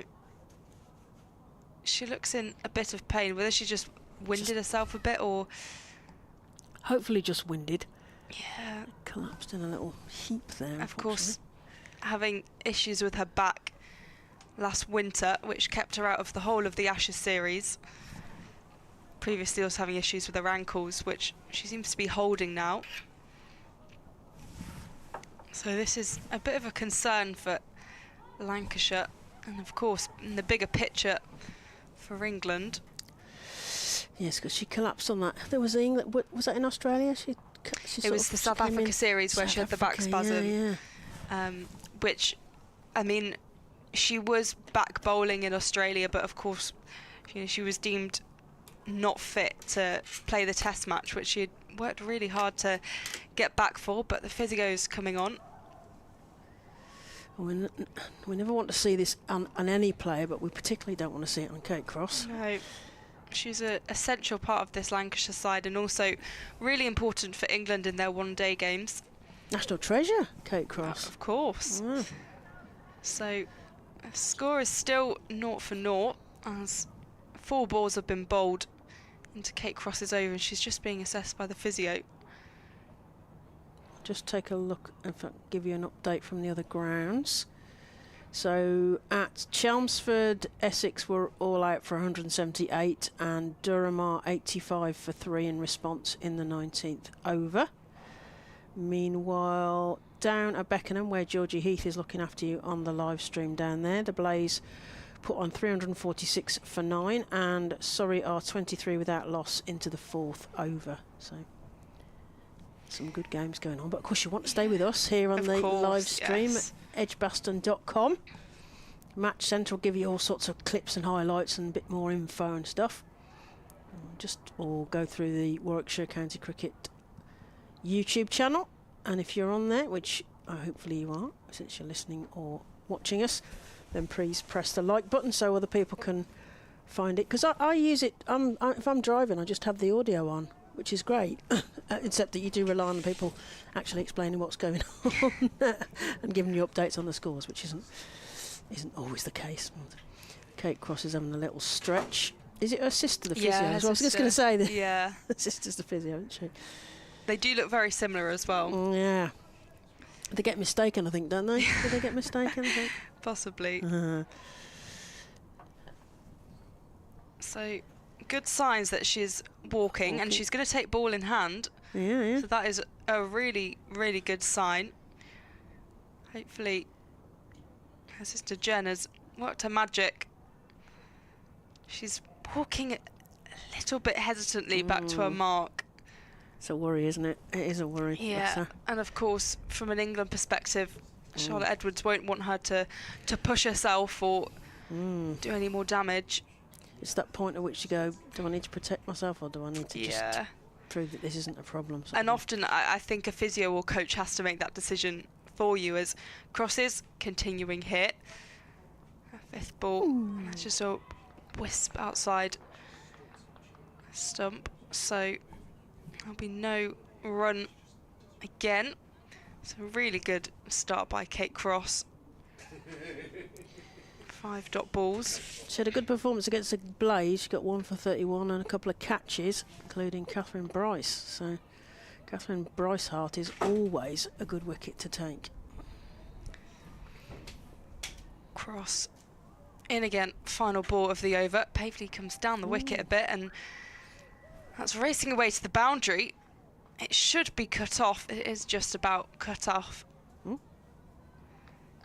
And I'll scamper through and get 2 to finish the over, but a good start by Lancashire, and just so interested by that decision to have Pavely at the top of the order. Yeah, but, under the previous regional system, the team that was based here had a lot of left-handers, but Amy Campbell went off to Yorkshire. I'm trying to think who the other left-handers were. Eve Jones, obviously, to Lancashire. So, but Caris Pavely, yeah, maybe it's a left-hand, right-hand thing. Stair Callis this time. Stair Miles Callis.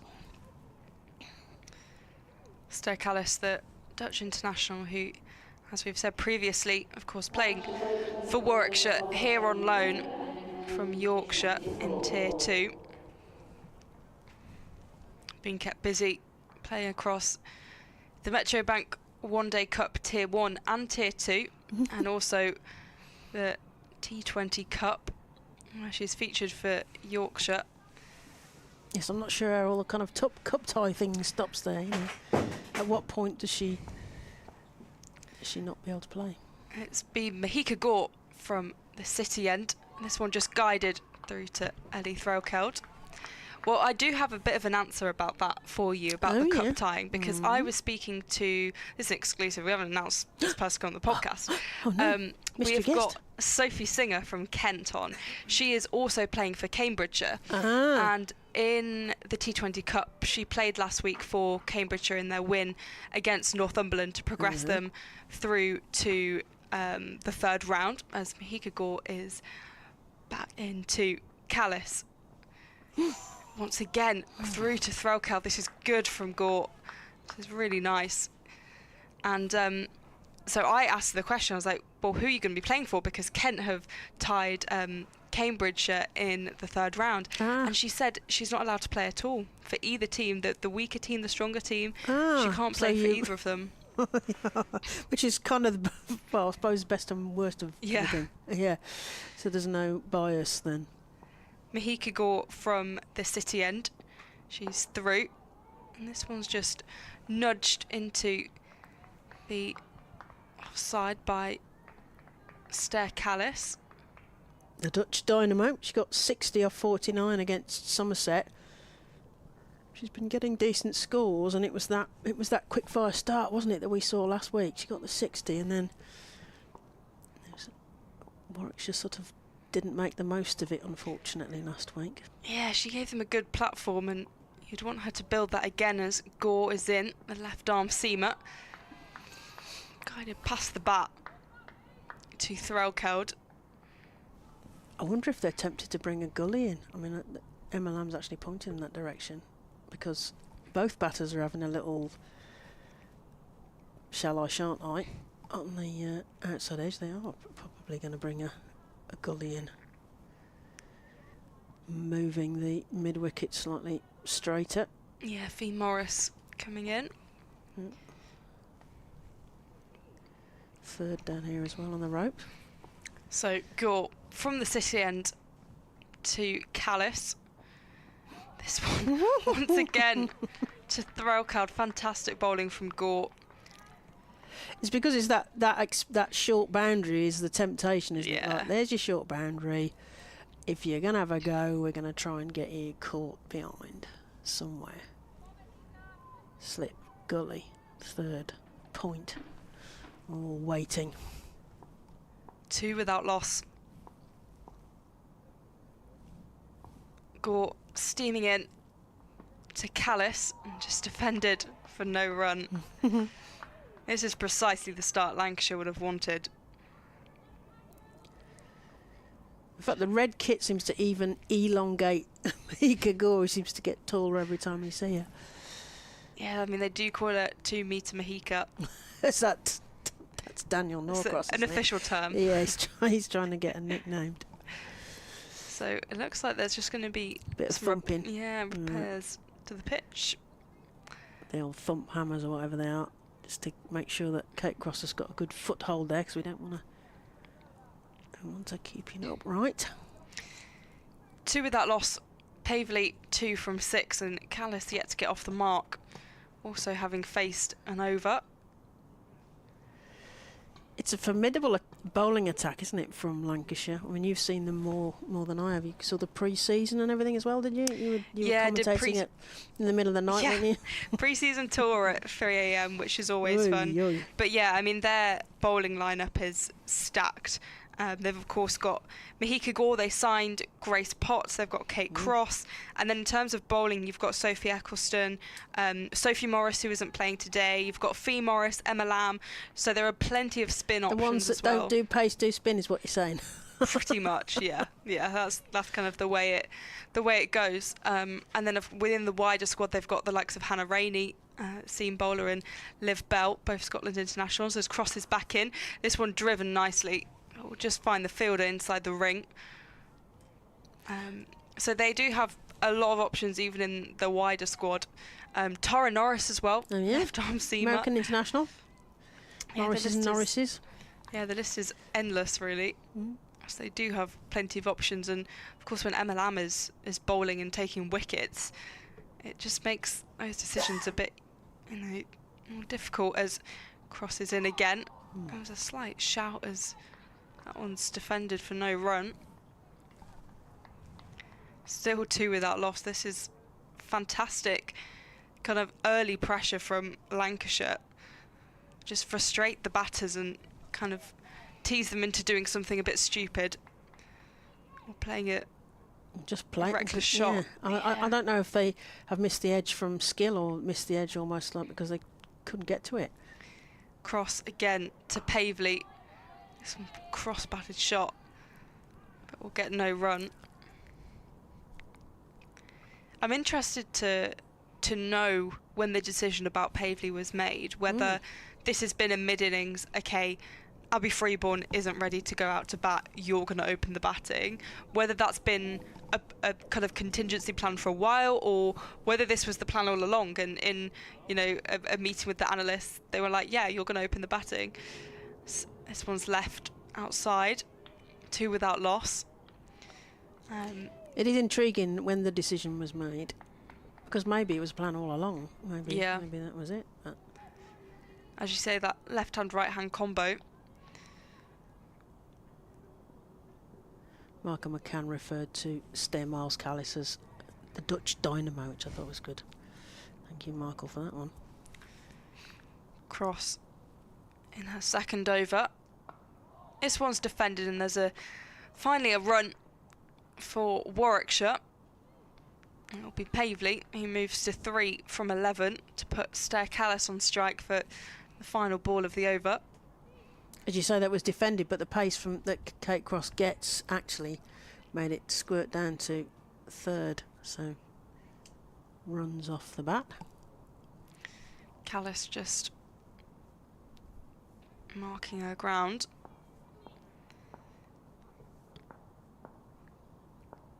Kate Cross in. Callis defends that with a straight bat. So finishes the over. 3 without loss. Another fantastic over from Kate Cross, who had that kind of made us all a little bit nervous in that first over. Yes, when she went down.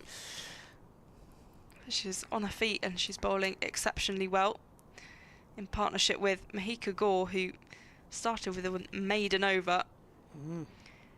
Warwickshire chasing 277 here at Edgbaston against Lancashire in the Metrobank One Day Cup. How much would Eve Jones like to take a catch at slip against her old side, do you reckon? I think she'd be willing the ball to come into her hand, especially after she was trapped LBW in the second over with a bat in hand. Yeah, I guess when you're an opening batter, you want that involvement in the game if you get out early, as Gore in to Pavley, who nudges that into the leg side, scramble 3 for 1. She bent that round the close fielder and realised that there was going to be a run there, so that was smart batting from Caris Pavley.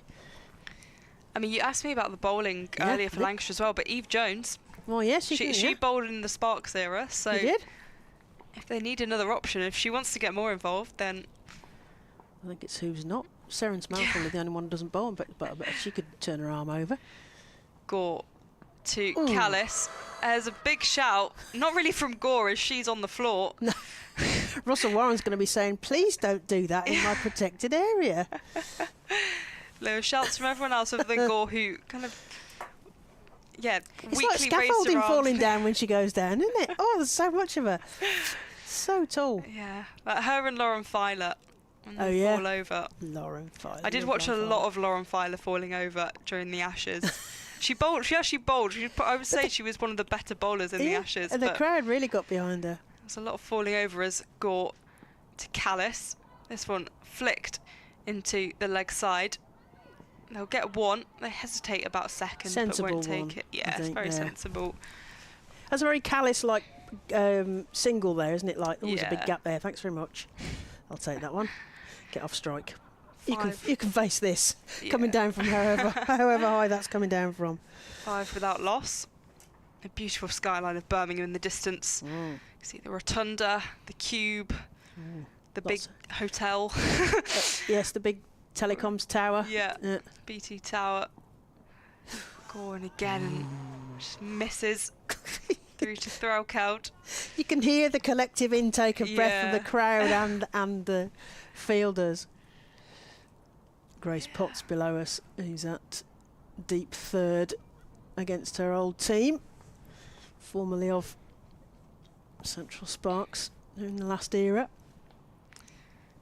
Gore turning round, and she's in past the umpire to Pavely. Once again, just defending that tentatively, and I think it's the wise decision at the moment. Obviously they'll want to press on at some point, but the position they're in, Lancashire are trying to force their hand to play some reckless shots and let some wickets fall, but they can start slowly. 50 overs is a long time. They just need to kind of play sensible cricket, to use a cliche, as Gore's in again. Pavely, she likes to take a few steps down the wicket, but just kind of pushes it into the leg side for no run. So end of the over, 5 without loss, 4 overs gone, 46 remain. Pavely 4 from 15 and Callis 1 from 9. So a very slow start, but they've got time. Yes, patience may be a good thing here.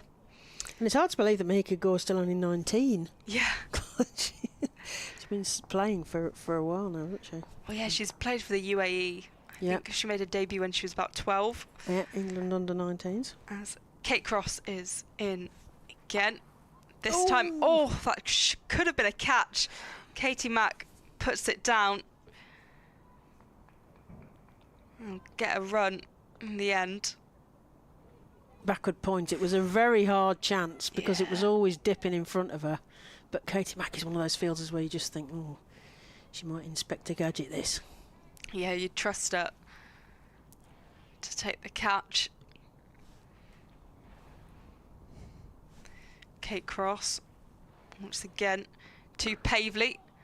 This one driven, but we'll just find Emma Lamb. So 6 without loss remains the score.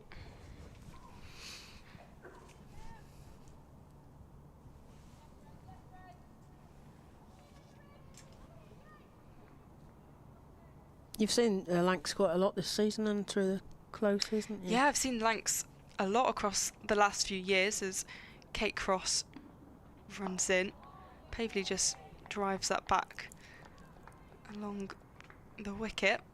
Yeah, I've seen them plenty this season actually. Obviously you mentioned pre-season tour, and then I saw them in Southport when they played Hampshire, and of course now and then I'll be in Blackpool on Monday to see them play Durham.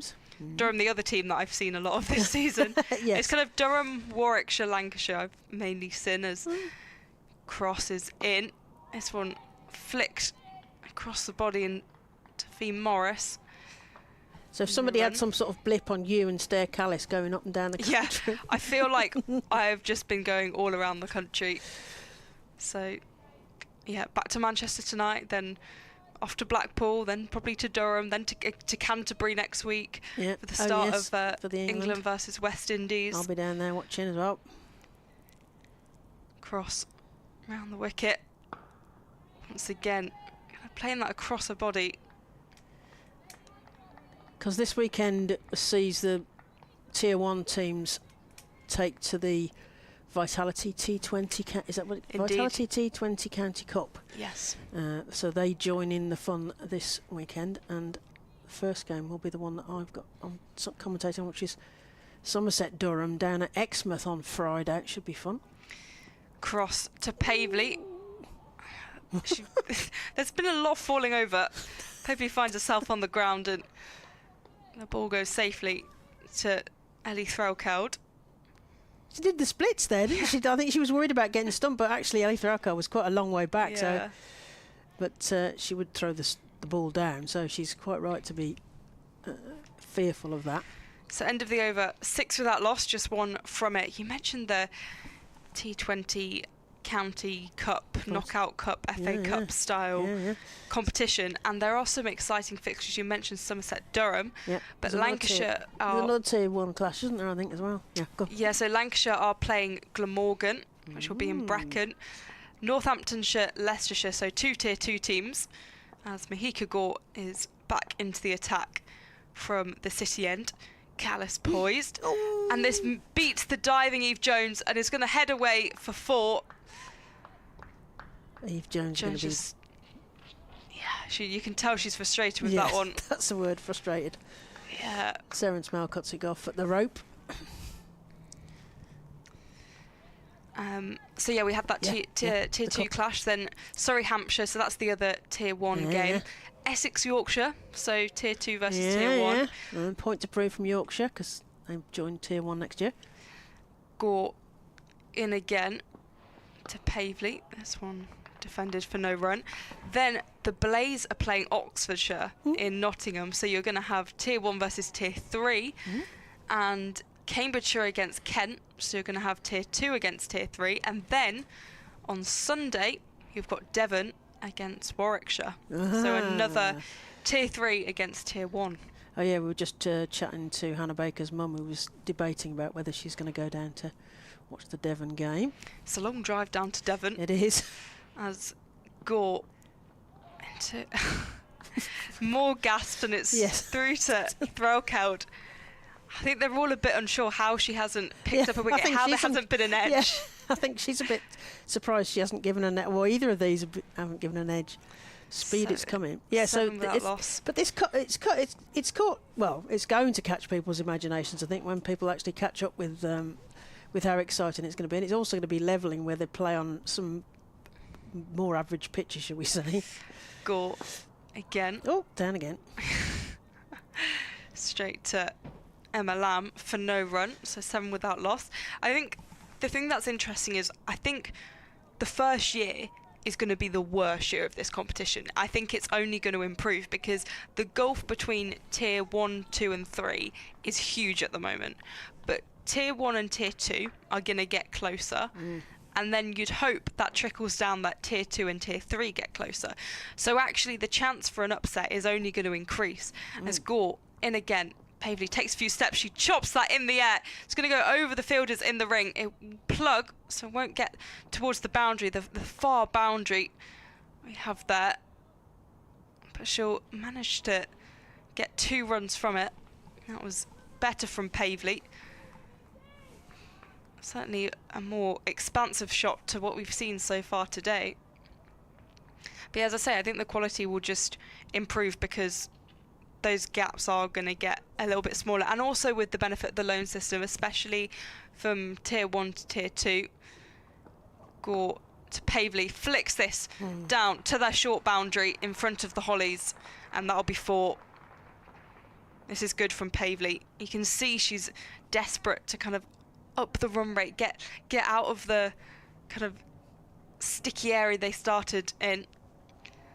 They're getting a bit frustrated, aren't they? But Yeah. that's what Lancashire are trying to do to them. But I think the way Pavley's playing isn't reckless. I think that shot, it was down the ground, it was completely safe. Her previous one that was in the air, it was always going to go over the fielders inside the ring, and so I think she is playing sensible cricket whilst also just trying to up it a little bit, as Callis is now on strike. This one almost defended, but stuck in the pads. Yeah. 13 without loss.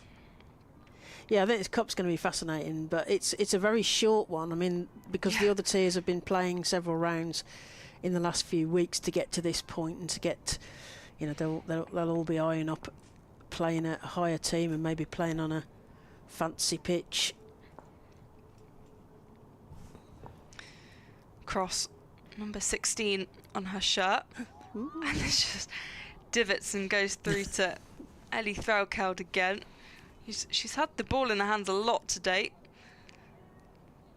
Both from Mahika Gore and also Kate Cross. I've seen a few more spectators join us. Yeah. Glorious weather. They're bringing in picnic baskets and all sorts now. Proper serious. 13 without loss. Although they are heading for the shade, because I suspect it's really quite warm out there. We can't tell because we've got the window open. It's pretty cool always up here. So Pavley on 10, Callis on 3. Callis on strikers. Cross is in. Ooh. This one. Threlkeld, her body language looks almost like, oh, not again. Yeah, as you say, sniffed past the edge again. Pavley having faced 25 balls and Callis having faced 14, but still 13 without loss. And then Warwickshire got a quick turnaround, haven't they? Because you got them. You're somewhere on Monday, are you? As cross is in, it's just pushed into the offside for no run. That is Lancashire against Durham. Oh, okay, Yeah, that's that. Durham. But I think Warwickshire do have a game on Monday, from what Mike was saying. They go from Devon to some. Where did you say? Somewhere in the Chelmsford or somewhere? Hampshire. They're off to Arundel. Ooh, it's a castle. Okay, I've that's not been there. that's not too far. No, but still, Durham have got a long way down. I don't know where. They've got a few days, I suppose, to get back up north. Cross to Callis. This one flicked into the leg side. They'll take the one run, so good rotation of the strike. Anybody take note how many teams that Stair Callis could play for in that cup then?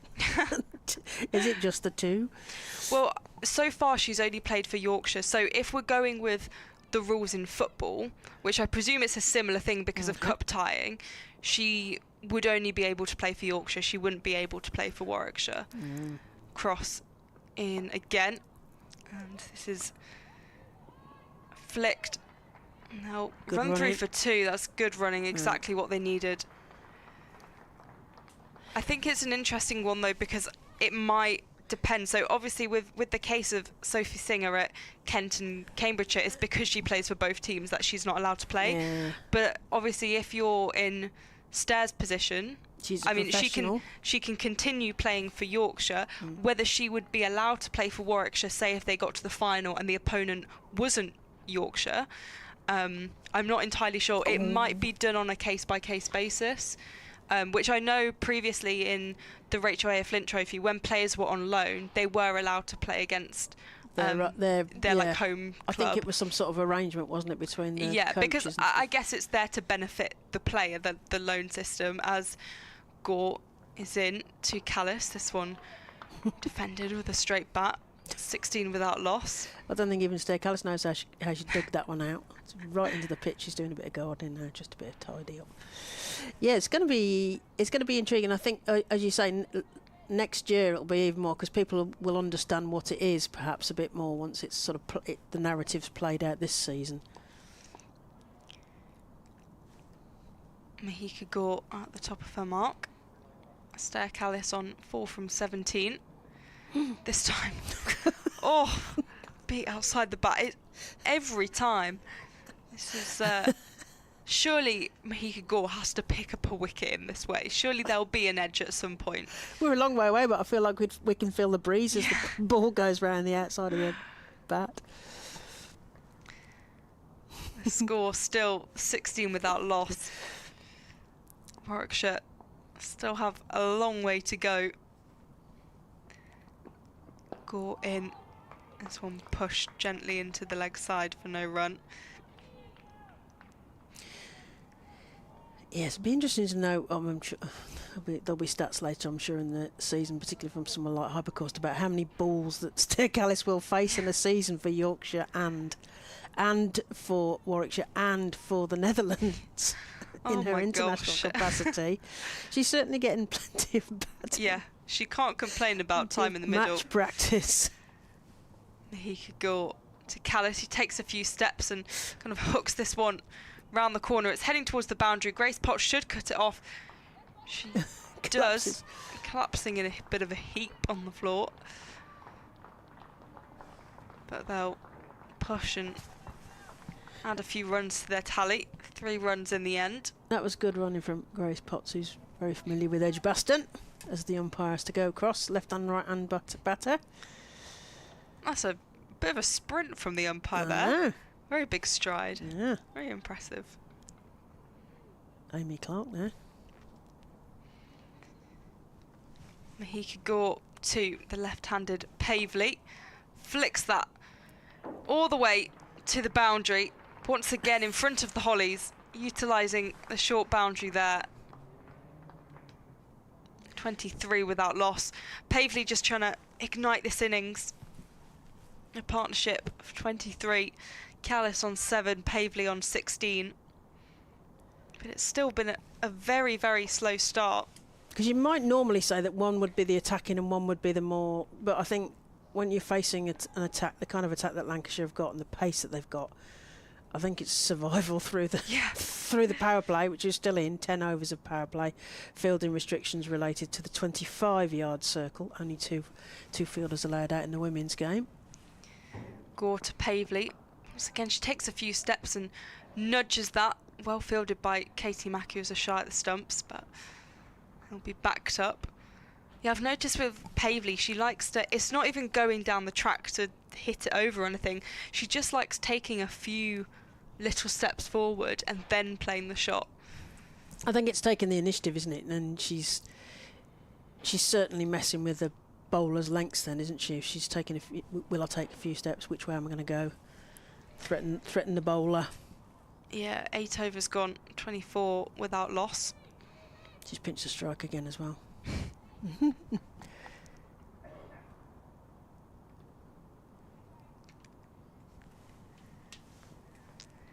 Kate Cross, 4 overs gone, only 7 runs from them. Ooh. And it's out. That's the first wicket that falls. Kate Cross has had the breakthrough. That's a lovely bit of bowling from Kate Cross, who has been superb so far. I mentioned those 4 overs, only going for 7 runs. And Caris Pavley is out for 17, having faced 29 balls. She was brought up the order to open, and it hasn't quite paid off in the way Warwickshire would have wanted. It brings the exciting Davina Perrin to the crease, who has a lot of responsibility now on her shoulders, with Warwickshire 24 for 1 after 8 overs. Of course, Davina Perrin is a graduate of Ebony Rainford Brent's ACE programme, which is to get more Afro-Caribbean players back into the game. She's another one who seems to have been playing for ages. I suppose she was early teens when she started playing for what was then Central Sparks, Under-19 World Cup. I think she's done 2 already, hasn't she? I don't know. Yeah. Does she qualify for another one? It will be very close, but potentially. But a great athlete. We've seen her in the field a little bit in the first innings. But, much thought of. So Kate Cross will continue her over, having just taken the wicket of Caris Pavley. A reminder that Warwickshire are chasing 277. Lancashire won the toss and opted to bat first. So Warwickshire, who have done well chasing so far in this competition, have a huge task And yeah, it's really not the power play they would have wanted at all. But with the talent within and skill within the Lancashire bowling lineup, it was always going to be difficult. As cross to Perrin. This one beats the diving Fee Morris. We've got Mahika Gore in the distance, protecting. She looks like she's close up there because she's so tall. Once again, she's protecting about a third of the pitch. Deep third and deep fine leg, or sort of backward squarey fine leggy. Kate Cross in again. Callis just pushing that to point. 25 for 1. There's a good ball from Kate Cross. She came around the wicket to the left-handed Caris Pavlin. Really nice line. To bowl Caris Pavley, the left-hander. Cross in again. This one defended by Callis. Lots of shouts from our Lancashire teammates. Yep, lots of encouragement in the field here. And the team in red.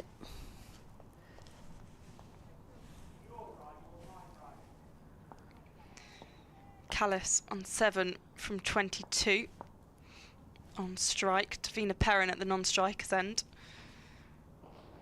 Cross to Callis, driven down the ground, but will only find Sophie Eccleston.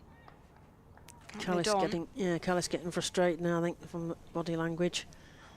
Wants to get the ball away, they've given her some gaps. They've offering up that to the right of the mid-wicket fielder there, that big boundary. Danny Collins there.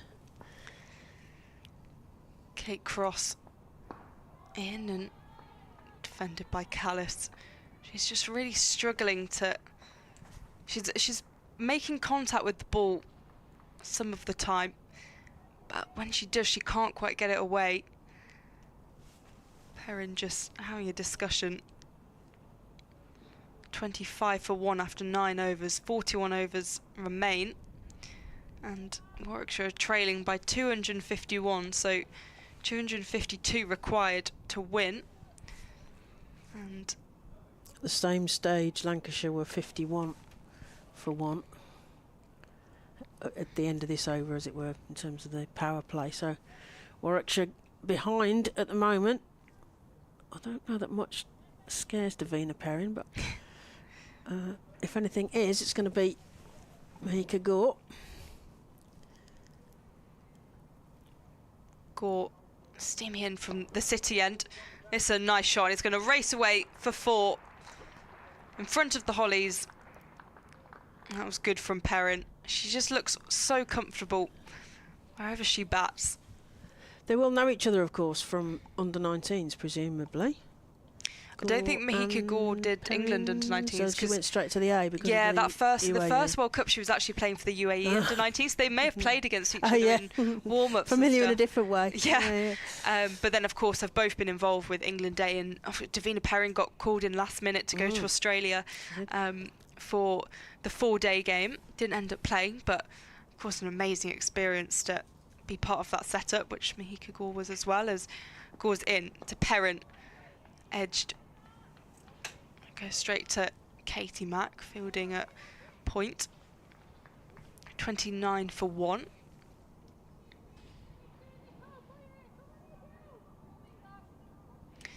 Lots of shouts from Ellie Threlkeld. Yeah. G in the field up.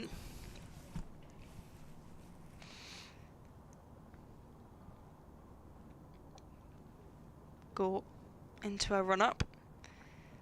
Perrin poised and just flicks that round the corner. And she'll get 1. They're going to push for 2. Yeah. It's brave. Successful in the end, as there will be some misfields. I thought that was a really brave decision from Perrin. But I'm just trying to work out whether it was brave. I mean, if she's really switched on, that was a really smart pressure on the field. Make them, maybe make a field change or something, or whether it was just a bit of red mist descending. Caught into her action. Valkeld working hard with the gloves again. 31 for 1. Yeah, I think Perrin's the sort of player that she'll always want to push for those extra runs. Callis didn't look like she was either wholly convinced or knew that Perrin was going to go for it. Bit more circumspect, perhaps. Yeah, but safely, and they probably were always going to throw to the keeper's end as Gore to Perrin. Once again, just kind of teasing the edge of the bat. She's exchanged a few words, I think, with her former skipper Eve Jones, who stood up to slip there, marking where she needs to be. 31 for 1. No doubt there'll be, because that's the thing, we don't hear the chirp up here, do we? So no doubt some interesting interchanges. I would love a really loud stump mic. Probably best not. Core is in, and this one pushed into the leg side. And they'll get the 1 run to finish the over. So 10 overs gone, 32 for 1. Perrin on 8 from 7 and Callis on 7 from 24. I am going to make way for Mike Perkins. Thanks, Polly. Yeah, I think that Lancashire, there's the umpire signalling the end of the power play. 10 overs gone. As Polly said, 32 for 1. Warwickshire, Perrin on 8, Callis on 7. I wonder if that last over, whether they're giving Perrin that single into that big long boundary, because ones won't, they need to be getting some multiples here to start clicking the score up, because they're certainly behind at this stage. Lancashire were 51 for 1 and Warwickshire are only 32 for 1. What do you reckon, Mark? They're leaving themselves a bit of work to do, aren't they, at the moment? Yeah, that's the thing. So they do need to wind this up, as Perrin will face cross coming in from the pavilion end. Perrin chops that down into the floor, and it's fielded by Fee Morris, and there is no run. Yes, they need to start getting some multiples and making the most of that short boundary, but of course there's potentially a trap in that. They're leaving that in the hope that there'll be perhaps a leading edge or something.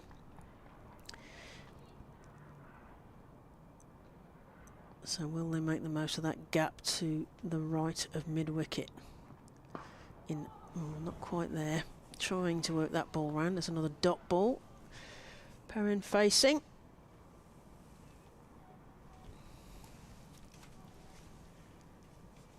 Here at Edgbaston. You're watching us on the edgbaston.com match centre, or maybe on the Warwickshire County Cricket Club YouTube. Please remember to push that like button, because that will help other people find us as cross rounds a mark. Perrin has a fling at that one, and Ellie Threlkeld does a very spectacular double roll there. There must be some sort of ice skating term for that, perhaps a double salco, as she took the ball as it went past her, and another dot goes by. Lancashire will be happy to keep the dots coming. Slightly concerning moment when Cross went down. She seemed to get a stud stuck as she delivered the ball. But she's back up and going now. Perrin tapping a bat. Plays that down defensively, and there is no run. Scores elsewhere. Yeah. What's happening? Surrey 79 for 1, chasing 347. It's a massive score, isn't it? The Blaze at Beckenham. And we also have Essex trying to defend 179. Doesn't look like they're going to do that. Durham 141 for 3. And of course, speaking of Essex, and probably the reason I missed it is I've not seen them yet this season, but the one person missing from our discussion earlier. Perrin plays that to point, but there's no run. Of potential England openers, of course, is Grace Scrivens. Yes, who bingo. Has been in form this season, and though she only got, I think, 25 today, she has gone second top in the run scorers list. So 377 now with 200s, a best of 120 not out, an average of 62.83. She's also scored a 50. So she's very much put her case forward to be involved in that opening discussion for England. Perrin plays that down again. And of course leadership experience, because she was England A captain in Australia for not the Ashes, the one that came after. She captained the multi-day and the one-day international sides out there for England A. And was it it was the T20, wasn't it? Because they won, that's it. Well, they only played one of those games, the A side. I'm looking at Polly now. I'm pretty sure that the A team, they were supposed to play 3 T20s. They played one and won. One was abandoned. Well, I think one was abandoned and one, yeah, so basically 2 were abandoned. So you could argue that Grace Scrivens is an pseudo-Ashes series winning captain in Australia, but it would be a bit of a stretch. But I'm sure Sid Egan and Raf Nicholson from Cricket Her could stretch that one. Oh, we're going to see the deployment of the Eccleston, are we? Yeah. So yeah, it was only a matter of time, wasn't it? 12th over, and this is a very good move because Warwickshire are behind the rate. They are. And scoring off Sophie Eccleston is never easy. No, I mean, back to Scrivens, I think 50 over format's probably her preferred format. Possibly I is. think she probably struggles a little bit for strike rate in 20 over cricket at the moment, but it's important to get a player like that involved. You know, even if she doesn't necessarily have to open the batting when she first comes into the England side, she could bat sort of 5 or 6 or something, and but getting her involved, as you say, because she has that leadership potential. Because one thing's for sure with Nat Sciver-Brunt, you know, as much as she's only just getting her feet under the table, it's not going to be a sort of 10-year appointment, you wouldn't have thought. Callis plays that underneath both feet there, rather French cricket style from Sophie Eccleston. Yes, it's not. Given the stage of her career she's coming into the job at. Sophie Eccleston starting from behind Russell Warren, coming round, left arm round. Callis comes forward and defends that. And interestingly, that Charlotte Edwards hasn't named a vice captain. She's saying she's going to possibly different format vice captains and things like that. So we shall see how that plays out as well as Eccleston comes into Callis. Ooh, goes through her straight to Ellie Threlkeld, and there's hands on head from Sophie Eccleston. How did that miss? I think it's the thought bubble. I've got a slip, short third and a backward point. It's almost like point cordon to the offside. Callis goes up and over the cover fielder. It's probably going to be a really smart shot there. Is it going to meet the rope? Oh, is it going to go? Oh, it's rope. It's a 4. 4 from Callis. Up and over and sort of peeled round the corner, and it was just into a pocket, a back pocket there. And 3 fielders coming round. Even Mahika Gore could not stop that. So 4 runs to the total. And Warwickshire 36 for 1. Well struck, signal of intent. A sign that Callis is not going to just let Sophie Eccleston bowl at her. Yeah. Callis comes forward and prods that into the offside, and there's a scamper around and they get through for a single. Perrin's quick, so I suppose that Callis does have the confidence of knowing that her partner is going to make her ground if she possibly can. Yeah, that was well judged in the end, wasn't it? Yeah, it was. It looked a bit scary, but it wasn't quite as, because the short fielder had got to get round to field that. Yeah, as Perrin wasn't going to be able to pick it up with their dominant hand either. No. So that helps. So yeah, so I mean, Sciver-Brunt will turn 33 in August. So I doubt she, as I say, she's going to be around in 10 years or even 8. And that's another dot ball. I mean, the big thing on the horizon is the World Cup next year in England. So that's the one that you perhaps would have lent you to have decided it would be Nat Sciver-Brunt, because you want those experienced shoulders to be leaning on. That's the end of the over. 12 overs gone, so we're outside the power play now. And Warwickshire 37 for 1. Going to see a bit of Grace Potts here, who picked up 37 for 4 the other day at Old Trafford and was a big part of her team's win as a result because of that. So she can... Formerly of Central Sparks. And you presume part of that Charlotte Edwards and Nat Sciver-Brunt conversation will have been, look, as a leader, what are you going to do to bring through the next captain to succeed you, because that sort of seems the stage. Yeah, and that, for me, that was the most unforgivable of all of it, that they did not seem to have any succession strategy, obviously, as Potts comes in, and that squirted past the the running Eve Jones at slip. They're going to come back for a second as well. Yes, that was squeezed through the slips, and they got 2 more for the total. Yeah, that seems to be the most unforgivable thing, because Nat Sciver-Brunt, when she has had to take over, has not necessarily been the most natural captain successor for Heather Knight. And I think anybody given the question, would you like to captain England, is going to say yes, I wouldn't rule it out. As Potts comes in, and that's a full toss, but it's driven straight at the fielder, and there is no run.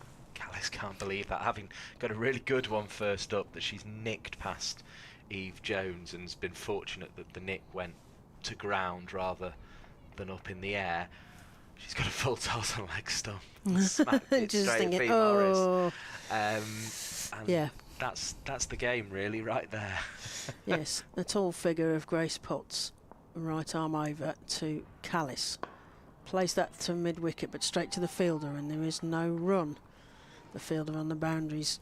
Thought she's got to cover that, then Sarah Smell set off just in case she had to cover. Well, I thought she was going to have to cover that too, because Fee Morris did very well. She to did make very well ground there. to She her did. right hand side and tumble into a stop there. Because Potts went to Lancashire, and Ellie Anderson went to Somerset. Both have settled in well into their new sides.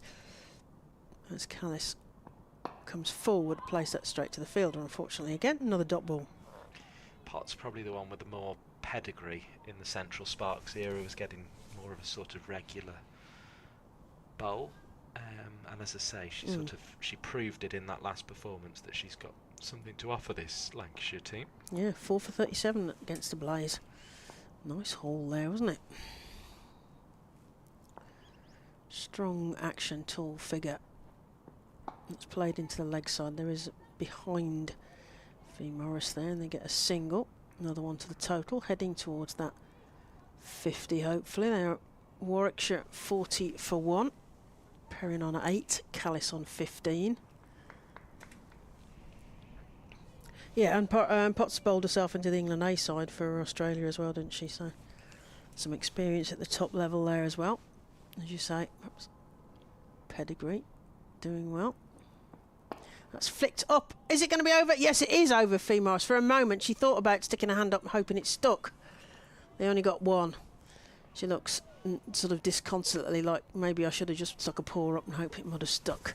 So 13 overs gone, and Warwickshire 41 for 1. And at the same stage, 13 overs, Lancashire was 65 for 1. So well behind on the run rate.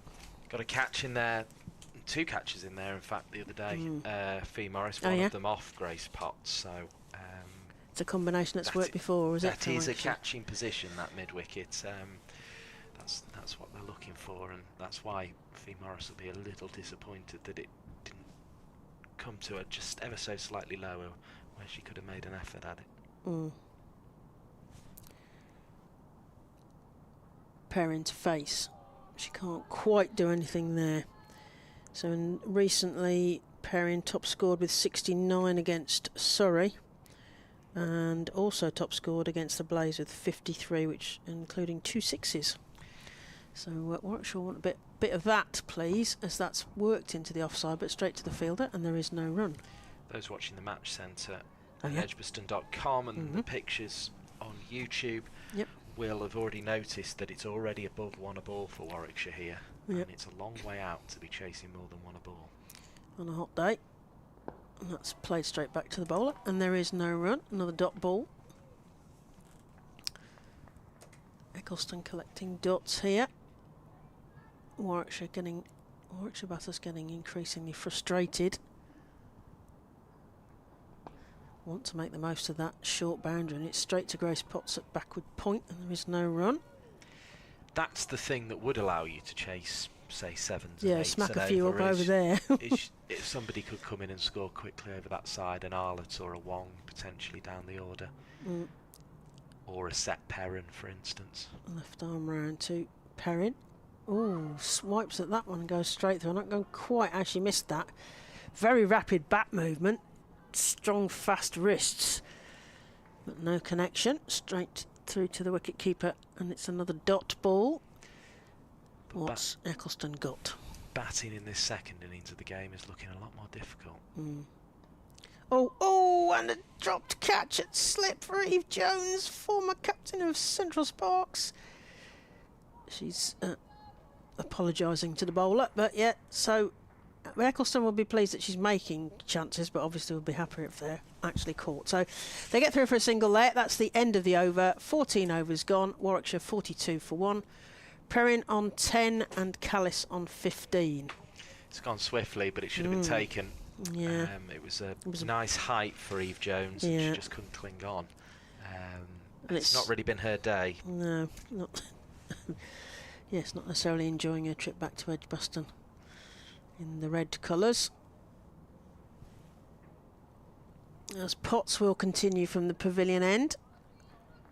Ellie Threlkeld stood a long way back now, and she's coming in now. She's taking her helmet on off a bit. She's got a cap on, ready. Potts to Perrin. Played into the offside, but straight to the fielder on the ring, and there is no run. Chirp in the field. As you say, there's just that feeling of 1 or 2 fours might change the momentum of the game here, and they might feel that bit more confident and they've got to come start quick hitting though, over. haven't they? Yeah, they have. It sort of almost feels like it's starting to get away from Warwickshire here. Yeah, Potts to Perrin. Oh, goes up and over. Talking about up and over, I think that's going to be 4 runs for Davina Perrin. Having just said that they need to do that, they can't hear us, Well, unless they've got very good hearing. Agreed, didn't she? That up and over. Thanks very much. They needed a boundary pretty quick, and you won't see many better than that. Little advance down the pitch, and she's smacked it over extra cover. Beautiful lofted drive, 4 runs. Strikes me that these two batters actually are similar in that sense that once they get a feel for hitting up and over a bit, they'll feel that confidence grow. As Potts comes in again to Perrin. She's going to take a mad run here. There's a shot at the stumps. Oh! But she makes it in. Fearless running from Davina Perrin there.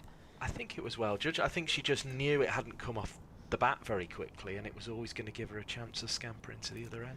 And also to taunt Eve Jones, who is now left doing that fielding. Former captain. Potts, former Central Sparks, also into Callis. Takes a big swipe straight to the point fielder, and there is no run, unfortunately. They've got the fielders in the exactly the right place for this bowling, judging by that. Definite intent this over, though, just to try and put bat to ball against Grace Potts. That's what they've got to do here. Well, they've got to select 1 or 2 bowlers, haven't they, that they're going to go after. Now that the power play is over as well. Field spreads a little bit then. Potts to Callis. And plays that down and defends it. There is no running. Because it always feels like the power play is almost... it's supposed to be an advantage to the batters if you can hit up and over. But because the fielding circle in the women's game is 25 yards, they're that much closer and that much more... the gaps are smaller, and it feels almost like it works the opposite way around in the women's game. Although when Lamb and Mack were they were it didn't feel like that. They got 50 off it. That's right. You know, I think Lancs have just bowled a bit better. And that's chopped down. Oh, they're going to take a run. Oh, that's a shot at the other end as well. Just for good measure. That's actually brilliant running. It was brilliant running, but it scared me. But it was brilliant running. And that's the end of the over. So 15 overs gone. Warwickshire 48 for 1. Perrin on 15. Callis on 16. At the same stage, Lancashire was 75 for 1, so they were well ahead at this stage. Although there was a bit of a squeeze in the middle where Warwickshire brought the spin bowlers on and managed to keep the pressure down a little bit on Lancashire. We're going to see a change of bowling, I think. Yeah, so Eccleston off in favour of, is that Fee Morris? It is Fee Morris, yeah. Right arm. So you'll see a bit of Fee Morris, a bit of Emma Lamb during this innings, and then it'll be the 3 seamers plus plus Sophie Eccleston as the frontline spinner. So Yeah. I think this is a feeling that Lancashire are ahead here, and they can maybe squeeze in a few of these Fee Morris overs here. Yeah. Just, you know, if she goes at 1 a ball here, no problem at all. So we've got Fee Morris, despite what the scoreboard. Oh, there we are. Scoreboard just changed. Fee Morris to Sterkalis, and that's chopped down through the point region. But Sarah Smell will cut that off on the rope. Just the one. Great throw in to Ellie Threlkeld right over the stumps. And As Morris you'd will expect to be a wicket keeper. put it there and say you can have one, but if you want more than one, you're going to. Well, they can afford ones, you've can't got they? to take yeah, a they're risk, going to have to. and that could therefore bring a wicket. I think that's what Lancashire are thinking here.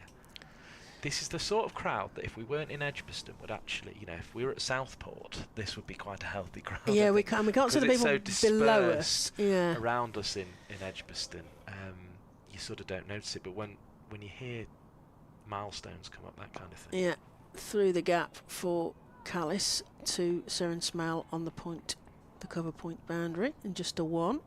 An easy one there, but as you say, they need to get multiples. Yeah, the crowd at a smaller ground would feel that much more. Well, I think you notice it when cosy. There's a maiden, or when there's a nice four hit. There's a very sort of warm round of applause. Yeah, Warwickshire 50s off as well as that goes down the leg side. They're going to take a run and a wide. There's a shy at the bowler's end, but not really seriously.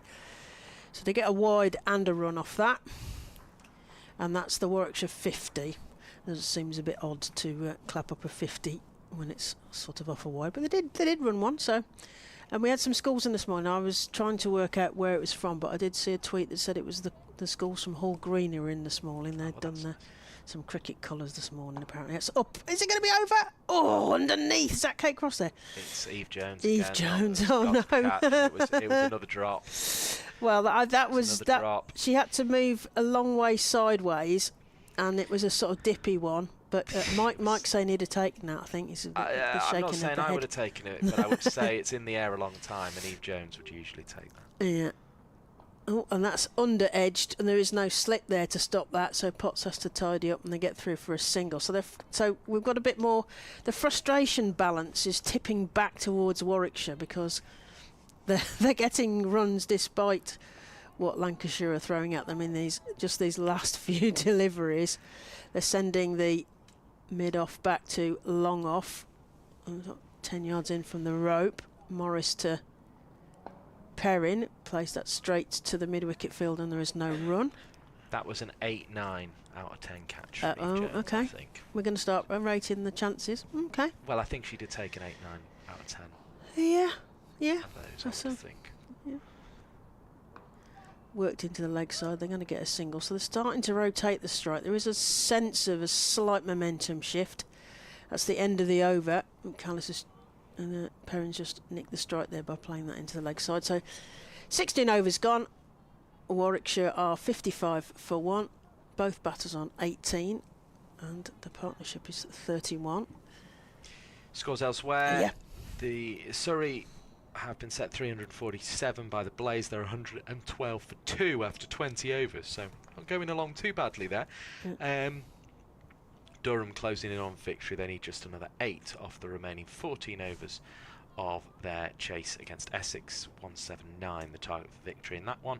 Here it's 277 required for victory in Warwickshire. Looking a fairly long way off at the moment, but if these two can get motoring, then you never know.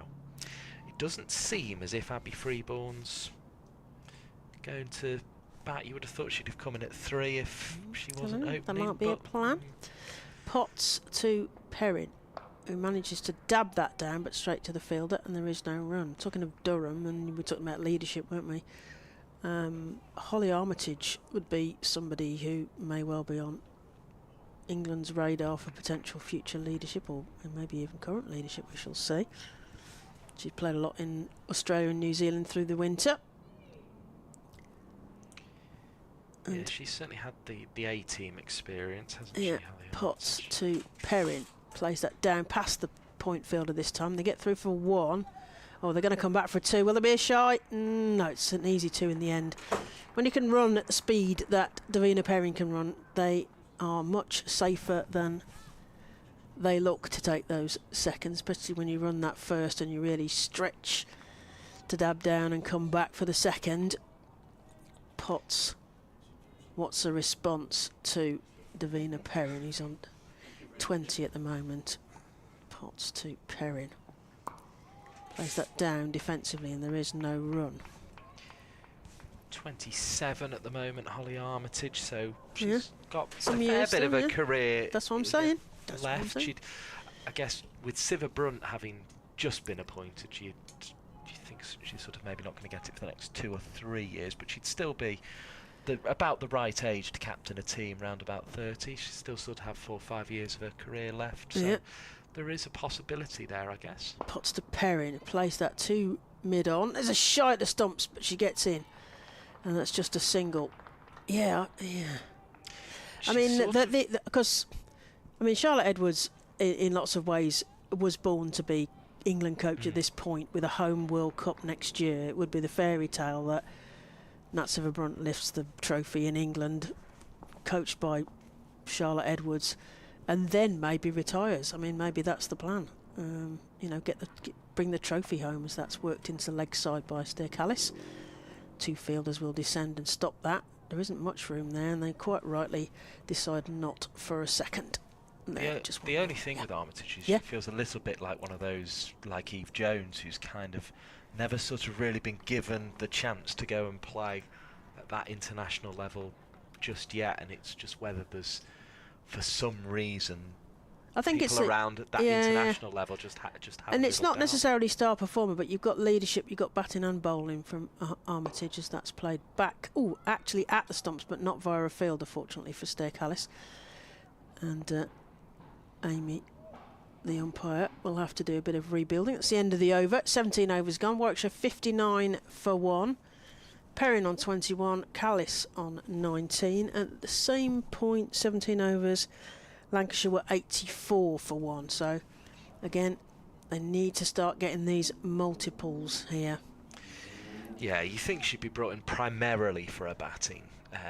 Who now? Who are we talking about? Holly Armitage. And you think they'd want to let her kind of settle into international cricket and see if she can do it at that level. She got an accidental cap, didn't she, because of Sarah Glenn's concussion? She got an accidental cap, yes. I'm getting a thumbs up from Polly.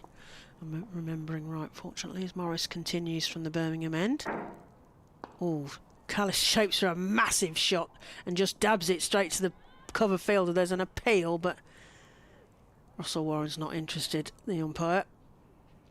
Yeah, it was a hopeful one, really. It was. I think Morris kind of caught it off the stumps, actually. Yeah, it was a Callis. She shaped as though she was going to take a massive shot and then changed her mind and then just ended up dabbing it to the left of the I think cover had it fielder. been 17 to go, not 17 gone, she might have gone through with that. Oh, and Perrin's thought that might be quite a good idea around that fielder, but can't quite get it round. Same with that stroke from Perrin, actually. I feel later in the innings she'd have just chanced her arm. Yeah. And seen what had happened. Oh, full toss. It's going to be. Is it going to be caught? But is it going to be a no ball? It's not signalled no ball. Oh, it's dropped. Unfortunately, the ball is dropped. And that was a big chance there. And I was kind of half expecting someone to shout no ball or something, because that was a massive full toss. But she'd gone at it, hadn't she? So very difficult for the umpire to tell. Yeah. Sophie Eccleston there putting the I'm giving you a... Yeah, what is that out of 10? That's up and over again, but this time out of the reach of... Oh, is she taking it? She's actually taken it. She took the hard one. The one that was a dolly, she dropped. The difficult one she takes with a diving catch. So that's Callis caught Eccleston. A very difficult chance there off the bowling of Fee Morris. I didn't even have time to say to you how hard was that chance, because it certainly wasn't the first one. The second one was a really good specky. I don't think it was too difficult, that one. I think the most difficult thing about it was probably the fact that she dropped the one before. It was certainly more difficult than the one before, but again, it's another one that you would expect her to be taking. Probably didn't get as close to it as she would have liked. But it has been taken. She needed all of her height there to take that one. That's the one thing Lancashire haven't done well, because Eve Jones has dropped 2 and Eccleston had dropped 1 before that. So the one before was I'm sorry, Mike, that was a complete dolly. It came straight to her. She stood underneath it. She had half an hour to decide what she was going to do with her hands. So Warwickshire find themselves 61 for 2. Callis back in the hutch, as it were. She goes for 20 off 42 balls, 69 minutes. Patient but frustrated, I think, and only won 4 in that set of 20. So Katie George comes to the crease. So they're obviously wanting to speed this up a little. That may be the decision to bring Katie George in.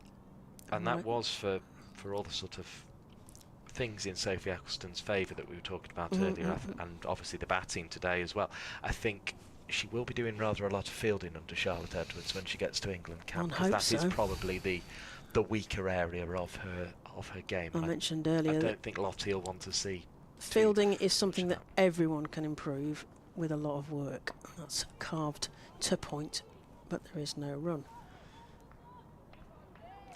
Could give her that it's coming out of the sun potentially, but that was unforgivable for. I'm sorry, for the best bowler in the world, should not be dropping those. No, you can't be dropping those. Morris into George, plays that sort of to the left of Fee Morris there, and it's thrown in by Seren Smiley. Probably get told off for banging the ball in there, I hope, because that was completely unnecessary. And that was the end of the over. 1 to the total. And that's 18 overs gone. Warwickshire 62 for 2. I think Russell Warren's going to say, don't throw the ball in, because you're softening the ball deliberately. That's the point of asking them to keep the ball in the air. Thank you very much. We'd like the ball to be in the right condition. As Russell Warren just checks the state of the ball. They have a ball at either end with a 50 over, the umpires, and they will be checking the condition of the ball, no doubt. 18 overs gone. Warwickshire 62 for 2. Perrin on 22. George on 1. George will face former teammate Grace Potts. The field is sort of spread. There's no close fielders other than a regulation point, cover and mid-wicket. That's worked into the leg side backward of square. Seren Smiles, quite a lot of coverage there. And sends the ball in, and they get a 1. So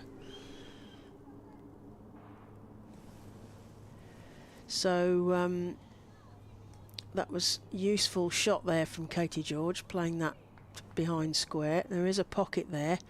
I mean, there's an even shorter boundary for that. So it was a good run, but they'll want to get some multiples here as Potts bowls towards Perrin, who plays that down, and there is no run. 63 for 2 here, Warwickshire, in the Metro Bank One Day Cup here at Edgbaston in the sunshine. Lovely green expanse below us, and the vista of the Birmingham skyline in the distance with all its cranes. And cranes always says jobs and work to me, so I'm happy about that. But it does disturb the skyline as Perrin plays that down, thinks about a run but thinks better of it. Another dot ball. As you said, it's a very green setting here, because we're sort of, Edgbaston is a very rural setting. Lots of greenery around here. My father grew up in Willows Road, which is only just a Sophie Devine from here. 6. There's Potts, comes in to Perrin. Oh, it has a little flick at that, but it's going to be signalled wide by the umpire, so another 1 to the total. We are seeing reports from Will McPherson at the Telegraph that Sophie Eccleston will not be in the England squad. So we wait for the official announcement on that, but that's certainly what... Wait for official channels. The Telegraph's cricket reporter Will McPherson is saying. He's saying that Sophie Eccleston will not be in the squad. Potts to Perrin. Plays that forwards, and he's going to take a run, but needed to send a memo earlier to Katie George, who manages to dive in. She's going to have a dirty kit there, and she's giving Davina Perrin a what for, wasn't ready. Give me more warning next time. Well, it did look a bit of a mad run. Perrin went straight away. She went. Has been doing it all innings. And was running to where the ball was, but hadn't anticipated the fact that actually, she might find herself chasing the ball going over her shoulder from Kate Cross and getting run out the far end, but she's... Katie George's point was she didn't hear her. She wanted to hear it loud. But, I mean, that is how Perrin's been playing. Yeah. And George did seem to be sort of slightly on her heels, slightly almost back turned. So I think...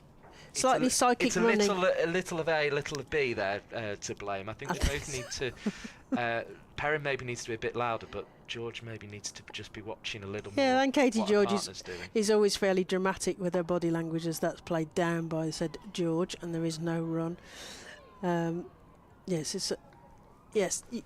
you know what Katie George is thinking from her body language generally. She just tries to make sure that she looks neat and tidy for the next delivery, having probably scuffed the entire front of her kit with that dive full length to get back in as Potts comes back in. Perrin defends that. No, George defends that down. There is no run. That's the end of another over. Gosh, that's good and gone quickly, Mike. 19 overs gone.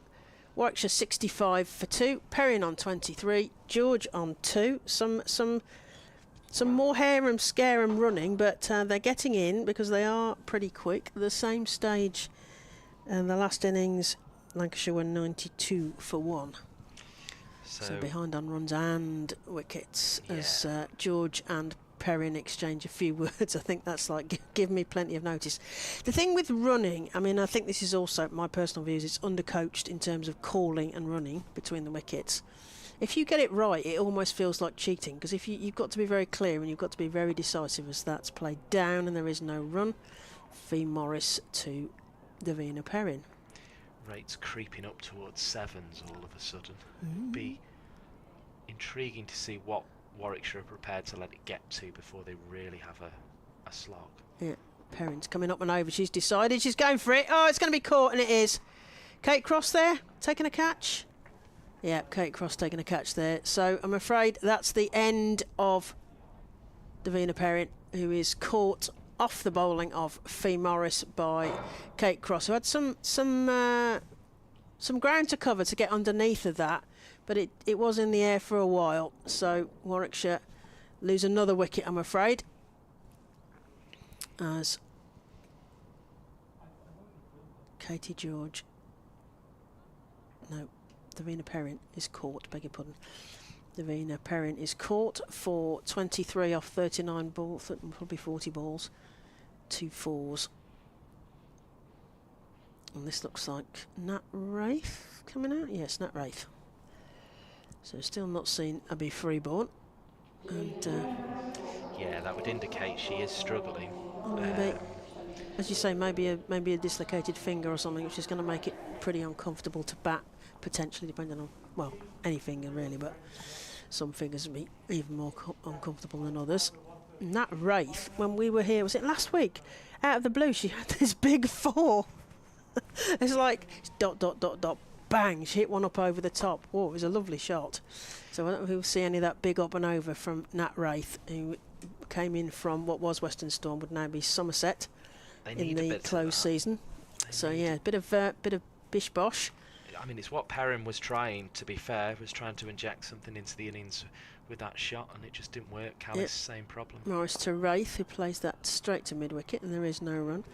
There is a gap sort of up and over or to Kate Cross's left in the covers between Kate Cross and Seren Sman on the cover point boundary, and she's trying to work that to that short Holly's boundary. And there's just another dot there. Oh, between Jones and... Well, yeah, between...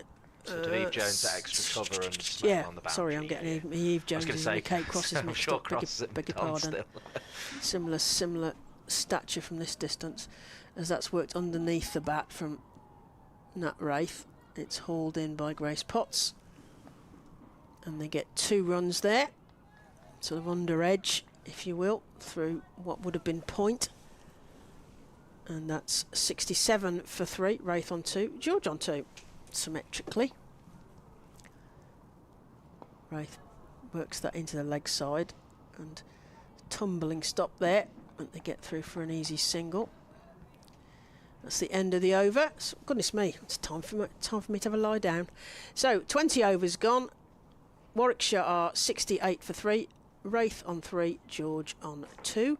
I'm going to hand you over to the marathon woman that is Polly Starkey of the Naughty Child podcast and leave you in the hands of Mike Perkins.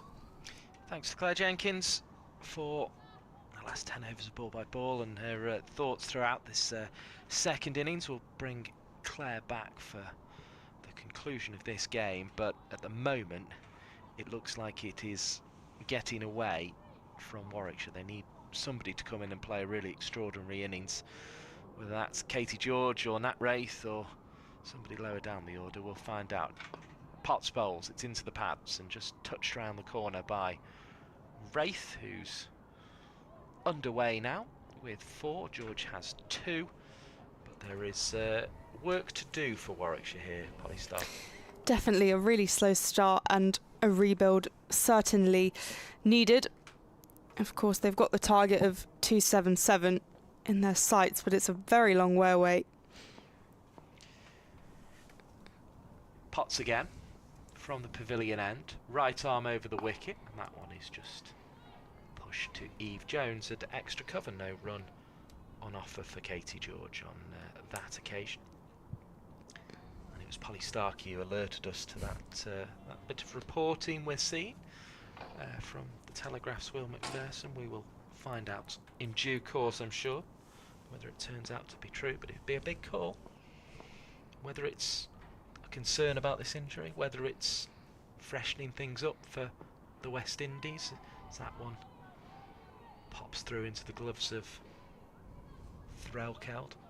But a bowling by Potts that had a little bit of shape away from the batter and a little bit of lift as well as it went. Only a dot in the scorebook, but a good piece of bowling. So yeah, I'm sure Charlotte Edwards will be quizzed on the reasoning behind that. Yeah, I mean, I had a proper read of the article, and it seemed to say it was due to injury. Obviously, she's playing here today, but she didn't feel quite ready. Here's Potts bowling, and it's hit up to mid-on, where Eccleston is there with the fielding. And she's returned it. She's bowled a couple of overs here today, and she's looked in good touch with the bat.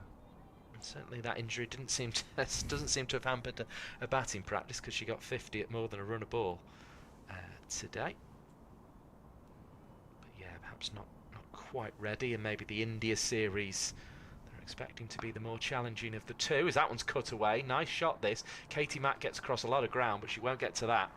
4 runs, nicely chopped away to the boundary by Katie George. She's on to 6.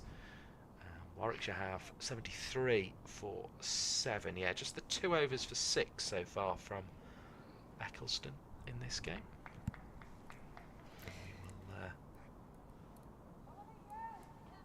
We will see what else they produce. Was that a result I saw there? Yeah, Durham beat Essex, which it was looking like that was going to happen anyway. But Mia Rogers, her second game, I think. Potts bowls, and this one's struck away nicely again by George, but straight to Katie Mack on the cover point boundary this time, 74 for 3. Yeah, Mia Rogers finished 66 not out, so she made her debut on Sunday, but then top scored for the side, chasing down 179. So, well done, Durham. 2 runs on the bounce now. Surrey still in the other game taking place today. There was obviously the Somerset-Hampshire match yesterday, which was won by Hampshire, is starting to assert a bit of authority on the table. They're up the top there. The Blaze chasing them. They've set 3-4-7 at Beckenham. Capsey is 46 of 44 balls for Surrey at the moment.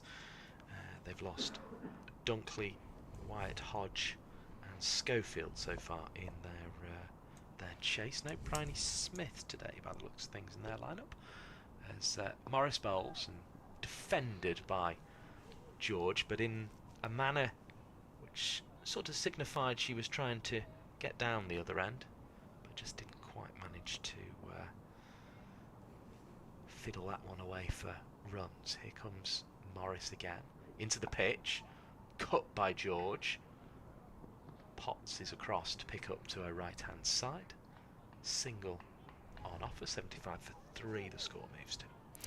The other name that was mentioned in this article was the absence of Warwickshire, which, I mean, for Lancashire fans, that could suggest Emma Lamb has pushed her way into that side. It'd certainly make room in the squad, wouldn't it? That's stumped by Ellie Threlkeld, and we said Fee Morris was going to bowl deliveries that sort of said to the batter, you can have one, but if you want more than that, you're going to have to take a risk. Nat Ray took that risk, went down the track, tried to club Fee Morris back over her head, missed it completely, and Threlkeld knocked the bails off. And this game seems, at the moment, to be disappearing in a bit of a hurry from a Warwickshire point of view. 75 for 4. They're chasing, remember, 277 for victory, and that's looking a long way off at the moment, Polly Starkey. Yeah, 202 wins to win. I think when you see the wickets column, it looks a lot more difficult than I mean, I think even at the break, it was always going to be a difficult task. But the way they started, just put themselves in a position where it makes it almost impossible, and really incredibly reliant on the middle order, who I think on a number of occasions so far this season have had to pick up the brunt of the work. And I mentioned this earlier with Warwickshire. They're a side that I think they have so many good batters, but those batters will get 40, 50, maybe even 60, but there is no one converting that into a century. Obviously there's Emma who scored the 130 not out, but I do think that was an anomaly, and you know, she hasn't done that week in, week out. So yeah, it's not looking good for Warwickshire, and they'll need Bethan Ellis and Katie George to build a partnership here and try and dig in, and they have to play slightly riskier cricket, I think. Ellis to face Morris, pats the ball back to the bowler, no run. Yeah, Ellis another one with a 50 this season, but it needs that to happen on a more consistent basis, and Warwickshire at the moment, they're having to go at above sevens to win this game. That's the other factor, and that's why Wraith was charging down the track from just her 6th ball of the innings, as Potts returns that one that's pushed out off the front foot backward as square on the offside. 6 balls, 4 runs, stumped Threlkeld off the bowling of Morris. That's how Nat Wraith was out. And Bethan Ellis is underway with a neatly struck cover drive out towards the boundary where there is a fielder in place, so it'll be just 1 to the total. 76 for 4. A lot to do for Warwickshire. They both have to rebuild but stay up with that run rate, which could get away from them very, very easily. And clever little bowling change actually bringing on Fee Morris, almost just tempting the batters, it felt, almost saying, look, are you willing to go after this bowling? This is one of our weaker bowlers in terms of she's in her side to do a bit of both, really, isn't she? But she's not in purely for her bowling, so you need to go after this bowler. Let's put her in now and see if you're prepared to sit behind the rate to a bowler like this, or whether you'll feel your opportunity to score is disappearing.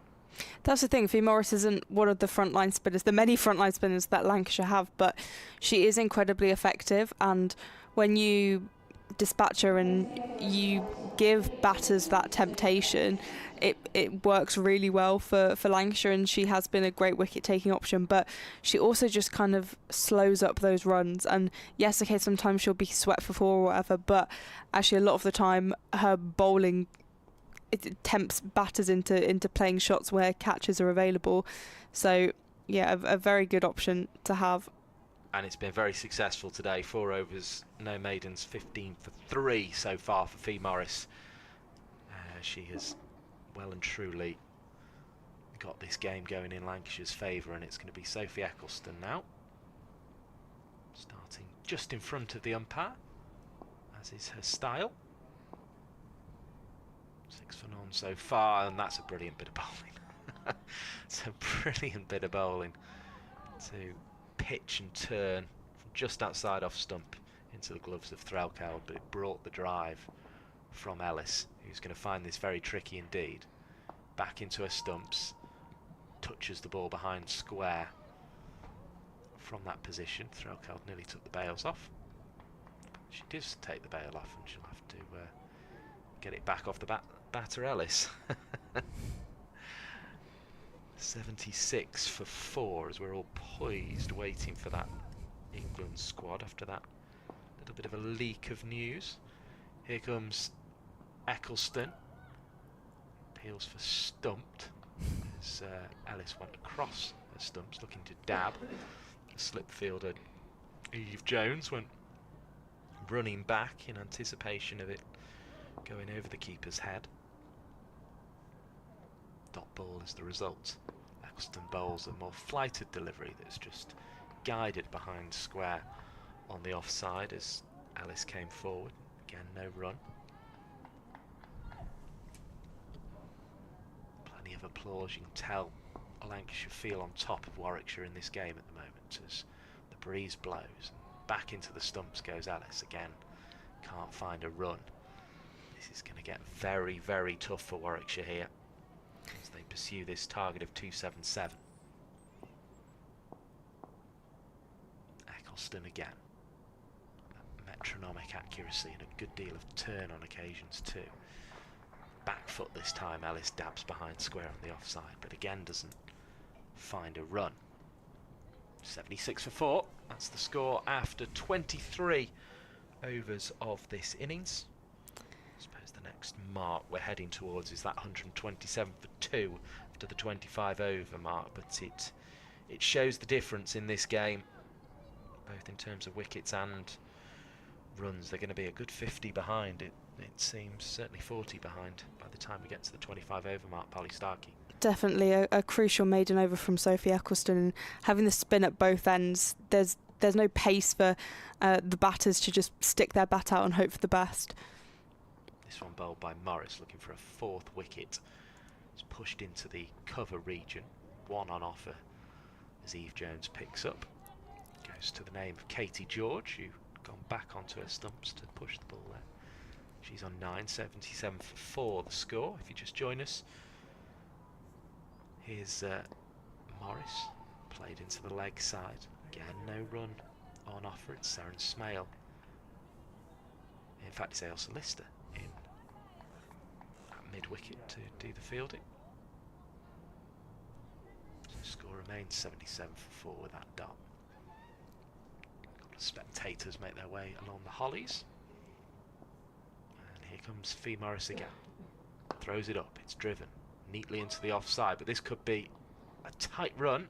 George diving for her ground again. The throw was poor though from Eve Jones, and it was the wrong side of the stumps really for Ellie Threlkeld, who'd positioned herself with 1 foot on the off stump, so she knew exactly where it was and could take the throw and just cut a second out there, but Eve Jones threw it the wrong side of her and allowed the score to move on to 78 for 4 with the single. Morris to George. George down the track. Dabs leg side. Lister's there to pick up another single. Ellis and George still working hard here, not giving this one up.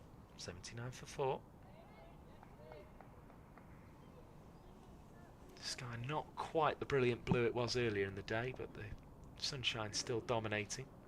It's almost hazy blue sky now as this one is played away behind square. It's slightly off the top edge of Ellis's bat, but it brings a 2 and a comfortable 2. 81 for 4.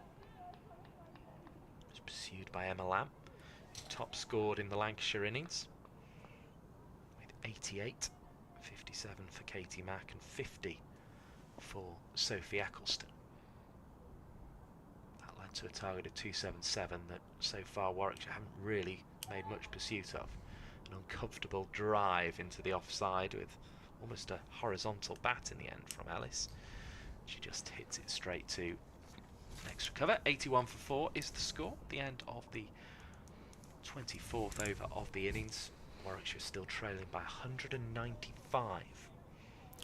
A really long way to go for Warwickshire, and just getting more difficult with those wickets having fallen. I think George and Ellis, if they can build a good partnership and then kind of feel comfortable enough to ramp up that run rate, maybe that's possible. But I think Lancashire also will have in mind that bonus point and maybe wanting to bowl the team out before the 40 over mark. Eccleston bowls to the advancing George, who defends the ball out into the offside. Fee Morris very close in there at cover at the moment. Eccleston again, reverse sweep. Takes the ball down to short third. Potts picks up, but has to sort of go the long way round, if that makes sense, to pick up right-handed. And that allowed them to get through for a single. 82 for 4. Yeah, what would the target be? Because it'd be a runs target, wouldn't it, for Warwickshire to get to. That's a good bit of bowling from Eccleston again, just tempting Ellis into a shot on her off stump, and then it turns away past the advancing bat. So the run rate was 5.54. So, oh, that's nicely dabbed behind square on the leg side. It's rolling away down towards fine, and that will go all the way for 4. Lovely shot from Bethan Ellis. She likes to invent and improvise, and she's done so there. Take the score up to 86 for 4, the sort of boundary that Warwickshire need here. And a little bit of attention for the fielder, who I think's just sort of scuffed herself up on the AstroTurf-like surface just beyond the boundary. Physio over there just taking a look at Ailsa Lister, who took a bit of a tumble, trying to stop that one going for 4. But I mean, Ellis can score in sort of short periods at end of the innings, kind of round about 2 a ball, but I don't think she's going to do it for. It's a length of time it has to happen for here as much as anything.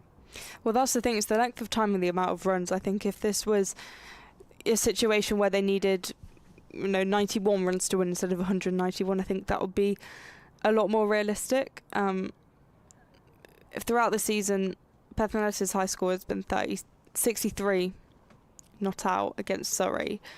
So, she is a capable batter, and she hasn't been completely out of form, but what I've seen so far doesn't necessarily convince me that she'll be able to do that, because I think it's such a big task, and psychologically I think it's also really difficult when Karis Pavley and Stair Callis came into bat. When they were getting really stuck, that's really difficult to get out of, and I think they did well to press on a bit, and there was good batting from Davina Perrin. I thought she played some good cricket, but trying to rebuild after that is so challenging, especially when you've got Sophie Eccleston bowling at you, and then Fee Morris, who's also bowled well, and you've got this endless line of bowlers who can do a lot of damage. Obviously Kate Cross and Mahika Gore at the start of this innings were invaluable, so it's a really big task for Warwickshire. But I mean, it seems they're having quite a big discussion. They've got the subfielders on, and they're all discussing. But yes, 86 for 4 is by no means ideal in this scenario. They would have wanted to put a lot more runs on the board. I mean, at this stage, just before the halfway stage, Lancashire were around 120 for 2, so quite a different situation to what we're seeing now. Yeah, drinks, I had them at 127 for 2. Yeah, that was bang on halfway stage, yeah. So, yeah, it's only 2 balls to go to that, and Warwickshire well short at the moment, and they've got an extra couple of wickets. Bethan Ellis, best of 63 so far this season. That was not out as well. The other thing to tell you, 222 is the target Lancashire would have to bowl Warwickshire out for less than 2-2. In fact, less than 2-2-1. Yes, it would be less than. So basically, if Warwickshire reach 2-2-2, they will save the bonus point, if you like. If Lancashire bowl Warwickshire out for 2-2-1 or less, then they will get a bonus point in this game. So that's where we're at. Say 277 though is still the main target for victory, and that's what Warwickshire will be trying to pursue, but feels a long way away. Another 190 runs still separating the sides here. And as I say, with the world's best T20I and ODI bowler,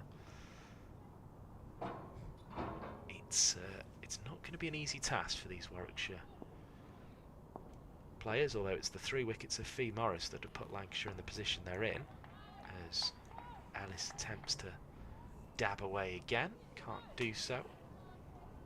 Ailsa Lister's back on her feet and back on the field, which is good to see after a little bit of treatment from the physio. Here comes Edgbaston again. Throws one up, and it's taking a bit of everyone on the way through there.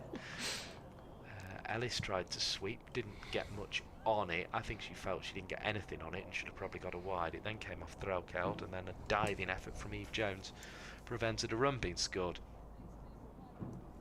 86 for 4 then. We are at that drinks break, although we won't be taking drinks now because we had them during this treatment for Ailsa Lister. I hope she managed to get a drink as well. I always feel for players who are receiving treatment, and when they take a break like that, it might be difficult for them to do. And I don't think there's going to be, you're not going to have much luck taking the ball out of Fee Morris's hand at the moment. She's got 3 wickets already from her 5 overs. I think she's going to try and bowl as many of her 10 as she can in this spell.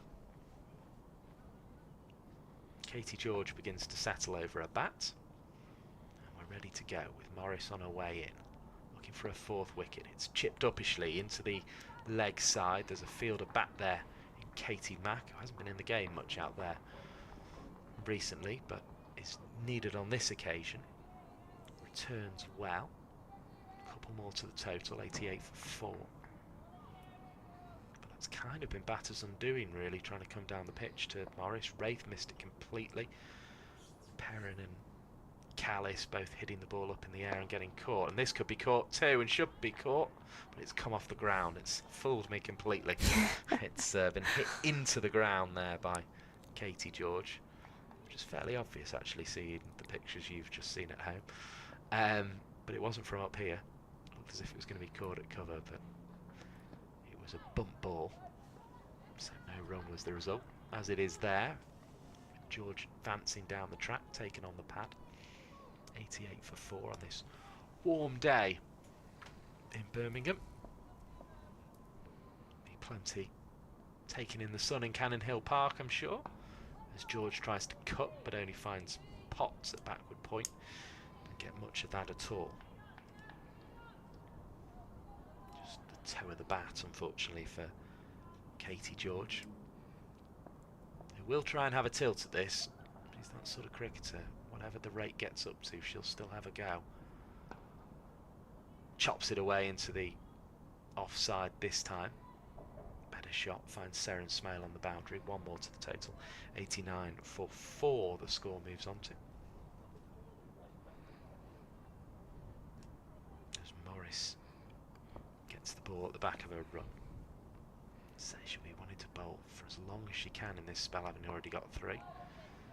Ellis is forward and defending out into the offside. It's another dot ball. It's been a bit of a theme so far today. Another over whizzes by. 26 of them gone. And with that score on 89 for 4, it's still a gap of 187 to get to Lancashire's score here. A lot of work for Warwickshire to do.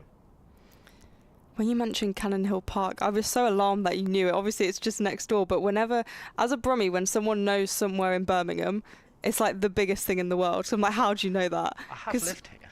Really? I used to live just up the road. I didn't know that. That makes sense then. Cannon Hill Park was my little run. Yeah, I used to do the park run there years ago. Very nice park. Yeah, so that's how I know it. As Edgbaston bowls, this one's helped around the corner on the front foot by Katie George. No run on offer.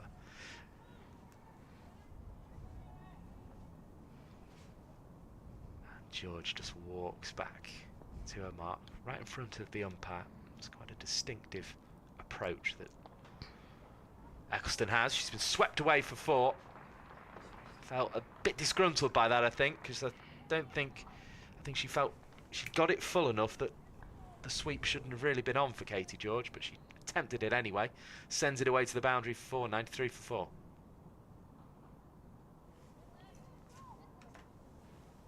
Yeah, 20 degrees at the moment showing outside, so a little cooler than it has been.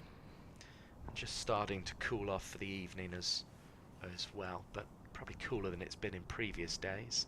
As the wind continues to blow as well and add to that cooling effect. Neat little reverse sweep from Katie George this time. She'll pick up 2. 95 for 4. It was a little sort of dabbed sweep, really, wasn't it? Yeah, it's a nice shot. This is exactly what George and Ellis need to be doing. Obviously, they need to up that run rate, but actually what they're doing now is creating a platform. Boundary 2 will help in that respect, but then the dot ball pegs them back again as George tried to cut away. And you can just tell by how close V Morris is standing at cover, but Lancashire think they're well in the game. They've also got a slip in place. That's Eve Jones, as this one is just touched into the leg side of the front foot, so 1 on offer. It's actually got a bit of a feel of a test match. Speaking of those 44.5 overs Sophie Eccleston bowled for a 5 for in the test match in Australia, it's got that feel of a test match team that feel they're on top at the moment. Even mid-wicket's creeping forward now after that last single, and I think Eccleston's preferring this pavilion end to bowl from. It's not a good sign when you're saying it feels like Test cricket for you got the batting side. No, I more meant the field and the attacking bowling rather than. Yeah, it just feels everyone's very tight in, and you see those pictures where you've got kind of crazy fields and the last few hours of play in a Test match. I do know what you mean with that sort of thing. We're not quite 2 slips gully and a catcher either side for not quite yet. Just yet, but the fact we've got catches in at cover and slip does indicate that Eccleston feels on top. Morris with a more one-day style field. The sweeper on the cover boundary does the fielding from the first ball as George advanced but couldn't really get her hands through it.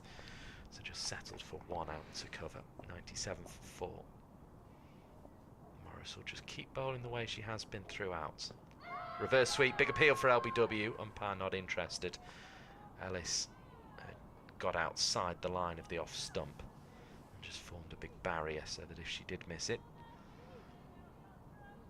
there would be no chance of her getting out. LBW playing a shot outside the line of off stump. Dot ball is the result. Ellis then comes down the track, hits it towards extra cover. Oh, and Eccleston's missed this one, and there's a few ironic cheers, in fact, from those from Warwickshire. 2 to the total. Slightly struggling in the field. Maybe they, coming back from injury, maybe the struggles in the field are a sign of that. She's not moving as freely as she'd like yet. Eccleston. 99 for 4. Warwickshire looking to bring up their 100. V Morris bowls, and they will bring up their 100, and they could well get 2 here. Reverse sweep by Bethan Ellis. She's going to come back for the 2. She's going to need to be quick, and if the throw had been better, she'd have been in trouble.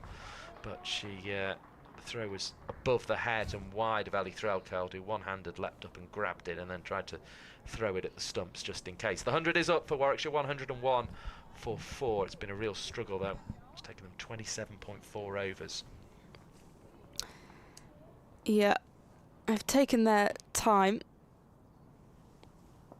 Lancashire's 100 came up in the 21st over by comparison. Morris again, bowling to Ellis, touches into the leg side. 1 on offer, taken gratefully. George making her ground comfortably there. 102 for 4. Been a more productive over though, this one from Warwickshire, just a bit more inventive. Some good hard running as well has helped. George settles over a bat. 22 overs and a ball remaining to get to 277. It's looking unlikely, but that'll help. Down the track goes Katie George, and that's 4 runs. 106 for 4, the total moves on to. That may well be the end of Fee Morris's spell. I think she'll be disappointed by that, having got 3 wickets, but that one struck down the ground, and in the over the 100 comes up in Warwickshire just starting to reduce the deficit, but they still need another 171 for victory. A bit more of that, and we could be on for a cracking finish, because, I mean, yes, there is quite a big gap between the sides as they were at this stage, but you never know. I think particularly George, but Ellis a little bit more, increasingly looking comfortable at the crease. And a few boundaries will make a difference. They need to be going at over 7 and over, so that's quite a lot, but a couple of big overs, and I think that could kind of tip things a little bit. If they can keep it under 8s to maybe 8 overs to go, and then have a little tip at it from the, you know, sort of 64 off 8 or something like that. But we're a long way from that. is the issue that Warwickshire have at the moment. They've got a lot of batting to do if they want to get there, and they've got Sophie Eccleston to try and negotiate, and Ellis hasn't done it well there. She's gone for the reverse sweep. It's just popped up off her top edge, and it's the easiest catch Ellie Threlkeld will get all season. They can be tough if it goes right up for a wicketkeeper with a helmet on, but that one didn't really even get above the eye line. It just popped up in front of the wicket and said, "Catch me, please." And Ellie Threlkeld was only too glad to come forward and do exactly that. I think it rolled up a little bit off the body as well of Bethan Ellis. She's out, and walking back, it was an enterprising 13, but only 13. Caught Threlkeld, bowled Eccleston, and Eccleston was celebrating even before it was in. Yeah, I was going to say. Threlkeld, it just popped up so invitingly for the wicketkeeper, who has an excellent pair of hands anyway, and certainly is not going to miss out on one like that. So, as we say, it's looking very, very tough indeed for Warwickshire from here. 106 for 5. Marlock coming to the crease. You'll need a big performance, as she did against Essex, but the advantage with that was she came in much earlier in the game. Far different situation.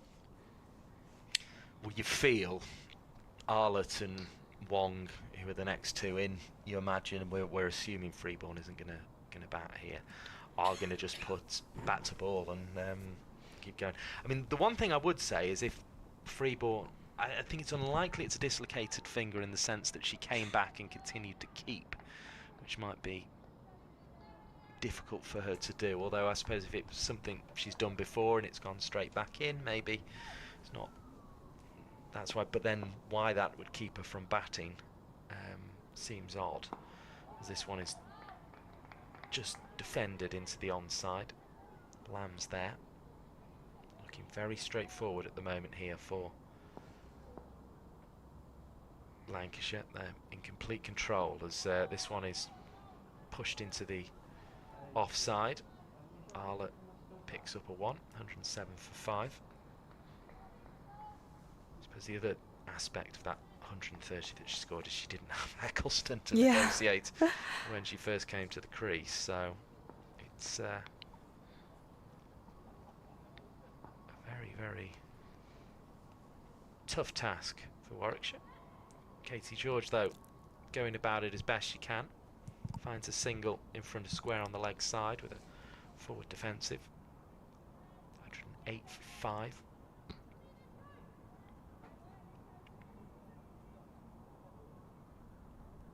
As Arlott settles once more. Eccleston bowls. Shorter length, but it bounced awkwardly for Arlott, who just allowed it to hit the bat in the end. And she's gone for a second and she's going to be out, run out. And that's a really poor dismissal for Warwickshire. Arlott had initially done well to react and just dab the ball down to third.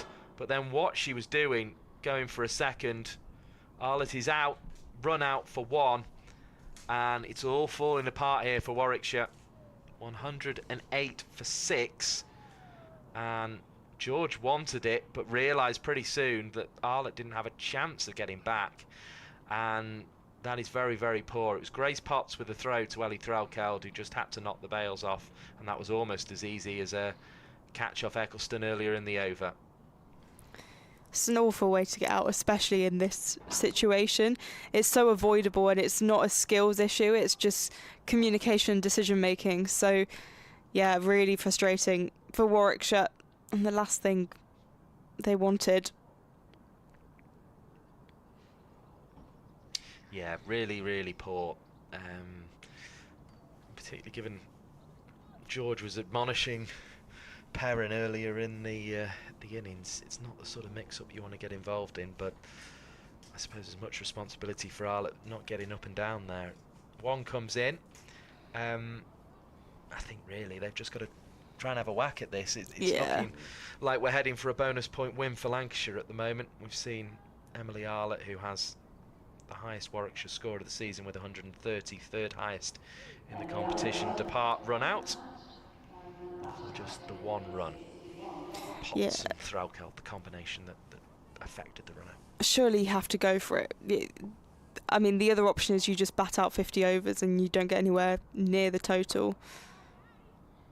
Wong drives past Morris, but not past Cross. He was taking a catch earlier in this innings. But it's there's no way of dressing it up, really, is the Polly Starkey? This one is getting away from Warwickshire and fast at the moment.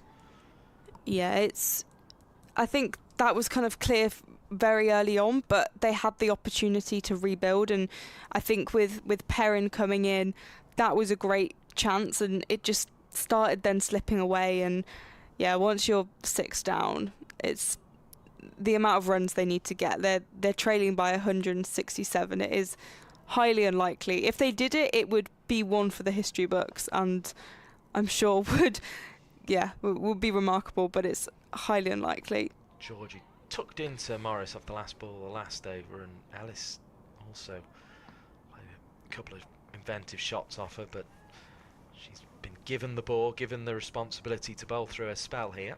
First ball touched away behind on the leg side and brings Wong on strike, and I think Morris might give this a bit of air and tempt her. And so we saw that defensive push first ball, Izzy Wong. How many times are you prepared to play that to balls that just have a little bit of flight underneath them? I have a feeling she doesn't like defending. Here's Morris. It's quite flat in the end, actually.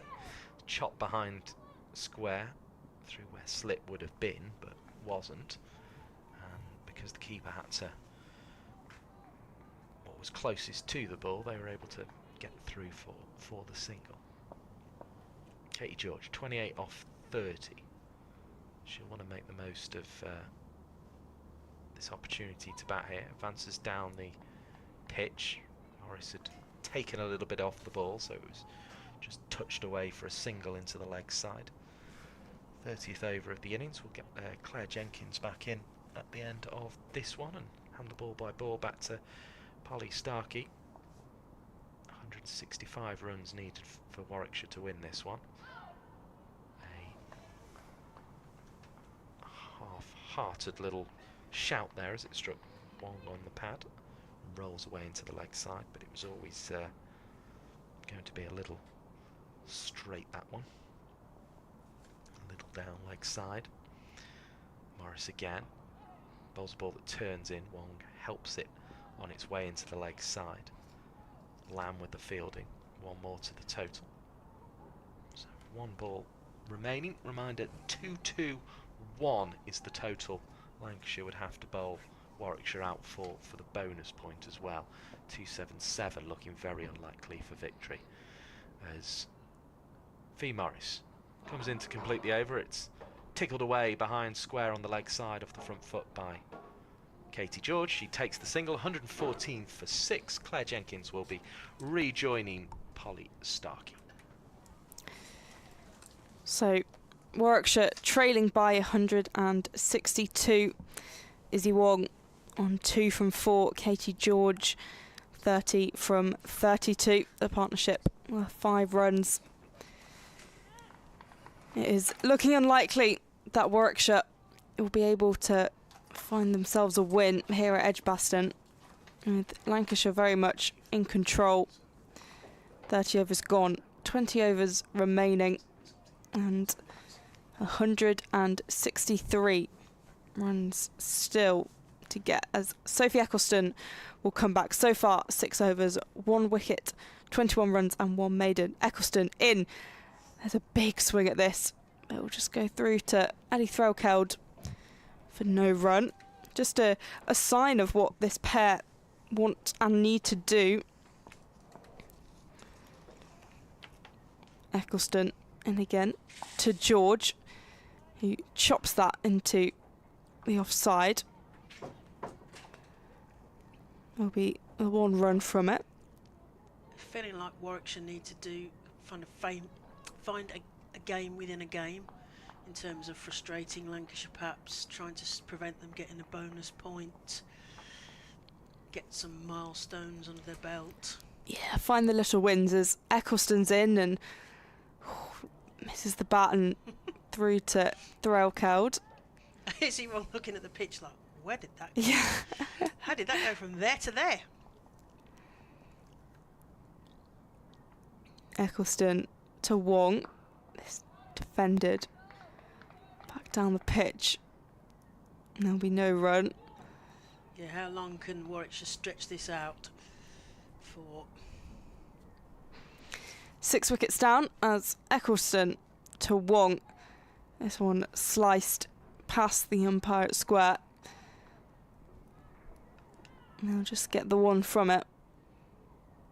I need to keep the communication good here, because I think the thing that made me really, put my hand over my face was any run-outs. The run-out, yeah. Dear.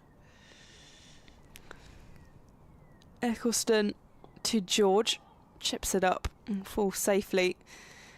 And that finishes the over. 31 overs gone, 19 remain. 116 for 6. Warwickshire trailing by 160 runs. Yeah, I mentioned the game within a game. It's setting yourself milestones, isn't it? Either that's individual batting or partnership, or seeing the overs, or seeing out various bowlers, or seeing if you can hit a certain gap.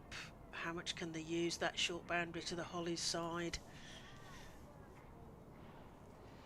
And staying in for the moment would be the first task. It'll be Fee Morris, who's so far bowled 8 overs, 3 for 38. To Wong, pushes that into the offside for no run. Didn't get an answer on where's Lottie, did we? But presumably she's somewhere near a press conference for potentially, yeah. Announcing a team. Potentially. Morris to Wong. Ooh. And that goes behind for a second with the red. And obviously that's the same colour as the bails. I thought the bails may have been dislodged, but no. Safely stayed on. Sort of under edge past. I don't know quite how that ball missed hitting the stumps, really. Morris in again. This time George leans and pushes this towards the boundary, and it goes all the way for 4. That should have been fielded on the boundary in front of the Hollies. That's Seren Smale out there. But it goes over the rope. Katie George changed her mind, didn't she? I don't know whether, I think Fee Morris saw a move and then went with her. And then she ended up having to sort of play a hockey slap through the point region there for that shot. 4 runs nevertheless. Morris to George, who takes a few steps but just defends that down the pitch. I think Katie George is trying to mess with Fee Morris's mind in terms of where am I going, where am I triggering, where am I going to hit this. Morris, George facing, and that's bowled up. 7 wickets down. Katie George goes for 35. Morris had been piling on the pressure, and that's the 4th for Fee Morris. What a fantastic bit of bowling we've seen from her today. Not one of the frontline spinners, but has been utilised so well. Almost done 9 overs and 3 for 43. Lancashire well and truly in control of this game. Oh, Polly, it's a lovely day. The pitch is looking pristine, if a little short one-side boundary. And blue skies and the city looking resplendent. We've got spectators in, we've had school kids in from Hall Green. Oh, and then it's looking difficult would be a major understatement, but we have got Abby Freeborn. That is good news So for the Warwickshire camp. She's managed to pick up a bat, so all is not lost, potentially.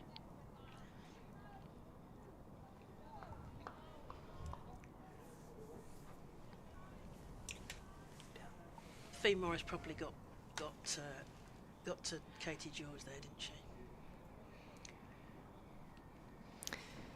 So Morris to continue her over with Abby Freeborn on strike.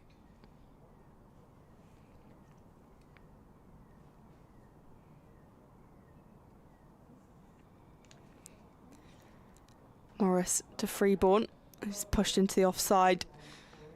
They'll rotate the strike nicely. We've talked about Warwickshire, they're sort of missing the three-figure batter, aren't they, that some of the other teams perhaps have had, and or at least consistency, and I think probably Abby Freeborn is as close as they've got to consistency. She got 40 against the Blaze, she got 70 against Hampshire, 6 4s and 1 6. In fact, the only 6 in the whole game against Hampshire. So Freeborn can do it, but we don't know why she went off. We're assuming it's perhaps a finger injury. But the good news is she is feeling that she can bat. So she's come out, and she took the strike at the end of last over. So she's going to face again. 122 for 7. Can they get trail by less than 150, because it's 154 at the moment? Can they each get into double figures? Can they see Sophie Eccleston off?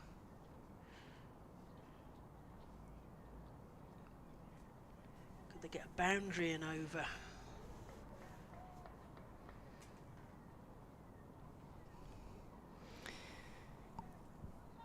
Eccleston at the top of her mark to Freeborn, and she defends that but goes through to Threlkeld. See, normally Freeborn opens the batting and you can be guaranteed she's going to do some completely over the top forward defence and some completely over the top leaves. Eccleston Trying to once do again. Yeah. Do it.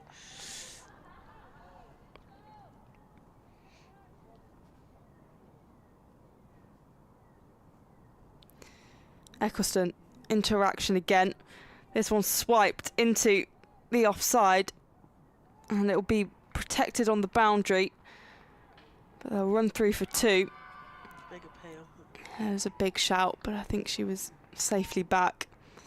124 for 7. Potentially not hoovering there. That might have been closer than it looked, because I don't think she had a bat down, but she's made her ground nevertheless.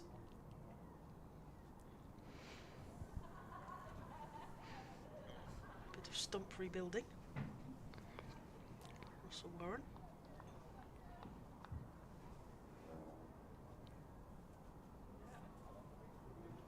Eccleston so far 1 for 25 to Freeborn. This one's flicked and they'll get the single. 125 for 7.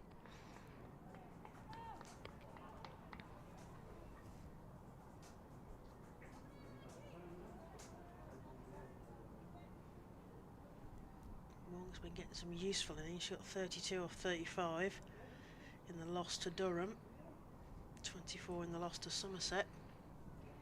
Eccleston again, and that one's pushed back into the ground. 125 for 7 remains the score.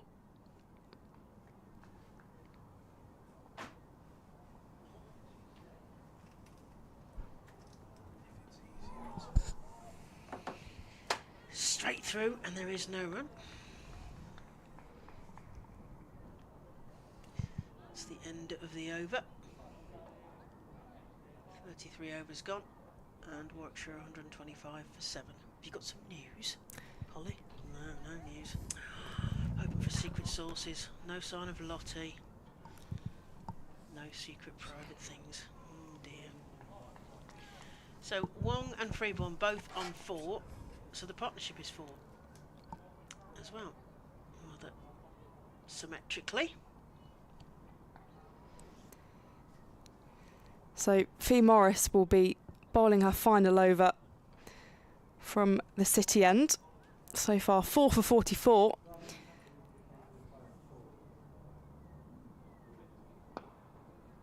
Was played straight back to her.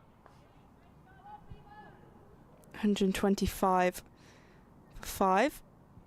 For 7 even. Can't read numbers. Morris in again. This one pushed out to that short boundary.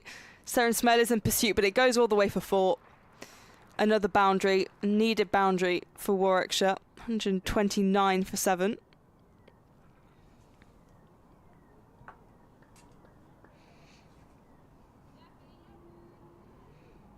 Below the 150 now for trailing. That's any kind of small target hit. 147 Warwickshire still need.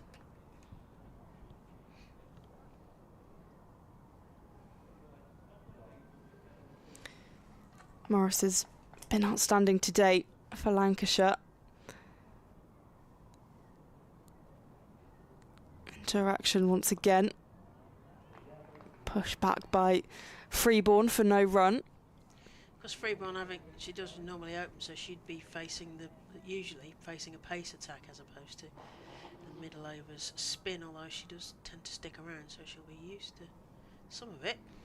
Morris again, this is skied in the air. The catch could be taken. There's a fielder under it and the catch is taken. That's another wicket. 129 for 8. The catch taken. By Cross, I think. Kate Cross. Safe pair of hands. And Freeborn goes for 8. Lancashire looking to bowl out Warwickshire. With plenty of time remaining. Ball hung in the air for a while, didn't it? And Kate Cross had to cover quite a lot of ground because she was well inside the circle at sort of mid-on, and then had to go to sort of deep mid-wicket to take the catch on the run, diving forward to protect the ball and having a roll around to protect it indeed. So Freeborn goes for 8 of the 8 balls that she's faced. 7 fours, 1 4. 7 minutes, unfortunately. Captain in. 129 for 8. Georgia Davis coming in. Of course, she made a 50 against Durham at the weekend. It wasn't quite the same scenario as this, but it wasn't far off. Yeah, very true. Very true. It wasn't too far off. 51, yeah. Batting at 10. There are lots of sides who would give a lot of money for having a number 10 who can come and hit 50 at the end. She did well with the ball. Can she do well with the bat? She's taken a guard from umpire Russell Warren. The Birmingham end he stood. Georgia Davis batting at the pavilion end. Fee Morris continuing her final over. Georgia Davis just defends that. Morris, who has the 5 for 48.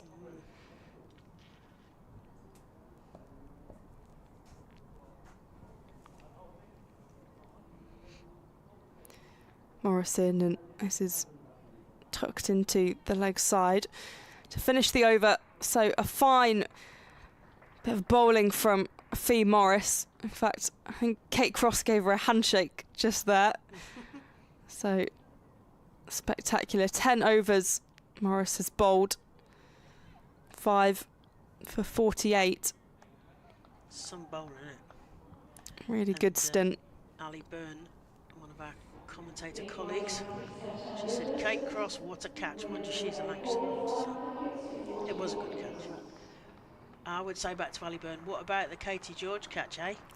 Now that takes some beating. Ha-ha. That was a very good one.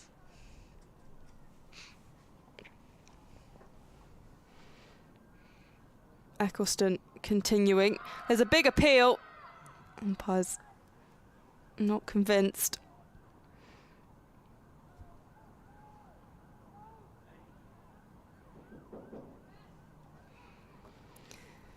$129 for 8. Warwickshire trailing by 147.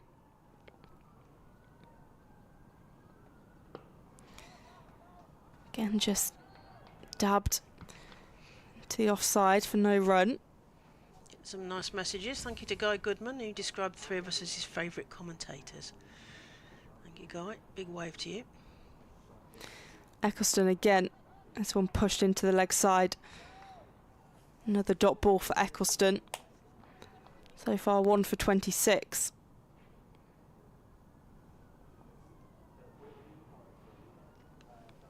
Eccleston again. This time defended. Eve Jones kept busy on the leg side.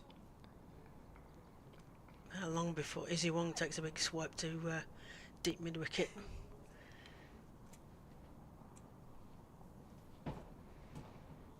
Eccleston has just pushed into the leg side. Eccleston really putting the squeeze on, looking for a wicket.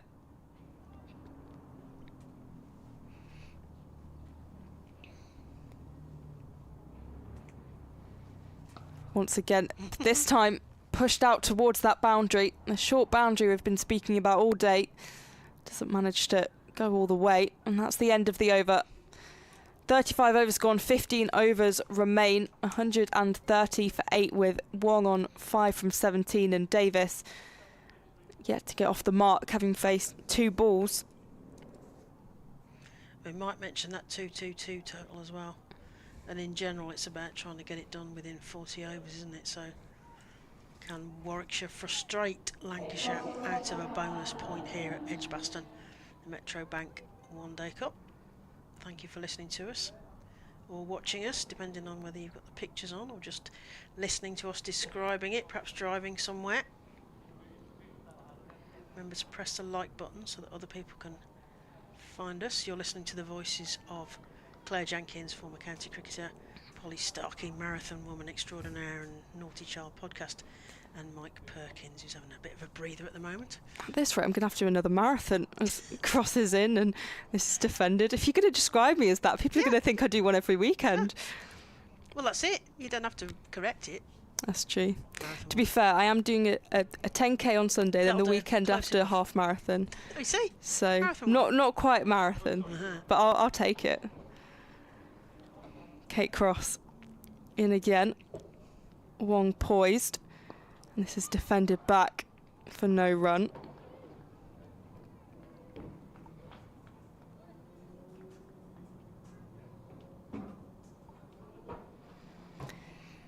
Kate Cross pulled very well from her 6 overs. Only gone for 8 runs. She gave us a bit of a scare falling over in her first over. But yeah, that was a bit nervy. Cross to Wong. This time just driven back. It's such a beautiful action, Kate Cross's action, isn't it? It's just so smooth. And it's such an awkward thing to do. Yeah. It's such a weird thing to do. She makes it look very smooth.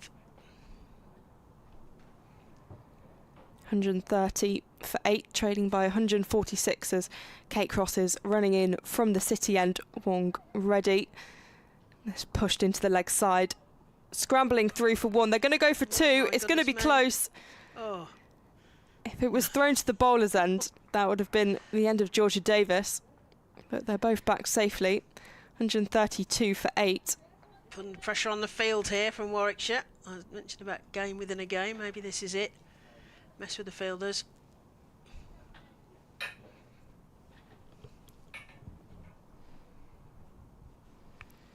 Cross to Wong. Defended for no run.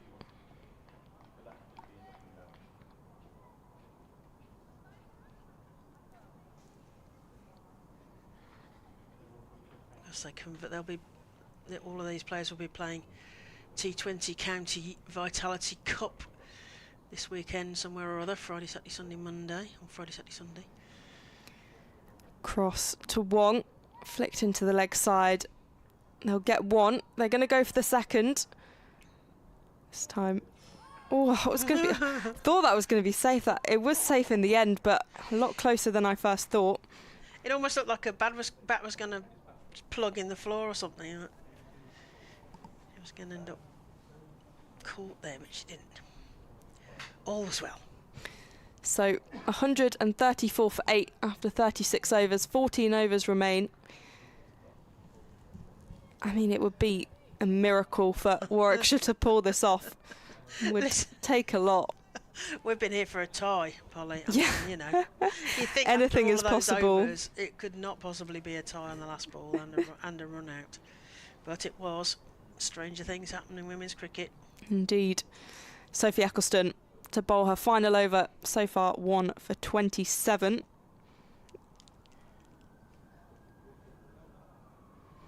Sirens going off across the city.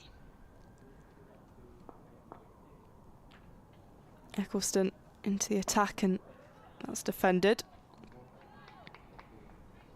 We're not far from the Queen Elizabeth Hospital and there's the QA, No. so it's probably ambulances servicing that. Just down the road in Selly Oak. Eccleston to Davis. Doesn't quite get in the face of the bat on it and edges it to square.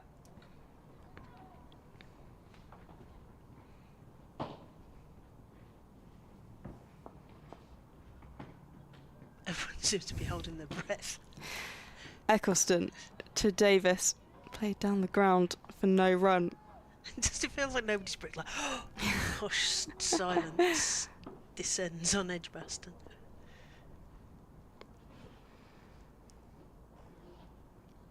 Eccleston to Davis. Chops that one into the leg side. They'll get the single, 135 for 8. 2 more balls of Sophie Eccleston. Can they sit it out? Can they survive the last 2 balls of the Eccleston?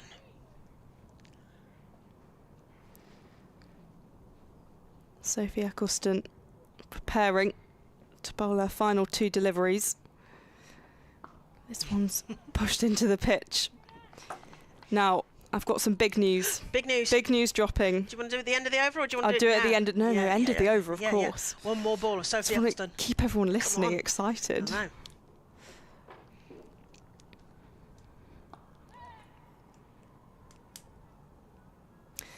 So, end of the over, 136 for 8.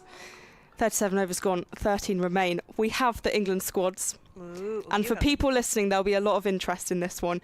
So, firstly, to say that Lauren Filer, Danny Gibson, Freya Kemp are all out injured. That was expected. Sophie Eccleston, it's confirmed that she will miss the series with injury. She had a knee injury. Maya Bouchier does miss out. That's kind of based on form and her performances in the Ashes, so that'll be hard for her, but I guess the county system gives her the opportunity to prove to Lottie why she should be there.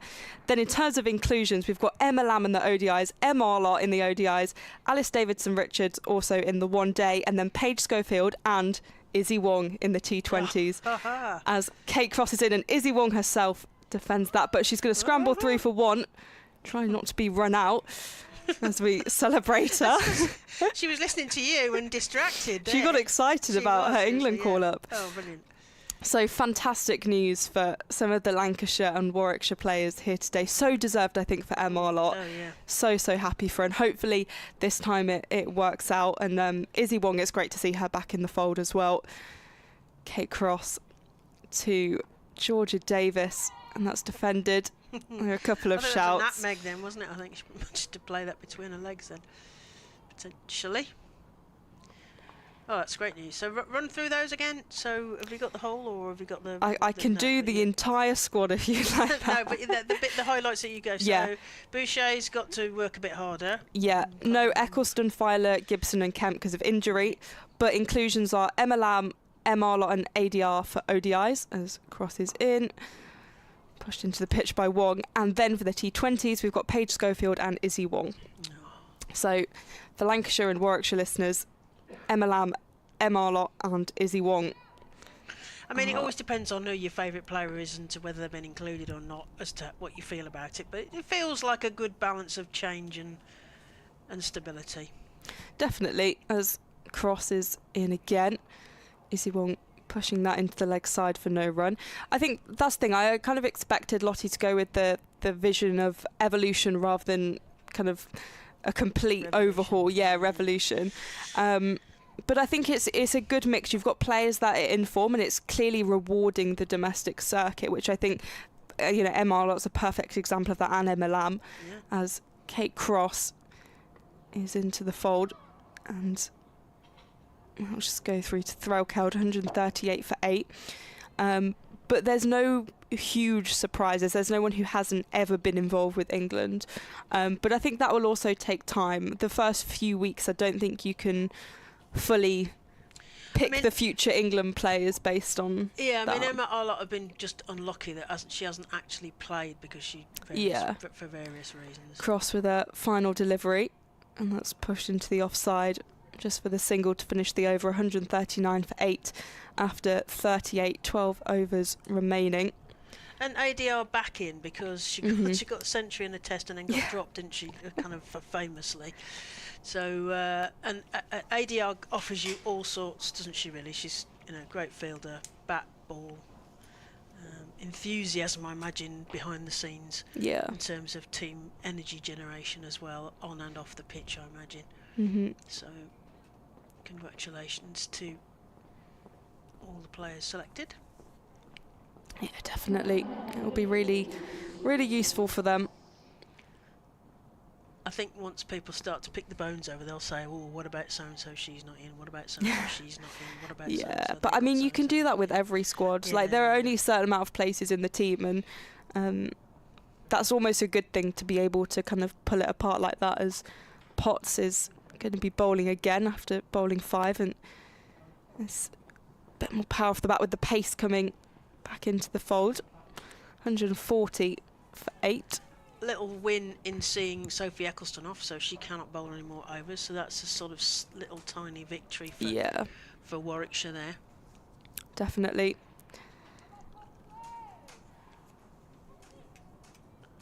It'll be interesting to see how well West Indies play, because they can play brilliantly and they can also do the opposite. Yeah, and Deandra Dotton's not coming over for the series. No. Potts from the pavilion end to Davis. Drives that back down the ground to Eccleston, 140 for 8. Just got a message from our colleague Barbara Daniels who just put, "Oh no,"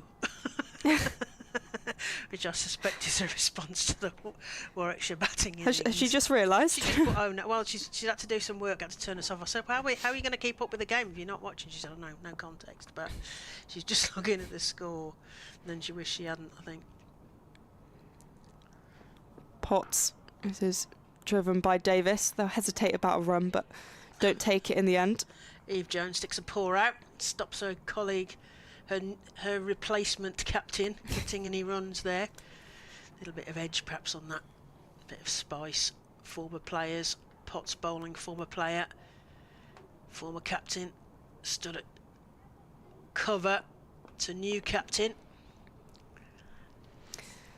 Potts running in to Davis. Chopped into the offside, but we'll just find a fielder inside the ring. Field position's perfect, although Potts is now sending the cover point fielder back out. That's Katie Mack, isn't it? Out across the covered practice strips out towards the rope. So what's the plan for the last 2 balls of the over from Grace Potts?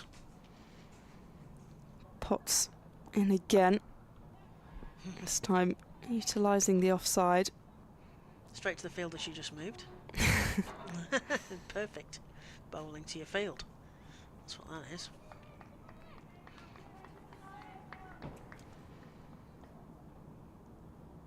$141 for 8. Warwickshire trailing by 135.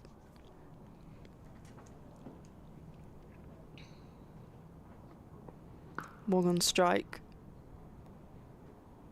Played down, no risk. Keeping Katie Mack busy. So end of the over, 142 for 8. 39 overs gone, 11 overs remain. Izzy Wong, 14 from 32. Georgia Davis, 3 from 11. So can Warwickshire frustrate? Can they get beyond that 40 over mark? Another over to go. Can they build this partnership? 13 at the moment. Can they push that up? How long can they stay in for? It's going to be Kate Cross from the City end. This time with a short ball and slams that into the pitch. 142 for 8.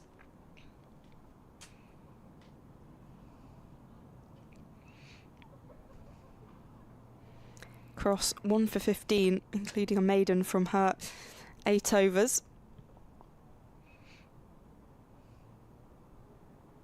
Cross to Wong. There'll be no run on offer once again.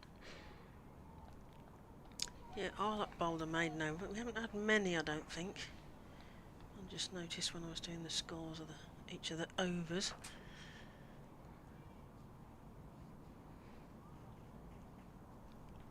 Kate Cross at the top of her mark. You see Wong waiting as she runs in. Wong having to duck on this occasion. Cross has put her hands to her mouth, a little bit shocked. I don't think it kicked as high as Wong was expecting, because she had to No. duck quite a long way out of that. Or whether I'm not sure if Cross hadn't realised quite how much she'd banged it in. No. Wong spotted it, ducked out the way. I suppose the problem was she ducked far enough and been a clean bowled. 142 for 8 as Cross is in again. It's through to Threlkeld. I'll be shortly making way for Mike Perkins. Although Warwickshire look like they're going to lose, they have got their T20 Blast launched tonight at Sixes Cricket Club, which will be very exciting, as Kate Cross in again for a penultimate ball. Another defence from Wong, who's 14 from 37. Warwickshire trading by 134 here at Edgbaston.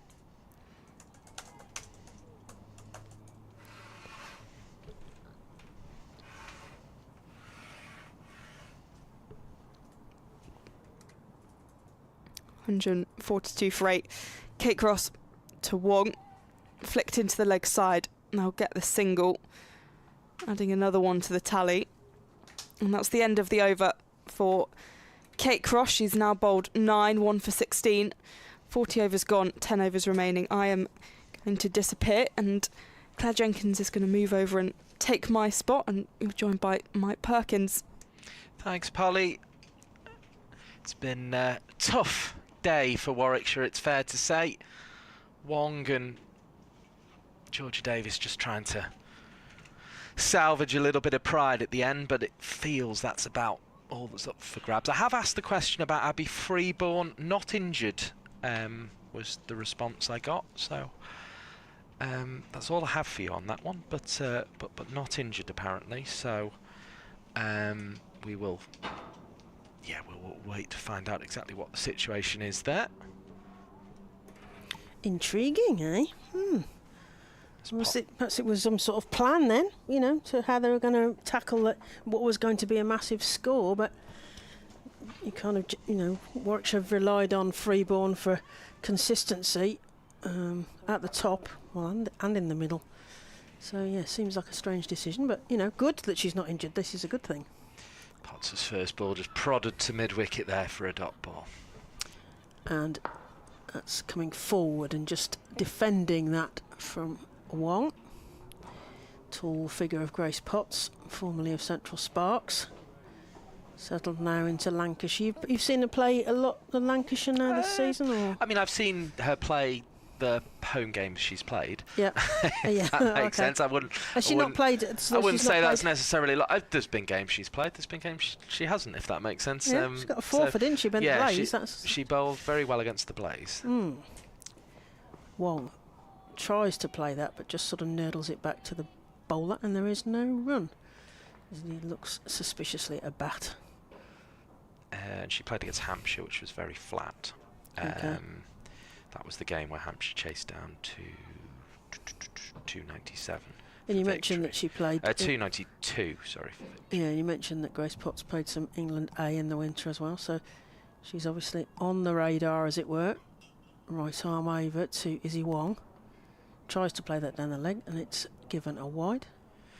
So, yeah, she didn't bowl badly, but didn't bowl brilliantly that day. She had 6 overs, 1 maiden, 33 without a wicket, and then, as you say, there's the we'll stick with the 4 wickets as well. So blaze.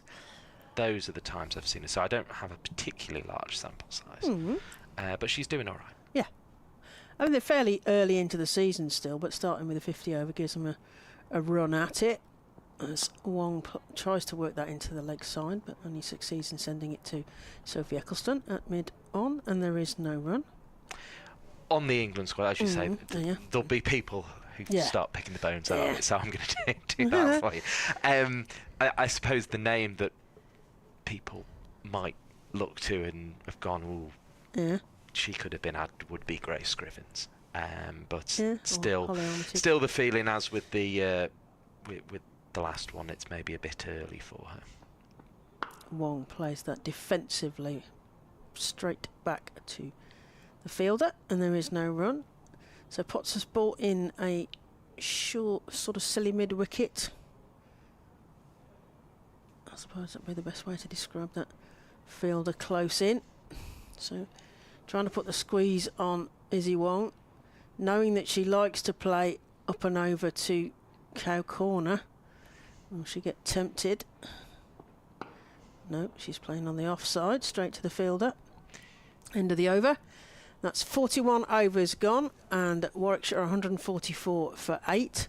Wong on 15, Davies on 3, partnership of 15, and that was Cross's penultimate over.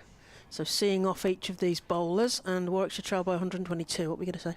No, I was just going to say on Armitage, she's 6th in the run scoring list, so 319, best of 89, average of 53.16. So you could definitely make that case as well, I think. I'd have her in for a leadership. I mean, I'm not so worried about her batting and her bowling. I just, I think that she's got the right sort of brain and needs to be seen having a go at that, and then given the confidence to play. And that, it's not all about being a batter or being a bowler. And she can do all of it. She's a good fielder as well. I guess they've made the ADR call, haven't they? Yeah, on that kind of that batter bowler. That makes more sense. Can lead a little bit as well. They've kind of made the call there, but obviously ADR probably doesn't have quite the captaincy experience. No, and also you're missing Danny Gibson, who gives you a bit of all sorts as well. So you need that kind of all round. And Kate Cross comes in, and Davies manages to squeeze that behind her, French cricket style again, to fine leg. Mahika Gore comes in. They get a single, 145 for 8. So can they get the 150? Can they get below the trail 100? Can they see Kate Cross off here without another wicket?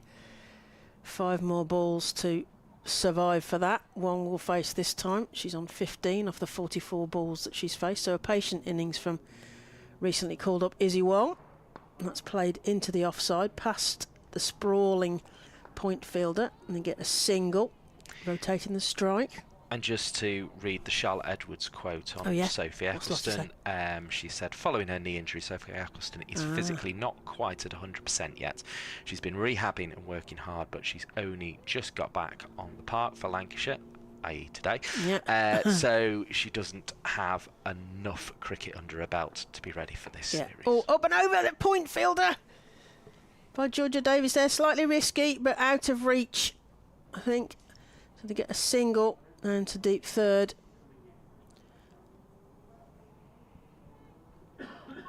Davies gradually seems to be becoming more able with the bat, obviously. The thing about Central Sparks and Warwickshire is very democratic. Everyone gets a bat. I felt like I was going to have to pad up at various points. As Cross rounds a turn, comes in to Wong. That's played forwards very defensively and very patiently by Izzy Wong. I think she's just demonstrating to Lottie that she can be patient. You probably wouldn't want her higher than number 10 too often, but she's starting to look more and more competent. And that's the coaching they're getting, isn't it? The time that that they're going, the contact time that they're getting now that they're full-time professionals. Oh, down, shaves at that one, down the leg side. It's coming down towards us. Did it get anything on it? They got 2. What's the umpire going to signal? Do you think there was a little bat there? Yeah, there was just a little shave of a fine leg glance from like that. there. That's the finest of fine shaves there. A cricket manual from the 1920s would have been very happy with that shot.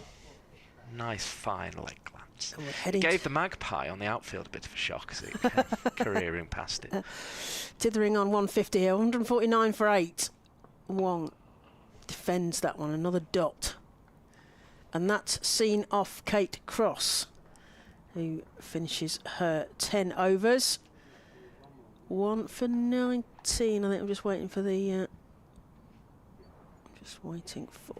app to catch up. I think she finishes 1 for 19 off her 10 overs. One maiden. 21. That's the lady in the ground on the PA. Thank you.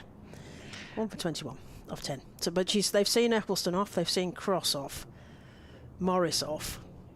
So Potts and Gore still with overs, and plenty of other bowlers that could come on. And I think it looks like Gore is going to come on from the pavilion end, our end as it were, bowl towards the city. I think given Emma Lamb's back problems of recent times, they may be giving her a game off. I think they've got the luxury to But at this stage, there's no point in risking anyone with. And Morris bowled so well, she almost covered both of their overs, if you like, because she bowled 10 rather than they've been sort of having 5 each. So, so I think they can sort of take that luxury with Lamb having been called up to the England side today. Yeah. Katie Mack coming into a more conventional cover. Gore is going to bowl round the wicket to the Warwickshire captain, Georgia Davis. When and how are they going to get this 150? One blow away from getting to 150. Straight to the fielder, no run, so it's not there.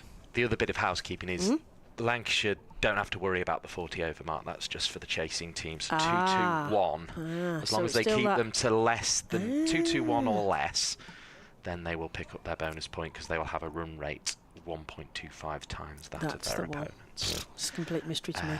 So so they don't have to worry about the 40 over mark, Lancashire. Okay. Still frustrating though for Lancashire not to do it.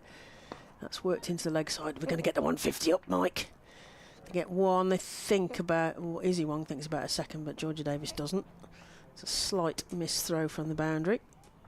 So that's the 150 up for Warwickshire. 150 for 8 off 42.2 overs, and Lancashire have bowled very nicely. Only 4 extras, so that's a real skill keeping those extras down.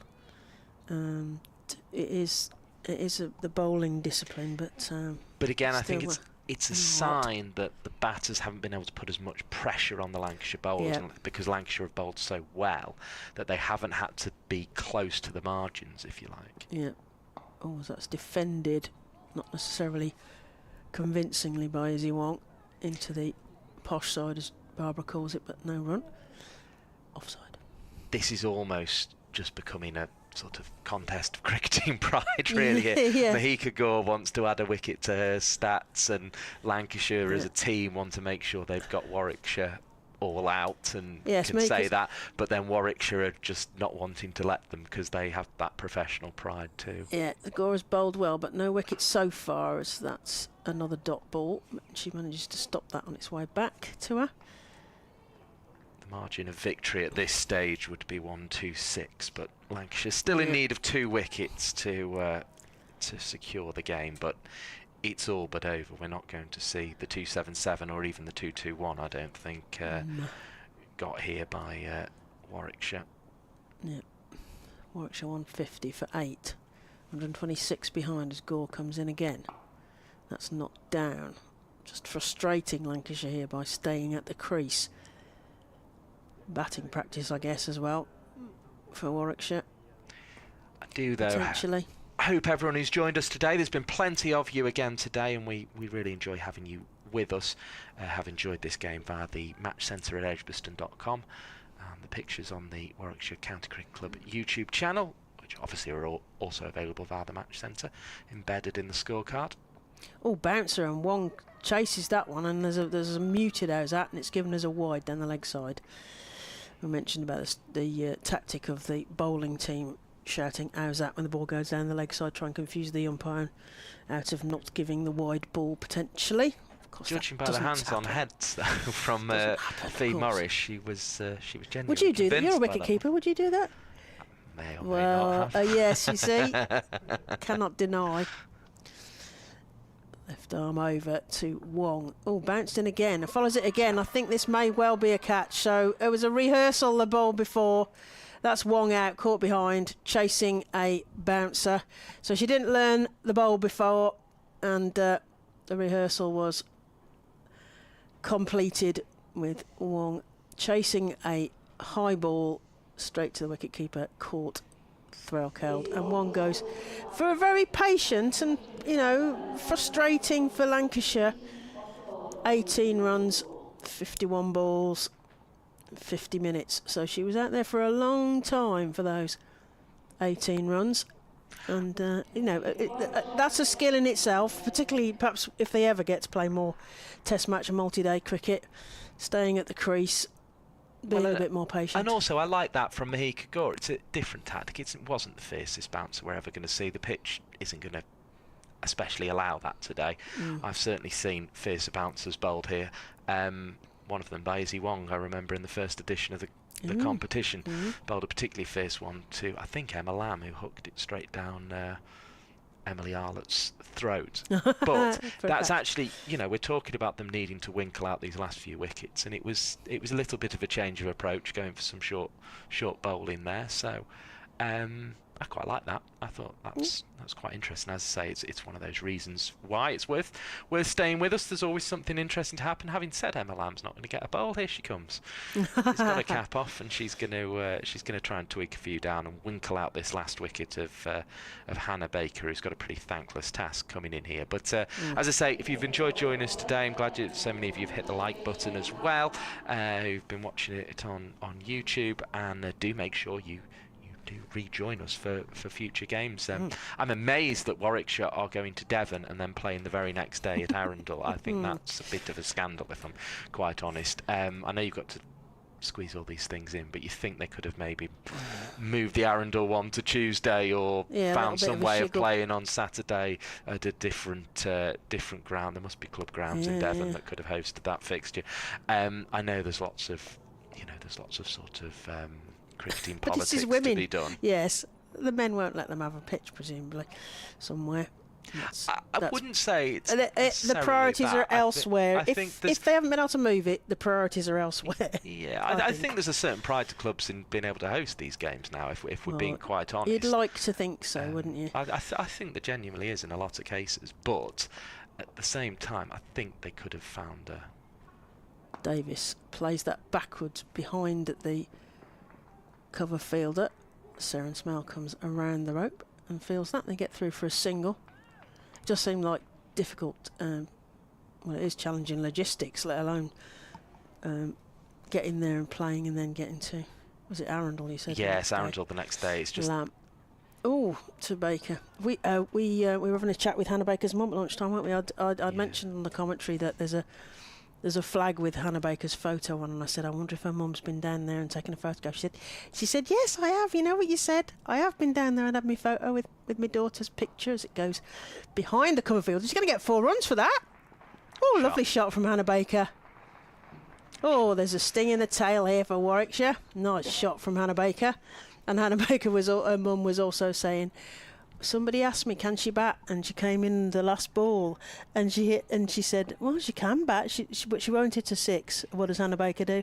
Hits a 6. Polly's agreeing because she was there. As Lamb comes in to Baker, it goes straight through to the wicket keeper. I'm not quite sure, she was bamboozled there. But yeah, it doesn't seem particularly conducive to Warwickshire or Bears women, as they're listed in the T20 competition, being able to... Yeah, at least Durham. I'm doing Durham's game on Friday. That's a dot ball at the end of the over. 44 overs gone. Warwickshire 156 for 9. At least the the Somerset Durham game at Exmouth is on Friday, so wherever they are next, which I think Polly said is back at Durham on Monday. Where are you Monday? No, they're at Blackpool on Monday, Blackpool Durham, so that's a long old trip for them to go down to Exmouth and back, but they do have a day in between. And then I'll have to see where Somerset are going to and from, but given that Exmouth is actually in Devon, and Somerset are playing a home game there, and that takes the journey time even further. But yeah, so there's going to be some complicated logistics for this cup round.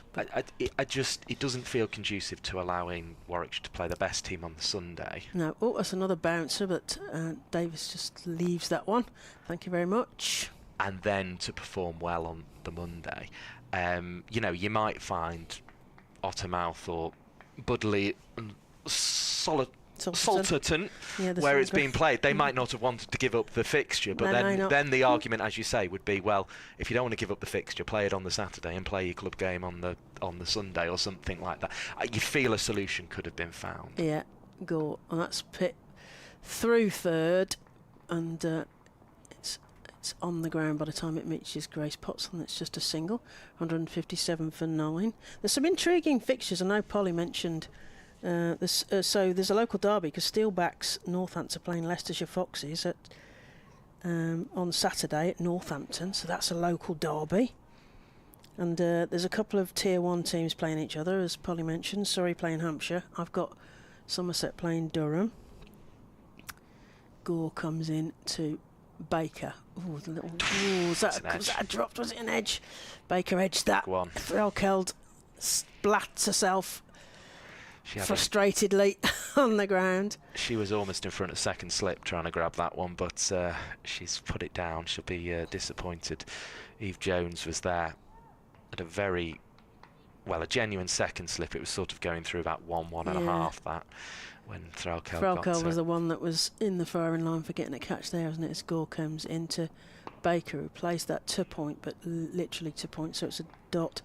Yeah, we mentioned that Lancashire make a trip to play Glamorgan women, who are being coached by Rachel Priest, mate of mine, ex-New Zealand White Fern, and they've been doing well in Tier 2, and they're playing at Christ College in Brecon, so there's going to be some great venues for these teams. There's definitely lots to look forward to. As I say, that's where Lancashire go, isn't it, to Christ College in Brecon, but just to sort of finish the point after this ball. Oof, snifty through. Oh, through the slips as well. It's heading towards the rope. Will Grace Potts hit it off? No, the ball gets there first. And a boundary. Hannah Baker, can she hit boundaries? Yes, Mum, she can hit boundaries. Yeah, I don't think she's particularly enjoying facing Mahika Gore at the moment, but she'll take the 4 runs. She'll take the 4 runs, that's for sure, with a big snick. Mike, I think the cliche klaxon, there's no marks for style in the scorebook. I think Threlkeld sort of tried to leave that one and then realised it was too fine of Eve Jones, but there we go. But yeah, just to finish the point, I mean, we don't know the reasons, but it just feels like there could be a solution that had been found. Yes, there may or may not be some. I'd like to use the word intransigence, but I don't know what it means. But there may be some mixed challenges with priorities, perhaps, playing on some of these club grounds. Yeah, well, I mean, we don't know. That's what we say. We just don't know why the decision's been made. 45 overs gone, 161 for 9. Baker on 8 and Davis pleasingly also on 8, just for symmetry. Some of the other games on Saturday, we've got Yorkshire, who are in Tier 2 but will be automatically in Tier 1 next season, at Headingley playing Essex, so that should be a good game. The Blaze Tier 1 are playing Oxfordshire at Nottinghamshire Sports Ground. Cambridgeshire playing Kent at Fenners. Oh, there's all sorts going on. And that's smeared through the outfield to Saren Smale on the rope, and there's just another one, so they're rotating the strike here as Warwickshire move to 162 for 9. And as I say, I think we're unlikely to find out in the next 4 overs. That's the other aspect to it. Oh, it's a loosener there. Is that going to be a wide? Yes, it is. It's a wide ball. Yeah, we won't find out. And then, as you say, on Monday, which seems like the mad one, or Sunday rather, at Ottermouth, Budley Salterton, which is a great name, isn't it? That's played into the offside. They're going to get a single for that. It's a bit of a loose throw. 164 for 9. And Devon will take on the Bears women at midday at Ottermouth in Budley Salterton, if you're down in the West Country get along there. And that's worked again into the offside. They get a single, so they're rotating this. Clicking the scoreboard over. 165 for 9. And the other point is, it's good that we've got too much cricket. Well, yeah, we're trying to work out where we squeeze it all in as well. That's quite good.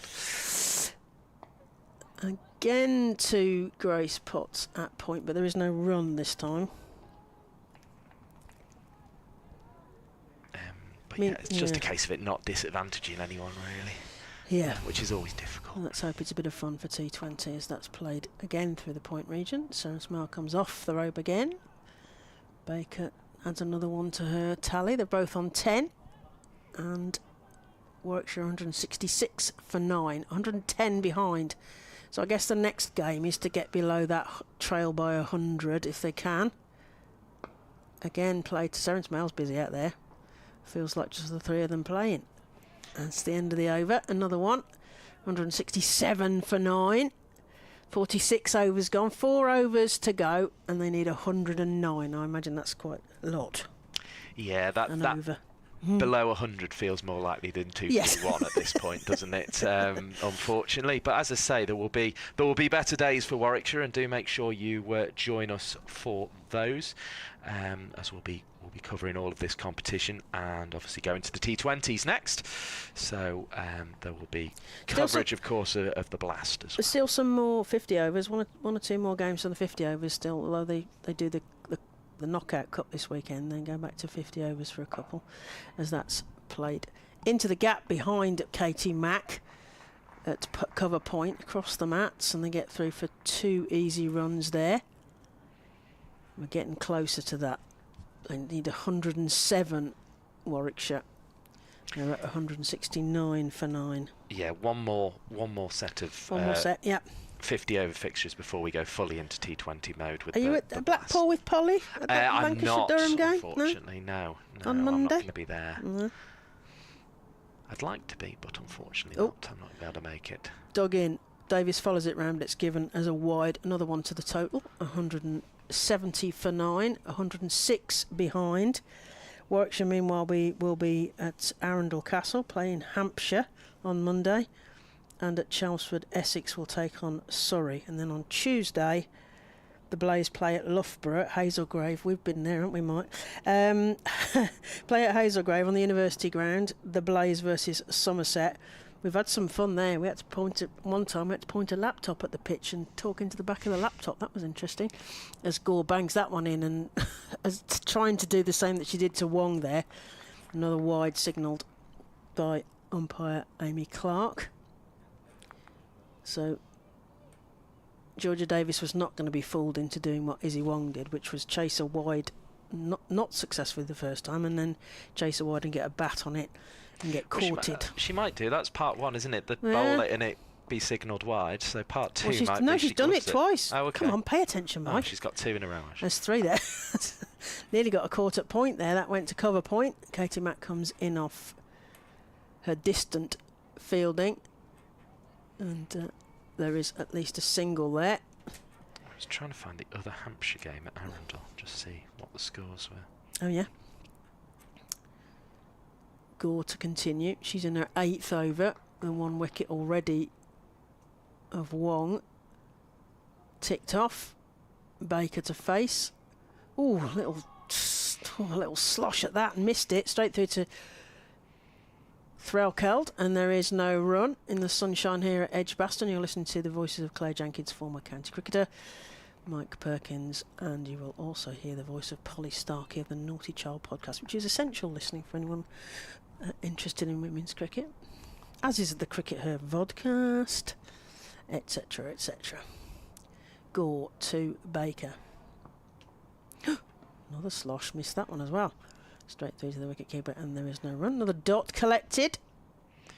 They bowled Durham out for 190 and chased it down with 7 wickets to spare. So that That's doesn't the give us much of a clue Durham, of how it plays at Arundel, really, does it? It was a bit of a waste of my time. It's supposed to be a beautiful setting. I've not been to Arundel. I've been to Wormsley, which is also pretty, but I've not been to Arundel. I mean, it indicated it was tough for the team batting first, but whether that was Hampshire's bowling or the pitch, we don't. It's hard to say. That's played to mid-on, straight to mid-on, and they take a single. Just playing with Sophie Eccleston there. I think 1 to the total. 173 for 9. A Warwickshire here. 47th over. Warwickshire trail by 103. So let's get to that target. So need to get below 100. That's the next milestone for Warwickshire. For personal pride, we should add as well. It's not going to affect the points at the end of the game. I think all yes, five just a are going game to within Lancashire. a game, Mike. That's played. Oh, through cover. They're going to get runs there. That's a gap. Eve Jones chasing it. They're going to get 2 there. 2 more. This is getting exciting. 2s. And it's 101 they trail by. So that target in their mind. 1 more run for Warwickshire to get below to get to that. Just 100 to go. But a lot, not many overs to go though, is it, Mike? And then, in the interests of everyone starting the motors, they may as well try and hit some 6s. Yeah. Well then, yes, it's party time. Because then the next target from there is the 2-2-1. So the only way they're going to get to that is by trying to hit some 6s, I think. So what you're saying is Lancashire in the box seat here to get not just the win, but the win with a bonus point, which would be handy. With the bonus point, I would have thought, unless. As I say, unless these two do something extraordinary. But I think once they're below 100, there's not a lot else to kind of... Below 90 doesn't quite have the same ring to it, does it? I think. Well, see if they can hit a 4 every over or something. I don't know. If Morris comes in again. Baker plays that 2 point, but there's a fielder there. So Georgia Davis is threatening to take a run, but quite rightly decides not to. I think we want him to try and hit a 6, don't we? Yeah. Make it proper interesting. Baker up and over the fielder, caught by the fielder. It's caught by the fielder. Number 8. Come in, number 8. And that is Eve Jones, so she'll be happy because that gives her something to smile about against her old colleagues. And that's the end of the game. So the last wicket falls. It's a catch. And Baker falls to a catch. Eve Jones at the cover. So, well, the second half really, Mike. So the Warwickshire innings, I mean, there was sort of starts. They had to be patient because Lancashire beat Warwickshire by 101 runs. Yes, they were trying to be patient because Lancashire were frustrating them with what is a pretty incredible mix of bowling attack. Nobody really got on very much. Katie George got to 35, so Pavley got 17, Callis got 20, Perrin got 23, George got top score of 35, Wraith got 4, Bethan Ellis got 13, Arlott got 2 and got run out, which is me slapping my face at the same time. Izzy Wong got 18, Abby Freeborn got 8, Georgia Davis got 16, but Hannah Baker got 11 and tried to frustrate Lancashire really to keep them out in the field as long as possible, but it never looked like they were getting anywhere near it. Fee Morris finishes with a fifer, and Michelle 5 for 48 off her 10 overs, and a wicket each then for Cross, Gore, Eccleston and Lamb. What else would you say about that second half? I don't think there's a lot to pick the bones out of here really. I mean, Lancashire have won by 101 runs. They take the bonus point, and I think Warwickshire essentially just have to move on. It was built on the 3 half centuries in the first innings, the 88 from Lamb, the 57 from Mack and the 50 from Eccleston, and Lancashire just bowled very well really. Probably pick of the bowling figures for Warwickshire was the 3 for 45 from the captain Georgia Davis, but really it was just one of those days for Warwickshire, and I think they just have to get the mowers out, get the brushes sweeping, and move on to another day, which there will be better days, and I'm sure everyone at home will join us for those really. I'm sure they will. So if you're mad enough to want to listen to me again, I will be at Exmouth on Friday with the lovely Ed Seaborn. I've got Somerset versus Durham in the Vitality T20 County Cup. It's an evening game down there. I'm hoping for ice cream and sunshine and all good things. My mates Sophie and Jules have promised they're going to make some homemade gingerbread bread, which is the only reason I'm going down there. And Polly, I've got a message from Ali Byrne. She's going to be with you up at Blackpool. That's right, Mad Ali Byrne, my mate Ali Byrne. We'll be up there at Blackpool with Polly on Monday for that game. So thank you to Edgbaston for looking after us this afternoon, the tech team, etc. And safe journey home for anyone. Anything else, Mike? Just the fact that it is a win for Lancashire against Warwickshire at Edgbaston by 101 runs. That's it.